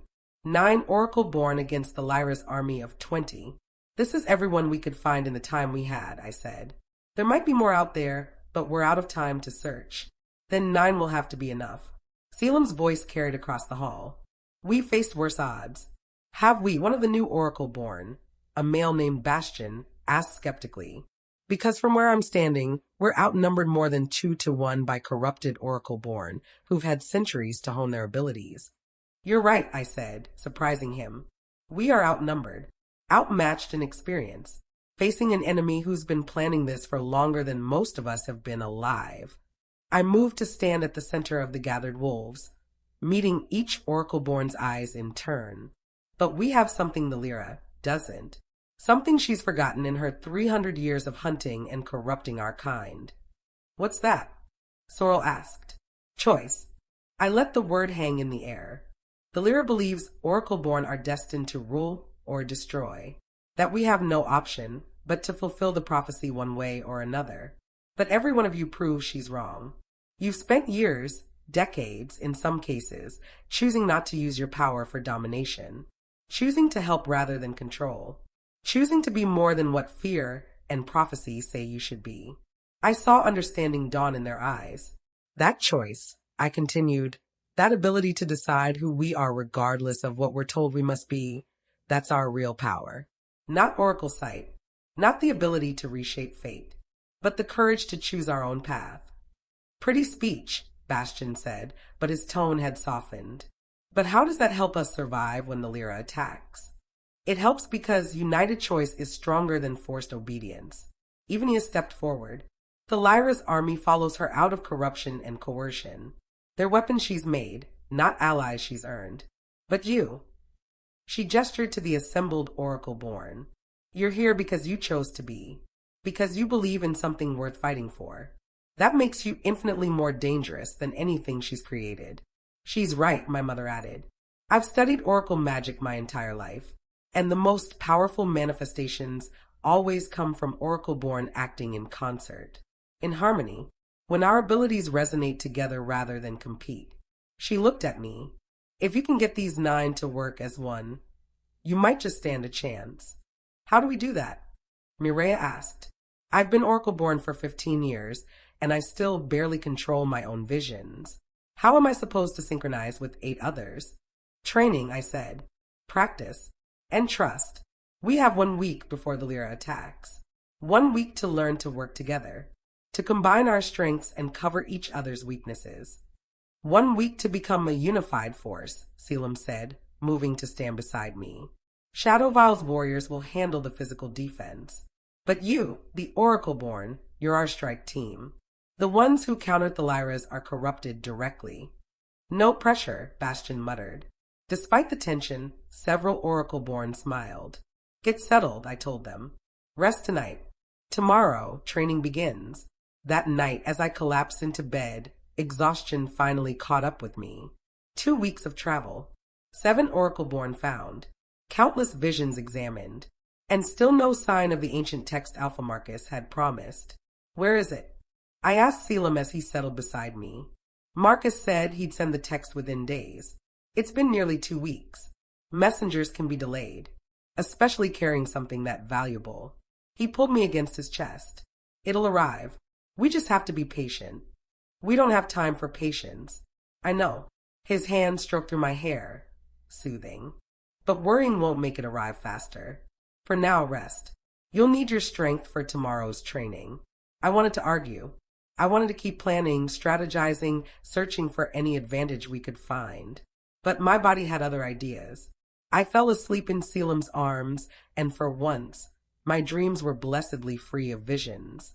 The next morning, I gathered the oracleborn in the meditation room where Caelum had first taught me to focus. Today, I said, we learn to synchronize our abilities, to see not just our own visions, but to share them, to build a collective oracle sight that's stronger than any individual power. That's theoretically possible, Evania said, but I've never heard of it actually being done. Then we'll be the first. I gestured for everyone to sit in a circle. Close your eyes. Let your oracle sight activate. But instead of searching outward for visions, search inward. Feel for the resonance of the other oracleborn around you. They obeyed, and I did the same. Immediately I felt them. 9 distinct frequencies, each unique, each powerful in its own way. Sorrel's sight was sharp, focused on immediate futures, what would happen in the next few minutes or hours. Ciro's reached further, seeing weeks or months ahead, but with less detail. Maria specialized in sensing danger, in seeing the dark paths that led to suffering. And so on. Each oracleborn had their own strength, their own flavor of sight. Now, I said, reach out. Connect your sight to mine. Let our frequencies harmonize. It was harder than I'd expected, like trying to tune 9 different instruments to play the same note. Sorrel's sight clashed with Ciro's timeline. Bastion's skepticism created interference. Mireille's focus on darkness threatened to pull us all into pessimistic visions. But slowly, painstakingly, we began to sync. One frequency at a time, one connection at a time, until the world exploded into shared vision. Suddenly I could see not just my own oracle sight, but all 9 perspectives simultaneously. The immediate future and the distant future and the dangerous paths and the hopeful ones all layered over each other in perfect, beautiful harmony. Hold it, I breathed. Everyone holds the connection. For 30 seconds, we maintained synchronization. Then Bastion's concentration slipped, and the whole thing collapsed like a house of cards. We all gasped, returning to individual sight. That was... Sorrel couldn't find words. Incredible, Ciro finished for her. I've never experienced anything like that. That's what we need to master, I said, trying to hide my own amazement. If we can maintain that connection during the battle, we'll be able to counter Thalira's forces with precision. See their attacks before they happen. Coordinate our defense perfectly. How long do we need to hold it? Mireille asked.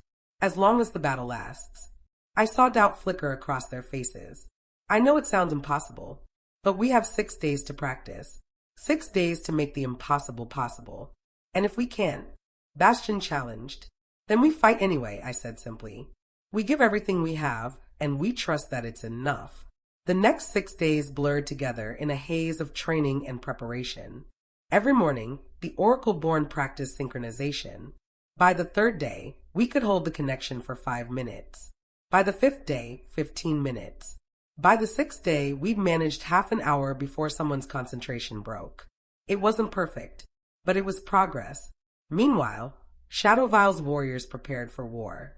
Defenses were reinforced. Evacuation routes were established. Every wolf who could fight was armed and trained. The allied alphas returned with their forces. Rhiannon brought 50 warriors from the eastern forests. Marcus brought 75 from the southern territories. Celine arrived with 60 from the western ranges. Even Garrett contributed 40 wolves from Silverpine, despite the pack still recovering from soul rot. In total, we had nearly 400 warriors, against 20 corrupted oracleborn and whatever other forces the Lyra brought. The numbers should have been in our favor. But numbers didn't mean much when facing opponents who could see your attacks before you made them, who could manipulate probability itself, who could twist reality to suit their needs. We're as ready as we'll ever be, Matthias reported on the evening of the 6th day. Defenses are set. Warriors are positioned. Civilians are evacuated to the underground shelters. And the ancient text? I asked, unable to keep the desperation from my voice. Any word from Marcus? Nothing yet. Matthias's expression was apologetic. I'm sorry, Luna. If it's coming, cut it close. Too close. Tomorrow was the day. The day the Lyra would attack. The day I might have to make the choice I'd been dreading. Iskira. Caelum appeared in the doorway. Can we talk? Privately. I nodded, following him to our quarters. The moment the door closed, he pulled me into his arms, holding me with desperate intensity. "Tomorrow," he said, his voice rough, "tomorrow everything changes. I know. I need you to promise me something. Anything. If the battle turns. If it looks like we're losing. If you start to think the only option is sacrificing our bond."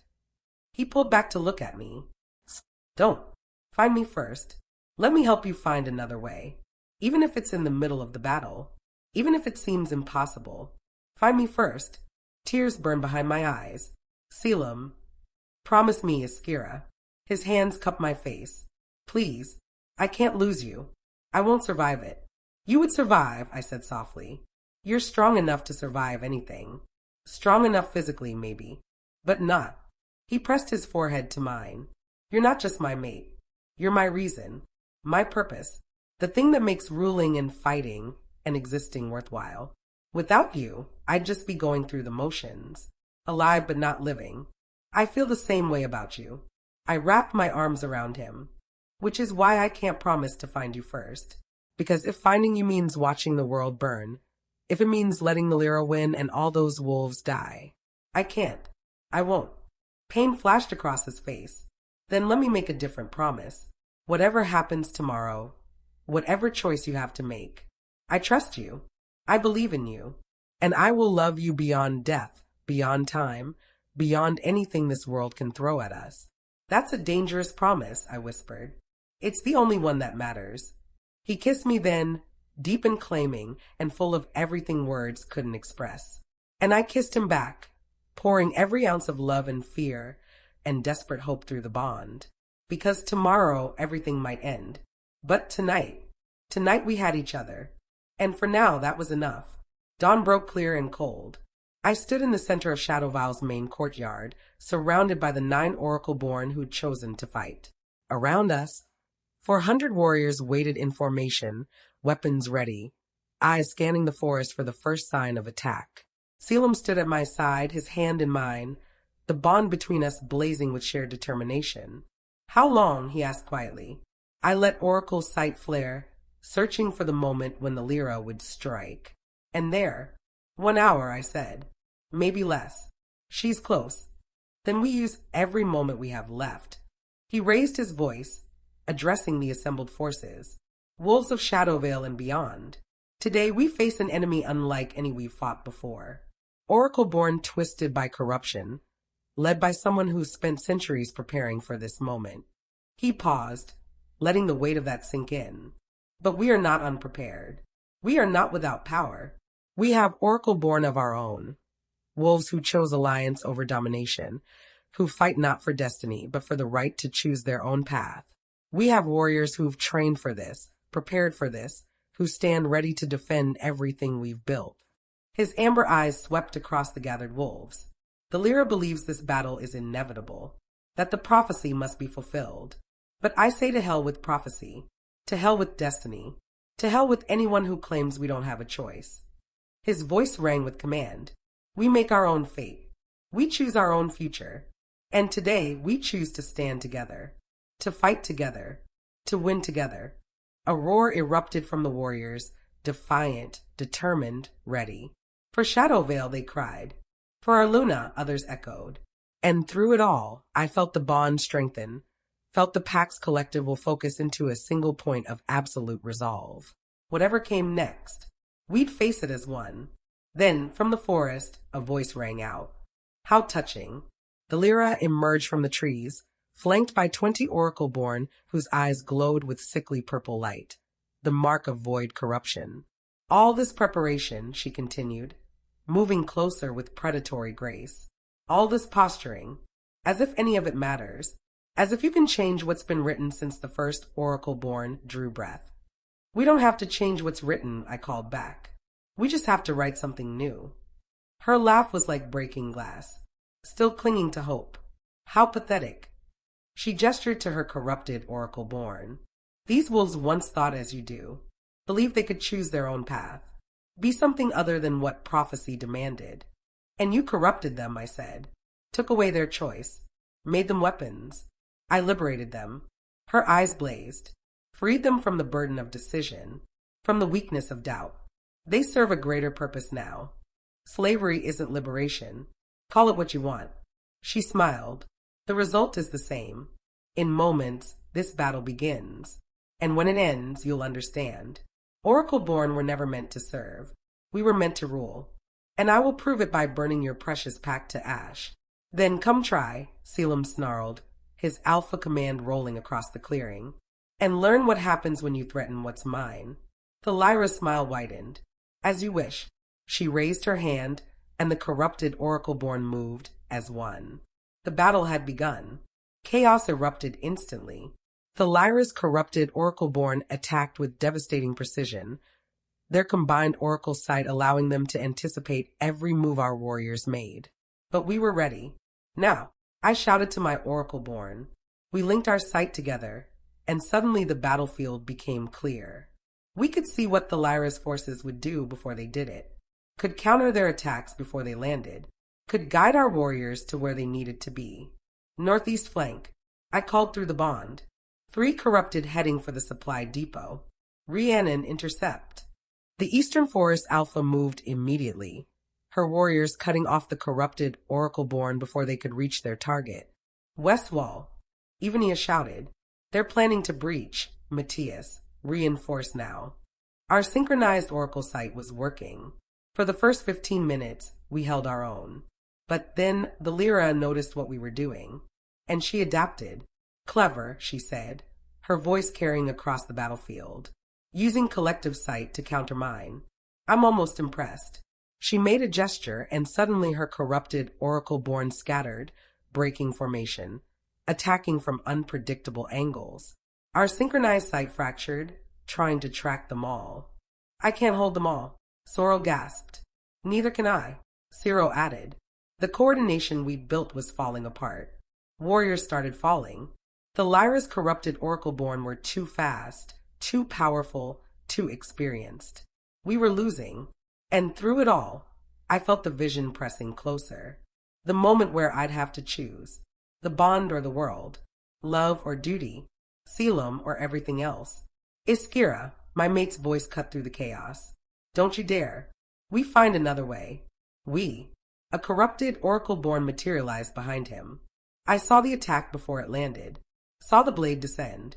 I saw the future where Caelum died because I was too far away to stop it. And I screamed. Oracle power exploded from me, raw and uncontrolled. I threw myself through space itself, teleporting, an ability I didn't know I had, and appeared between Caelum and the blade. It caught me in the shoulder instead of his heart. Pain exploded through me. But he was alive. He was safe. Iskira. Caelum caught me as I fell. No. I'm okay, I gasped. The wound was deep but not fatal. I'm magnificent, the Lyra said, suddenly appearing before us. You teleported. Bent space with sheer will. Do you see now? Do you understand the power you possess? Join me, Iskira. Together, we could remake this world into something glorious. Never, I spat. Then die. She raised her hand, oracle power gathering around her in a sphere of purple-black energy. And I knew. This was the moment. The choice. I could fight her alone and lose.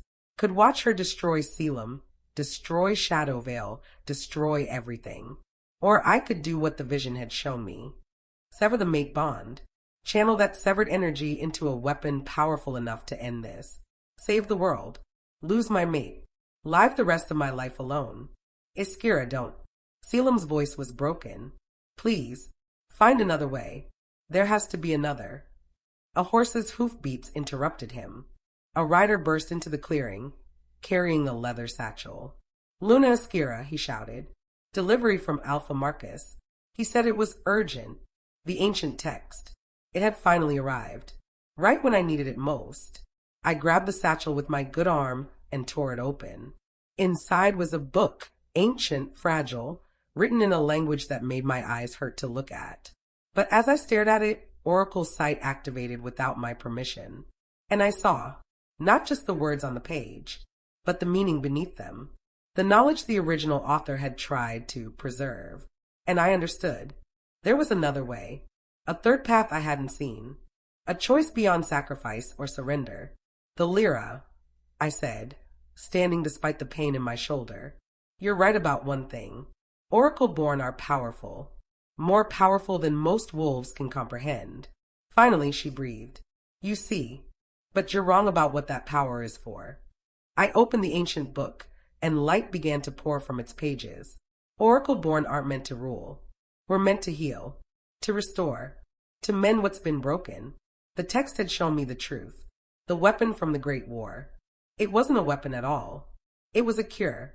A way to purify void corruption. To restore an oracleborn who'd been twisted. To heal rather than destroy. And I finally understood what I had to do. Chapter 13. The ancient text blazed in my hands, its light cutting through the chaos of battle like dawn breaking through darkness. Around me, fighting paused as wolves, corrupted and uncorrupted alike, stared at the phenomenon. What is that? The Lyra demanded, but her voice carried an edge I'd never heard before. Fear. She was afraid. This, I said, my voice amplified by oracle power flowing through me, is what you've been searching for your entire life. What every oracleborn who came before us was searching for. The answer to the prophecy. I let Oracle's sight merge with the knowledge from the text, and suddenly I understood it all. The prophecy had never been about destruction or salvation. It had been about healing. About an oracleborn who would finally see past the false choice between ruling and hiding, between domination and submission. An oracleborn who would choose to heal the divide itself. The Great War, I said, looking at the Lyra. You remember it. You lived through it.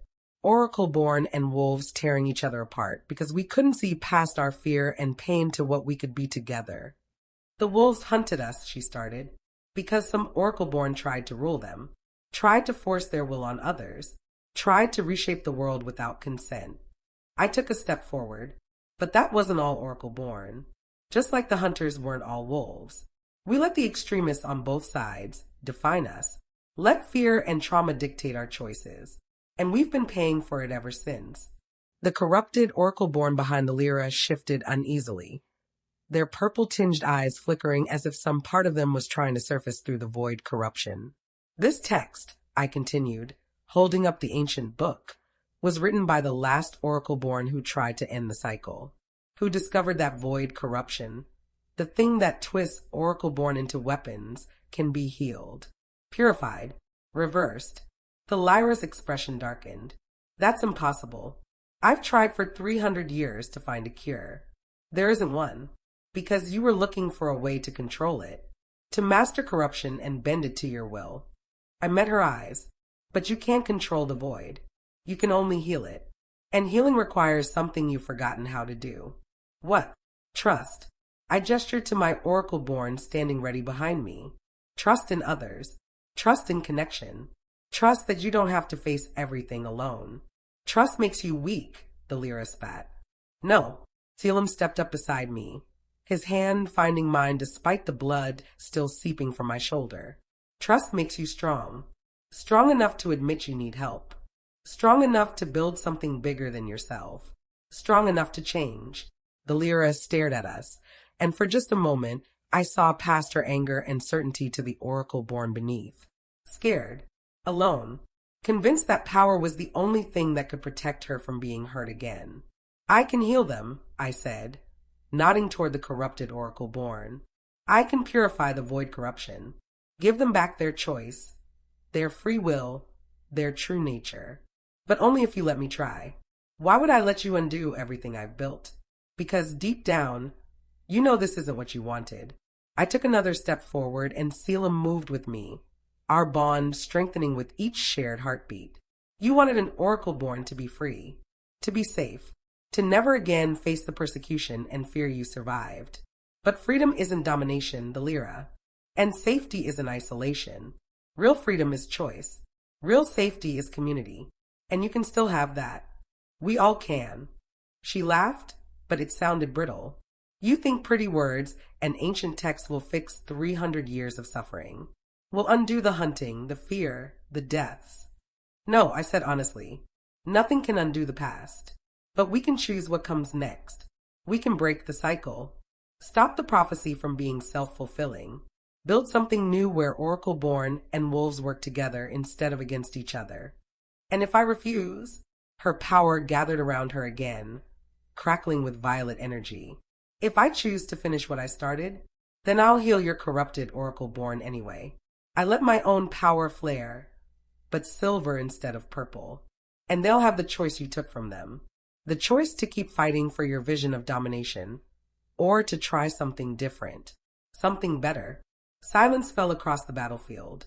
Every eye was on the Lyra, waiting, watching to see what the ancient oracleborn would choose.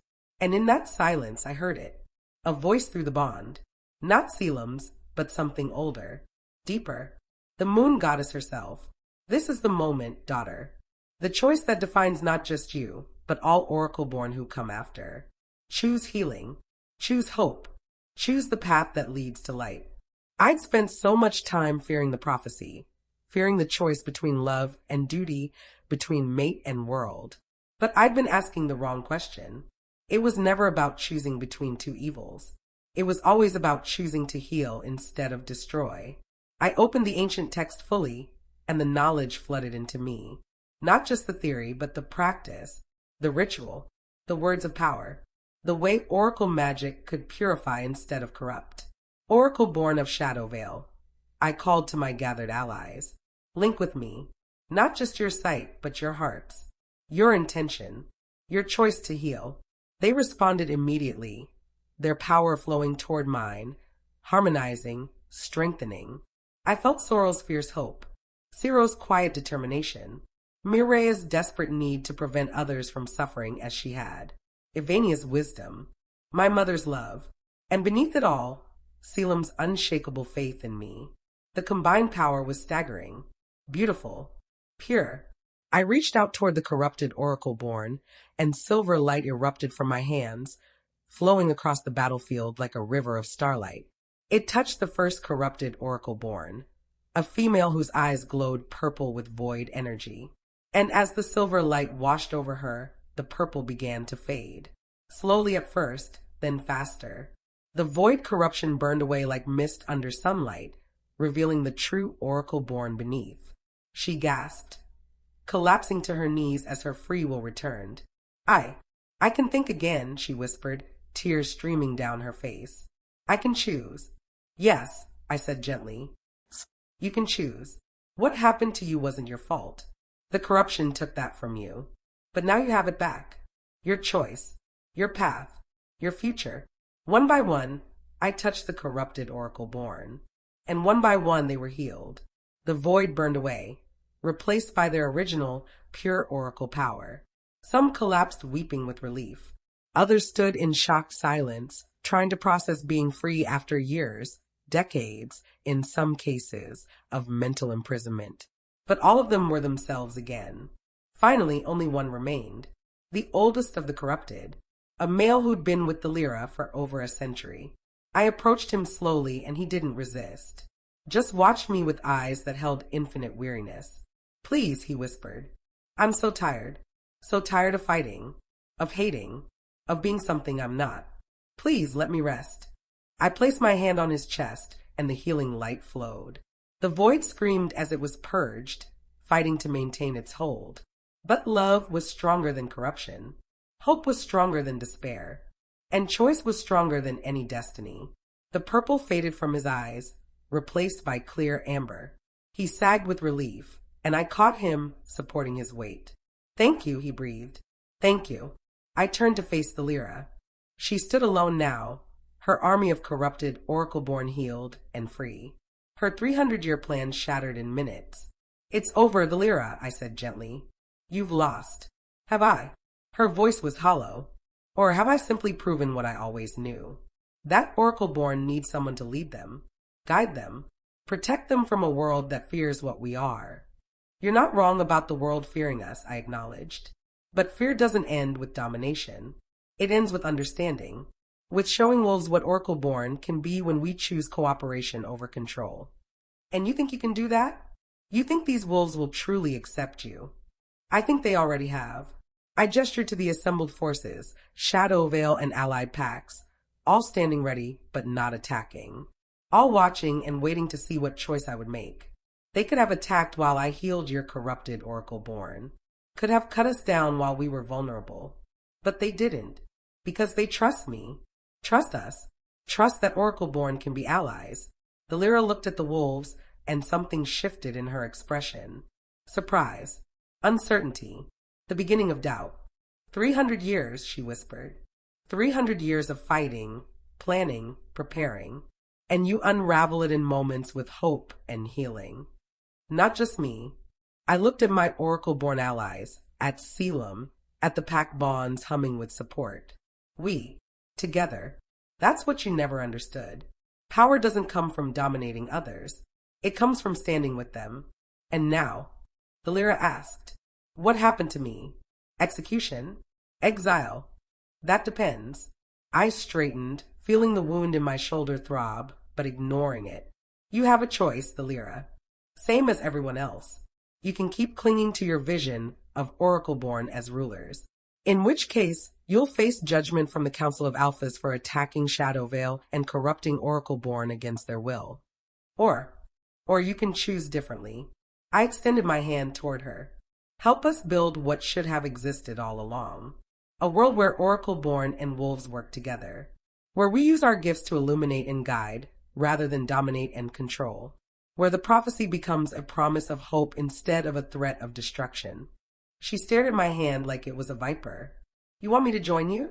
After everything I've done, I want you to have a choice, I corrected. Just like I gave back to your corrupted oracleborn. What you choose to do with it, that's up to you.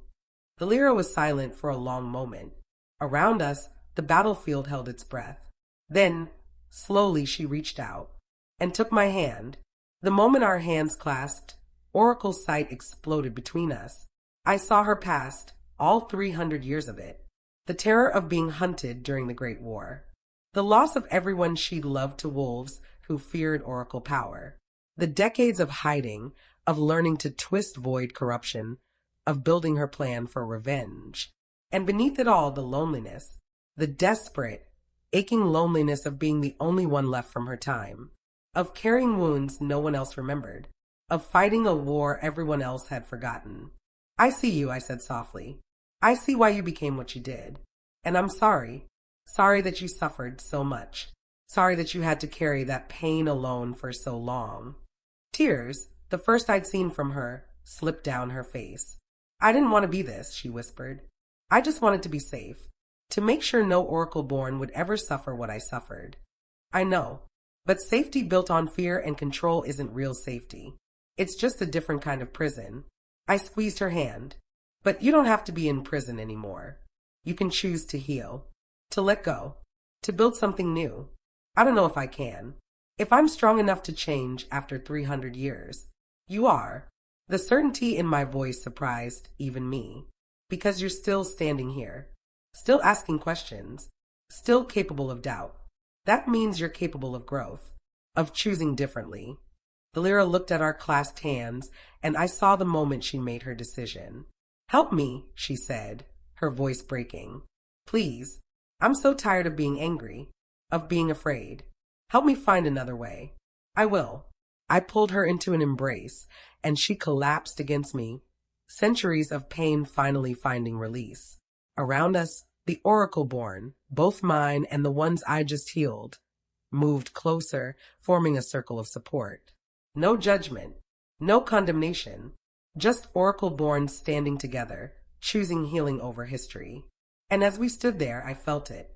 The prophecy shifted, not breaking or being fulfilled, but transforming, becoming something new, something better. The oracleborn who would save or destroy the world had made her choice, and she chose to heal it instead. The aftermath of the battle was strange. There was no traditional victory celebration, no defeated enemy to imprison or execute, just 21 oracleborn who needed healing, guidance, and time to process being free after years of corruption. Just a prophecy that had transformed from threat into promise. Just a world that had been on the brink of war now facing the possibility of peace. The Lyra sat in Shadowvile's great hall, surrounded by alphas who'd come to witness what would happen to her. You attacked Shadowvale, Alpha Cassandra said sternly. Corrupted oracleborn against their will. threatened the stability of the entire wolf world. Under normal circumstances, that would mean death or permanent exile. I understand, the Lyra said quietly, and I'm prepared to face whatever judgment you deem appropriate. However, Cassandra continued, glancing at me, our Luna has made a compelling argument for mercy, for the possibility of redemption. I'd spent the past hour advocating for the Lyra, explaining what I'd seen in her past, what had driven her to such extremes. It hadn't been easy. Many alphas wanted blood for the attack, wanted assurance that the Lyra wouldn't pose a threat again. But I'd argued that executing her would only prove her right, that wolves and oracleborn couldn't coexist peacefully. That fear and punishment were the only languages they shared. She deserves a chance to choose differently, I said now, to prove that an oracleborn can change, can heal, can be more than their worst moments. And if she betrays that chance, Alpha Marcus asked. Then I'll answer, I said firmly. As Luna, I claim responsibility for her actions. If she causes harm, the blame falls on me. Caelum tensed beside me, clearly unhappy with that promise. But he didn't contradict me. Very well, Cassandra said finally. The Lyra Moon Whisper, you are hereby placed under the guardianship of Luna Iskira and Alpha Caelum. You will remain in Shadow Veil territory, restricted from unsupervised travel, and required to submit to regular evaluations of your mental and magical state. Any violation of these terms will result in immediate execution. Do you accept these conditions? I do, the Lyra said. And I thank the council for this mercy. I won't waste it. See that you don't. Cassandra stood. This council is adjourned. That night, as I finally had time to process everything that had happened, I found myself standing on the balcony of our quarters, looking out over Shadow Vale. The territory was peaceful again. Wounds were being tended. Oracleborn were being settled into temporary housing. Life was returning to normal. Or what passed for normal when you just prevented a prophecy from destroying the world? How's the shoulder? Caelum asked, emerging onto the balcony. Healed enough. The Pax healer had treated it, and my oracle healing abilities had accelerated the recovery. I'll have a scar, but I don't mind. Battle scars are beautiful. He moved to stand behind me, his arms wrapping around my waist. They're proof you survived something worth surviving. We survived, I corrected, leaning back against him. Together. Together, he echoed. Then, softer, I'm sorry I doubted. When you were teaching me about Oracle Sight, you said you saw a future where you'd have to sacrifice our bond. And I nearly gave up hope that we could find another way. I saw that future, I confirmed. It was real.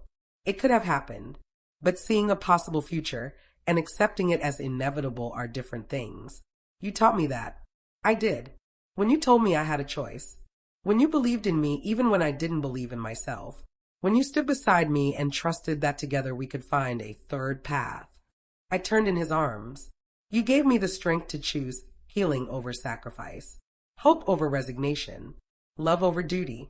Love and duty aren't mutually exclusive, he said, cupping my face. Loving you is my duty. Protecting you, supporting you, standing with you, that's what being your mate means. And today you prove that duty can be an act of love when it's rooted in choice rather than obligation. You've gotten very philosophical. I've had a stressful day. His smile was warm. Watching my mate nearly die, then single-handedly prevent a war, then convince the council to show mercy to someone who tried to kill us all. It gives you perspective. Despite everything, I laughed. I love you, I said.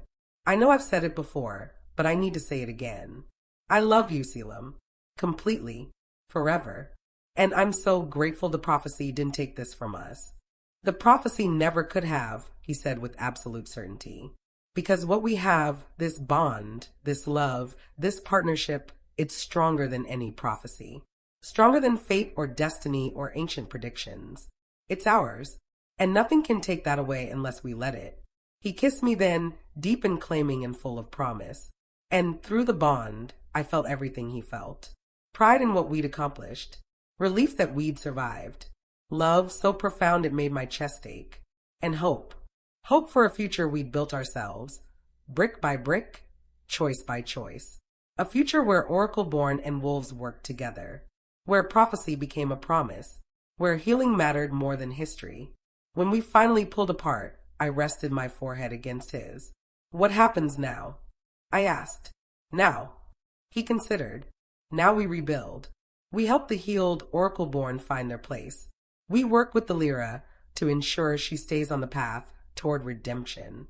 We strengthen the bonds between our allied packs. And we prove to the world that oracleborn aren't threats to be feared, but allies to be treasured. That's a lot of work. We have time. His smile was soft. And we have each other. That's all we need. 3 months later, I stood in the same ceremonial grounds where I'd faced the council's trials. But this time, the gathering was for celebration, not judgment. The first official alliance between oracleborn and wolf packs. A treaty that recognized oracleborn as valuable members of wolf society, with rights, protections, and responsibilities equal to any other wolf. 21 oracleborn stood with me. The ones I'd healed from Thalira's corruption, plus the 7 I'd found before the battle, plus Ivania and my mother. 30 oracleborn in total, including the Lyra herself. Across from us stood representatives from every major pack in the region. And between us, Alpha Cassandra held the treaty scroll. This alliance, she announced, represents a new beginning. A choice to move beyond fear and suspicion toward cooperation and mutual respect. Oracleborn and wolves, working together to build something better than what came before. She looked at me.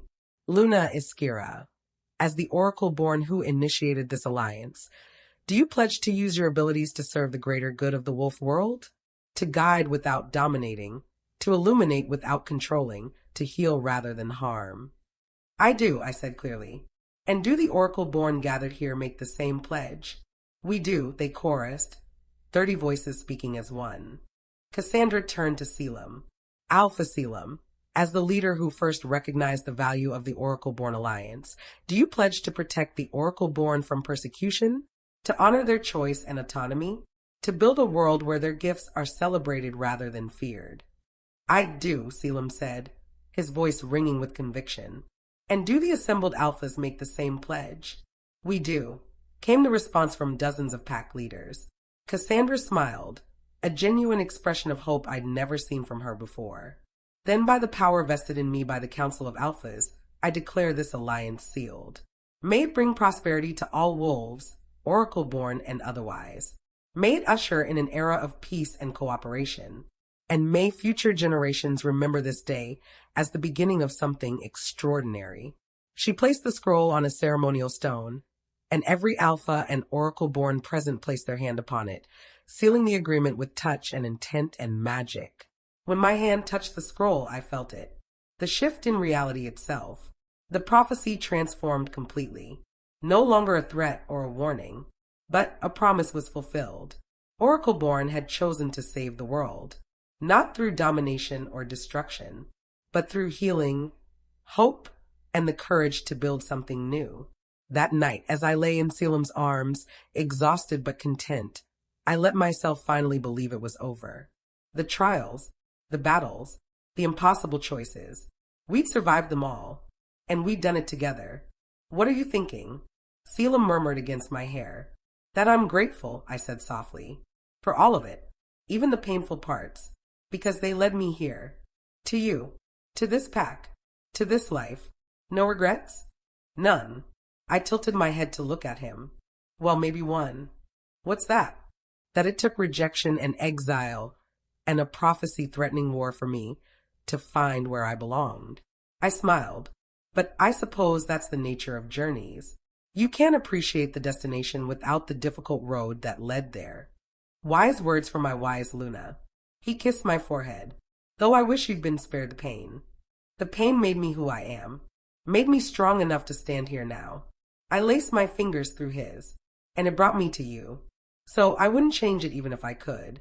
I love you, he said, the words of vow and a promise and a prayer all at once. I love you too, I replied. Today, tomorrow, and every day after. That's my choice. That's my prophecy. That's my future.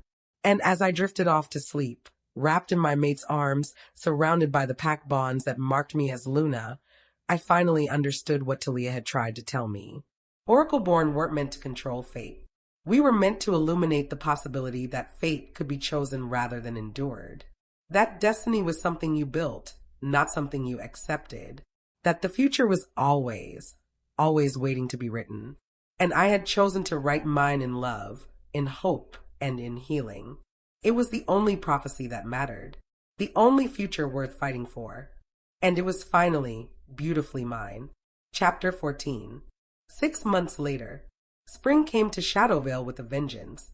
The forest exploded with life, wildflowers carpeting the ground in riots of color, trees bursting with new leaves, the air thick with the scent of growth and possibility.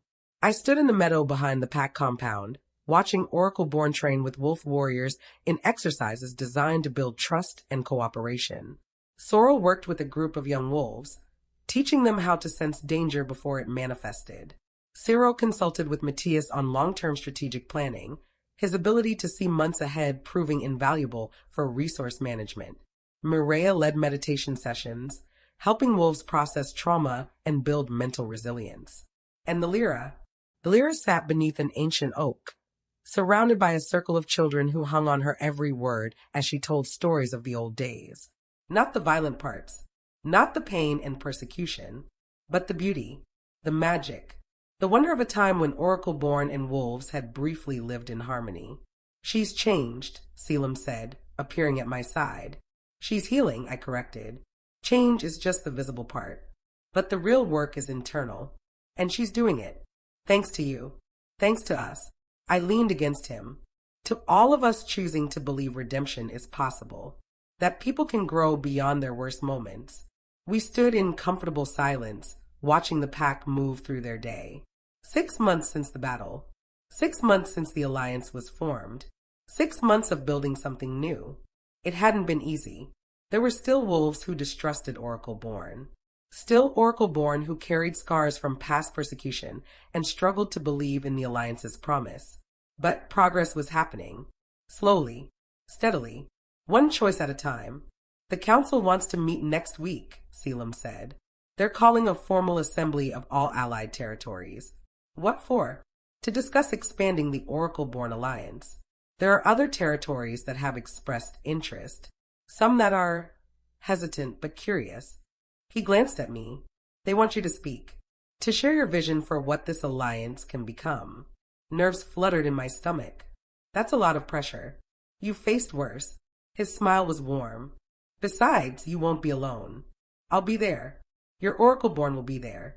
All of Shadowvale will stand with you. I know. I took a breath. It's just, sometimes I still can't believe this is real. That we actually pulled it off.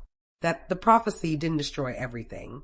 It didn't destroy anything because you chose healing over destruction. Hope over fear. Love over. If you say love over duty one more time, I'm going to start thinking you've been reading romance novels, I teased. He laughed, the sound rich and full. Maybe I have. Lenara keeps leaving them in my office with notes about understanding your Luna's perspective. She's not wrong. I turned to face him fully. Though I think you understand me pretty well already. I will try. His hand cupped my cheek. Every day I try to be worthy of you. Of what you've built. Of the trust you've placed in me. Caelum, you are worthy. Let me finish. His thumb brushed my lips gently. When I first found you, I thought I was saving you. Protecting someone who needed help. But you didn't need saving. You needed someone to believe in you while you saved yourself. And watching you do that, watching you rise from rejection to become a Luna who changed the world, has been the greatest privilege of my life. Tears pricked my eyes. That's the most romantic thing you've ever said to me. Then I clearly need to work on my game. He grinned, because I have something else to say that I hope will top it. Before I could ask what, he dropped to one knee. My breath caught. I know we're already mated, he said, pulling a small box from his pocket. I know the bond between us is permanent and unbreakable. But I want more than just the bond. I want the ceremony, the public declaration, the moment where I stand before the entire pack and the moon goddess herself and choose you. Again, intentionally, forever. He opened the box to reveal a ring, simple silver inlaid with moonstone that seemed to glow with inner light. Iskira Thorne, Luna of Shadowvale, oracleborn who chose healing over destruction, The other half of my soul, will you marry me? For a moment, I couldn't speak. Could only stare at this impossible male who'd taken a broken, rejected wolf and shown her what love really meant. Who'd stood beside me through prophecies and battles and impossible choices. Who'd never wavered in his belief that I was worth fighting for. Yes, I whispered. Then louder, yes. 1,000 times yes. He slipped a ring onto my finger, and it fit perfectly. Of course it did. Then he stood and pulled me into a kiss that made the world disappear. Around us, the pack noticed. Cheers erupted from the training grounds.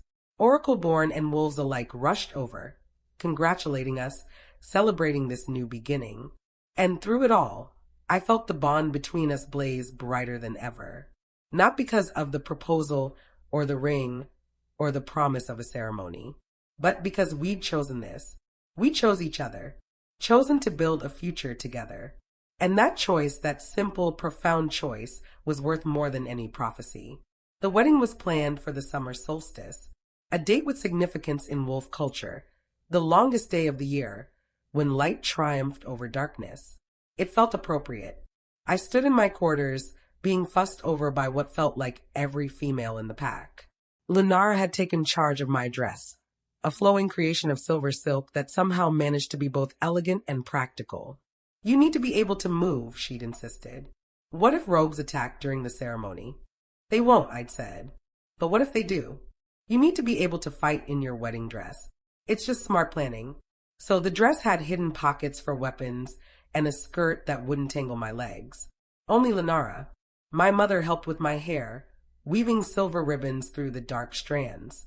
You look so much like I did on my wedding day, she said softly. Beautiful, terrified, ready to start a new chapter. Were you scared? I asked. When did you marry my father? Absolutely. Her smile was wistful, but I was also certain that he was worth the fear, worth the risk, worth building a life with. She met my eyes in the mirror, and I see that same certainty in you. You and Caelum, you're going to be extraordinary together. We already are, I said. This just makes it official. Ivania appeared in the doorway, carrying a small wooden box. From the Oracleborn Alliance, she said. A wedding gift. I opened it to find a pendant, crystal clear, shaped like a wolf howling at the moon, with oracle runes etched along its edges. It's a protection charm, Ivania explained, made by all 30 Oracleborn working together. It won't stop every attack, but it'll give you warning when danger is near. And it'll amplify your connection to other Oracleborn, making it easier to call for help if needed. It's perfect. I fastened it around my neck. Thank you. All of you. We're family now, Ivania said simply. This is what family does. A knock at the door interrupted the moment. Varya stuck her head in. It's time, Luna. The ceremony is about to begin. My stomach flipped. Already? You've been getting ready for 3 hours, Lunara pointed out. If we wait any longer, Caelum might storm in here and carry you out himself. He wouldn't dare. He absolutely would, my mother said with a knowing smile. I've seen the way he looks at you. He may be patient, but even alphas have limits. I took a deep breath and stood. Then let's not keep him waiting. The ceremony was held in the same clearing where I'd faced the council's trials, but it looked nothing like it had that day. Flowers adorned every surface, wild roses and moonblooms and night jasmine. Torches had been lit despite the afternoon sun, their flames dancing in the summer breeze. And wolves, so many wolves, filled the space. Not just Shadow Vale, but representatives from every allied pack. Alphas and their mates, warriors and healers, young wolves and old, all gathered to witness this union between an alpha and his oracle-born Luna.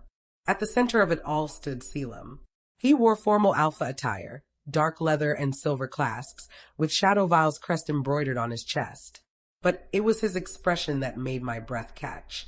Pure joy, undisguised love, absolute certainty that this was exactly where he was meant to be. The crowd parted as I walked forward, my mother on one side, Ivania on the other. Tradition said the father gave away the bride, but I'd chosen differently. My mother who'd protected me, Ivania who'd taught me, both Oracle-born who'd shown me what I could become. They walked me to Caelum and placed my hands in his, then stepped back, leaving us at the center of the circle. Alpha Cassandra, who'd agreed to officiate, stepped forward. "We gather today," she began, her voice carrying across the clearing, "to witness the union of two souls already bound by fate, but choosing to bind themselves by will. Alpha Caelum Nightborne and Luna Iskira Thorne, you stand before your packs, before the assembled alphas, before the moon goddess herself. Do you both come freely to this union?" "I do," Caelum said. "I do," I echoed. "Then speak your vows. Let all present hear the promises you make." Caelum went first, his amber eyes holding mine. "Iskira, when I found you, I thought I was looking for a mate. Someone to stand beside me as Luna, to help lead Shadow Vale, to fulfill the role tradition demanded." He squeezed my hands, but I found so much more. I found my best friend, my fiercest ally, the person who challenges me to be better, who sees past the alpha to the wolf beneath, who chose me despite having every reason to fear wolves and bonds and promises. His voice roughened with emotion. "I vow to stand with you through every trial and triumph, to believe in you even when you doubt yourself, to protect what we've built without trying to control you, to love you not just in the easy moments, but in the hard ones, in the choices that scare us, in the future we can't predict. I vow to be your partner, your equal, your home, today and always." Tears slipped down my cheeks. "Caelum," I began, my voice shaking. "6 months ago, I stood in a clearing watching futures spiral out before me, seeing all the ways this could end, all the sacrifices that might be required, all the losses we might face. And in every future I saw, the ones where we won weren't the ones where we were strongest or smartest or most powerful." I wiped at my tears with one hand, refusing to let go of him with the other. They were the futures where we chose each other, where we trusted the bond, where we believed love was stronger than prophecy. I met his gaze fully. "You taught me that. You showed me that being chosen, really chosen, freely and completely, is worth more than anything fate could offer. So I vow to choose you, every day, every moment, every choice from now until forever." My voice strengthened. "I vow to stand with you as Luna, not because tradition demands it, but because leading beside you is where I want to be. I vow to challenge you when you need it, support you when you falter, and love you through everything the world throws at us. I vow to build our future together, not the one prophecy predicted, but the one we create through choice and hope and stubborn refusal to give up." Caelum's eyes gleamed with unshed tears. Cassandra smiled. "By the power vested in me by the Council of Alphas and the blessing of the Moon Goddess, I declare you joined in union. Not by fate alone, but by choice. Not by tradition alone, but by love. What you have built together, let no wolf tear asunder." She gestured to us. "You may seal your union." Caelum pulled me close and kissed me as the crowd erupted in cheers. And through the bond, I felt it. The moment our choice became permanent, not just mates bound by the Moon Goddess, but partners bound by will. Husband and wife, Alpha and Luna, two souls who'd chosen each other against all odds and won. The celebration lasted until dawn. There was food and dancing and toasts that ranged from heartfelt to hilariously inappropriate. Matthias gave a speech about how Caelum had been unbearably grumpy before finding me and was now merely normally grumpy. Lenara performed a dramatic reading of our epic love story that she'd somehow turned into a ballad with 17 verses. Even the lyra stood and spoke, briefly, emotionally, about how watching our union gave her hope that she too could build something new from the ashes of her past. But my favorite moment came near midnight, when Caelum pulled me away from the crowd and led me to a quiet spot overlooking the forest. "I have one more gift," he said. "Caelum, you've already given me everything. Not everything." He gestured, and suddenly Oracle sight activated without my permission. I saw the future, not the branching possibilities I usually encountered, but a single, clear vision. Solid, certain, chosen. I saw us 5 years from now, standing in this same clearing with a child, a daughter with my dark hair and his amber eyes, who just shifted for the first time into a silver wolf with oracle runes glowing along her fur. I saw us 10 years from now, training oracleborn from across the realm in the art of healing and hope. I saw us 20 years from now, old but still strong, watching as the alliance we'd built expanded to encompass territories we'd never even heard of. And I saw us 50 years from now, gray-haired and content, still choosing each other every single day. How? I breathed. Oracle sight doesn't work like this. We can't see a single certain future. We can when we choose it together. His hand found mine. I asked Stevenia to help me create a vision of the future I want. The one I'm committed to building with you. It's not a prophecy, not fate, just intention, choice, promise. It's beautiful. It's ours. He pulled me close. Every moment of it. Every choice. Every triumph and trial. Ours to build together. I kissed him, pouring every ounce of love and gratitude and joy through the bond. And when we finally pulled apart, I whispered, let's build it. All of it. Every beautiful, impossible, perfect moment. Together, he said. Together, I agreed. And as we stood there, wrapped in each other's arms beneath a sky full of stars, I finally understood what the prophecy had really meant. Oracleborn would save the world. Not through power or domination. Not through sacrifice or suffering. But through the simple, profound choice to build something better. To heal instead of harm. To love instead of fear. To hope instead of resign. And that choice, made over and over again, day after day, moment by moment, would be enough. More than enough. It would be everything. 5 years later. Mama, watch. I looked up from the Oracleborn training session I was leading to see my daughter, Amaris, named for the first Oracleborn who'd chosen peace over war, standing in the center of the practice field. At 5 years old, she was already showing signs of her dual nature. Oracle sight that manifested as the ability to see happy paths, futures where people made choices that led to joy. And wolf instincts were so strong she'd shifted for the first time at 4, a full year earlier than most pups. Now she stood in her silver wolf form, oracle runes glowing along her fur, and howled with pure delight. Around her, a dozen other children, some oracle-born, some not, shifted and played in a display of harmony that would have been impossible just years ago. She's getting stronger, Caelum said, appearing beside me with our infant son Riven cradled in his arms. They all are. I watched Sorrel's daughter demonstrate a protective charm to a group of fascinated wolf pups. This generation, they won't have to fight for acceptance like we did. They'll grow up knowing Oracleborn and wolves work together. Because you made it possible. He shifted Riven, so he could wrap one arm around my waist. Because you chose healing over destruction. Hope over. If you say hope over fear, I'm taking the baby and leaving you here, I threatened playfully. I was going to say hope over resignation, he said with mock indignation. Completely different. I laughed and leaned into him, watching our daughter play with the security of knowing she'd never face the rejection I had. That she'd grow up in a world where being Oracleborn was a gift, not a curse. Where prophecy was a promise of possibility, not a threat of destruction. Where choice mattered more than destiny. Thank you, I said softly. For what? For believing in me when I couldn't believe in myself. For standing with me through impossible choices. For building this with me. I gestured to the training grounds, to the mixed group of Oracleborn and wolves working together. All of this. You did the building. He kissed my temple. I just held the door open. We did it together. I corrected it. And we'll keep doing it.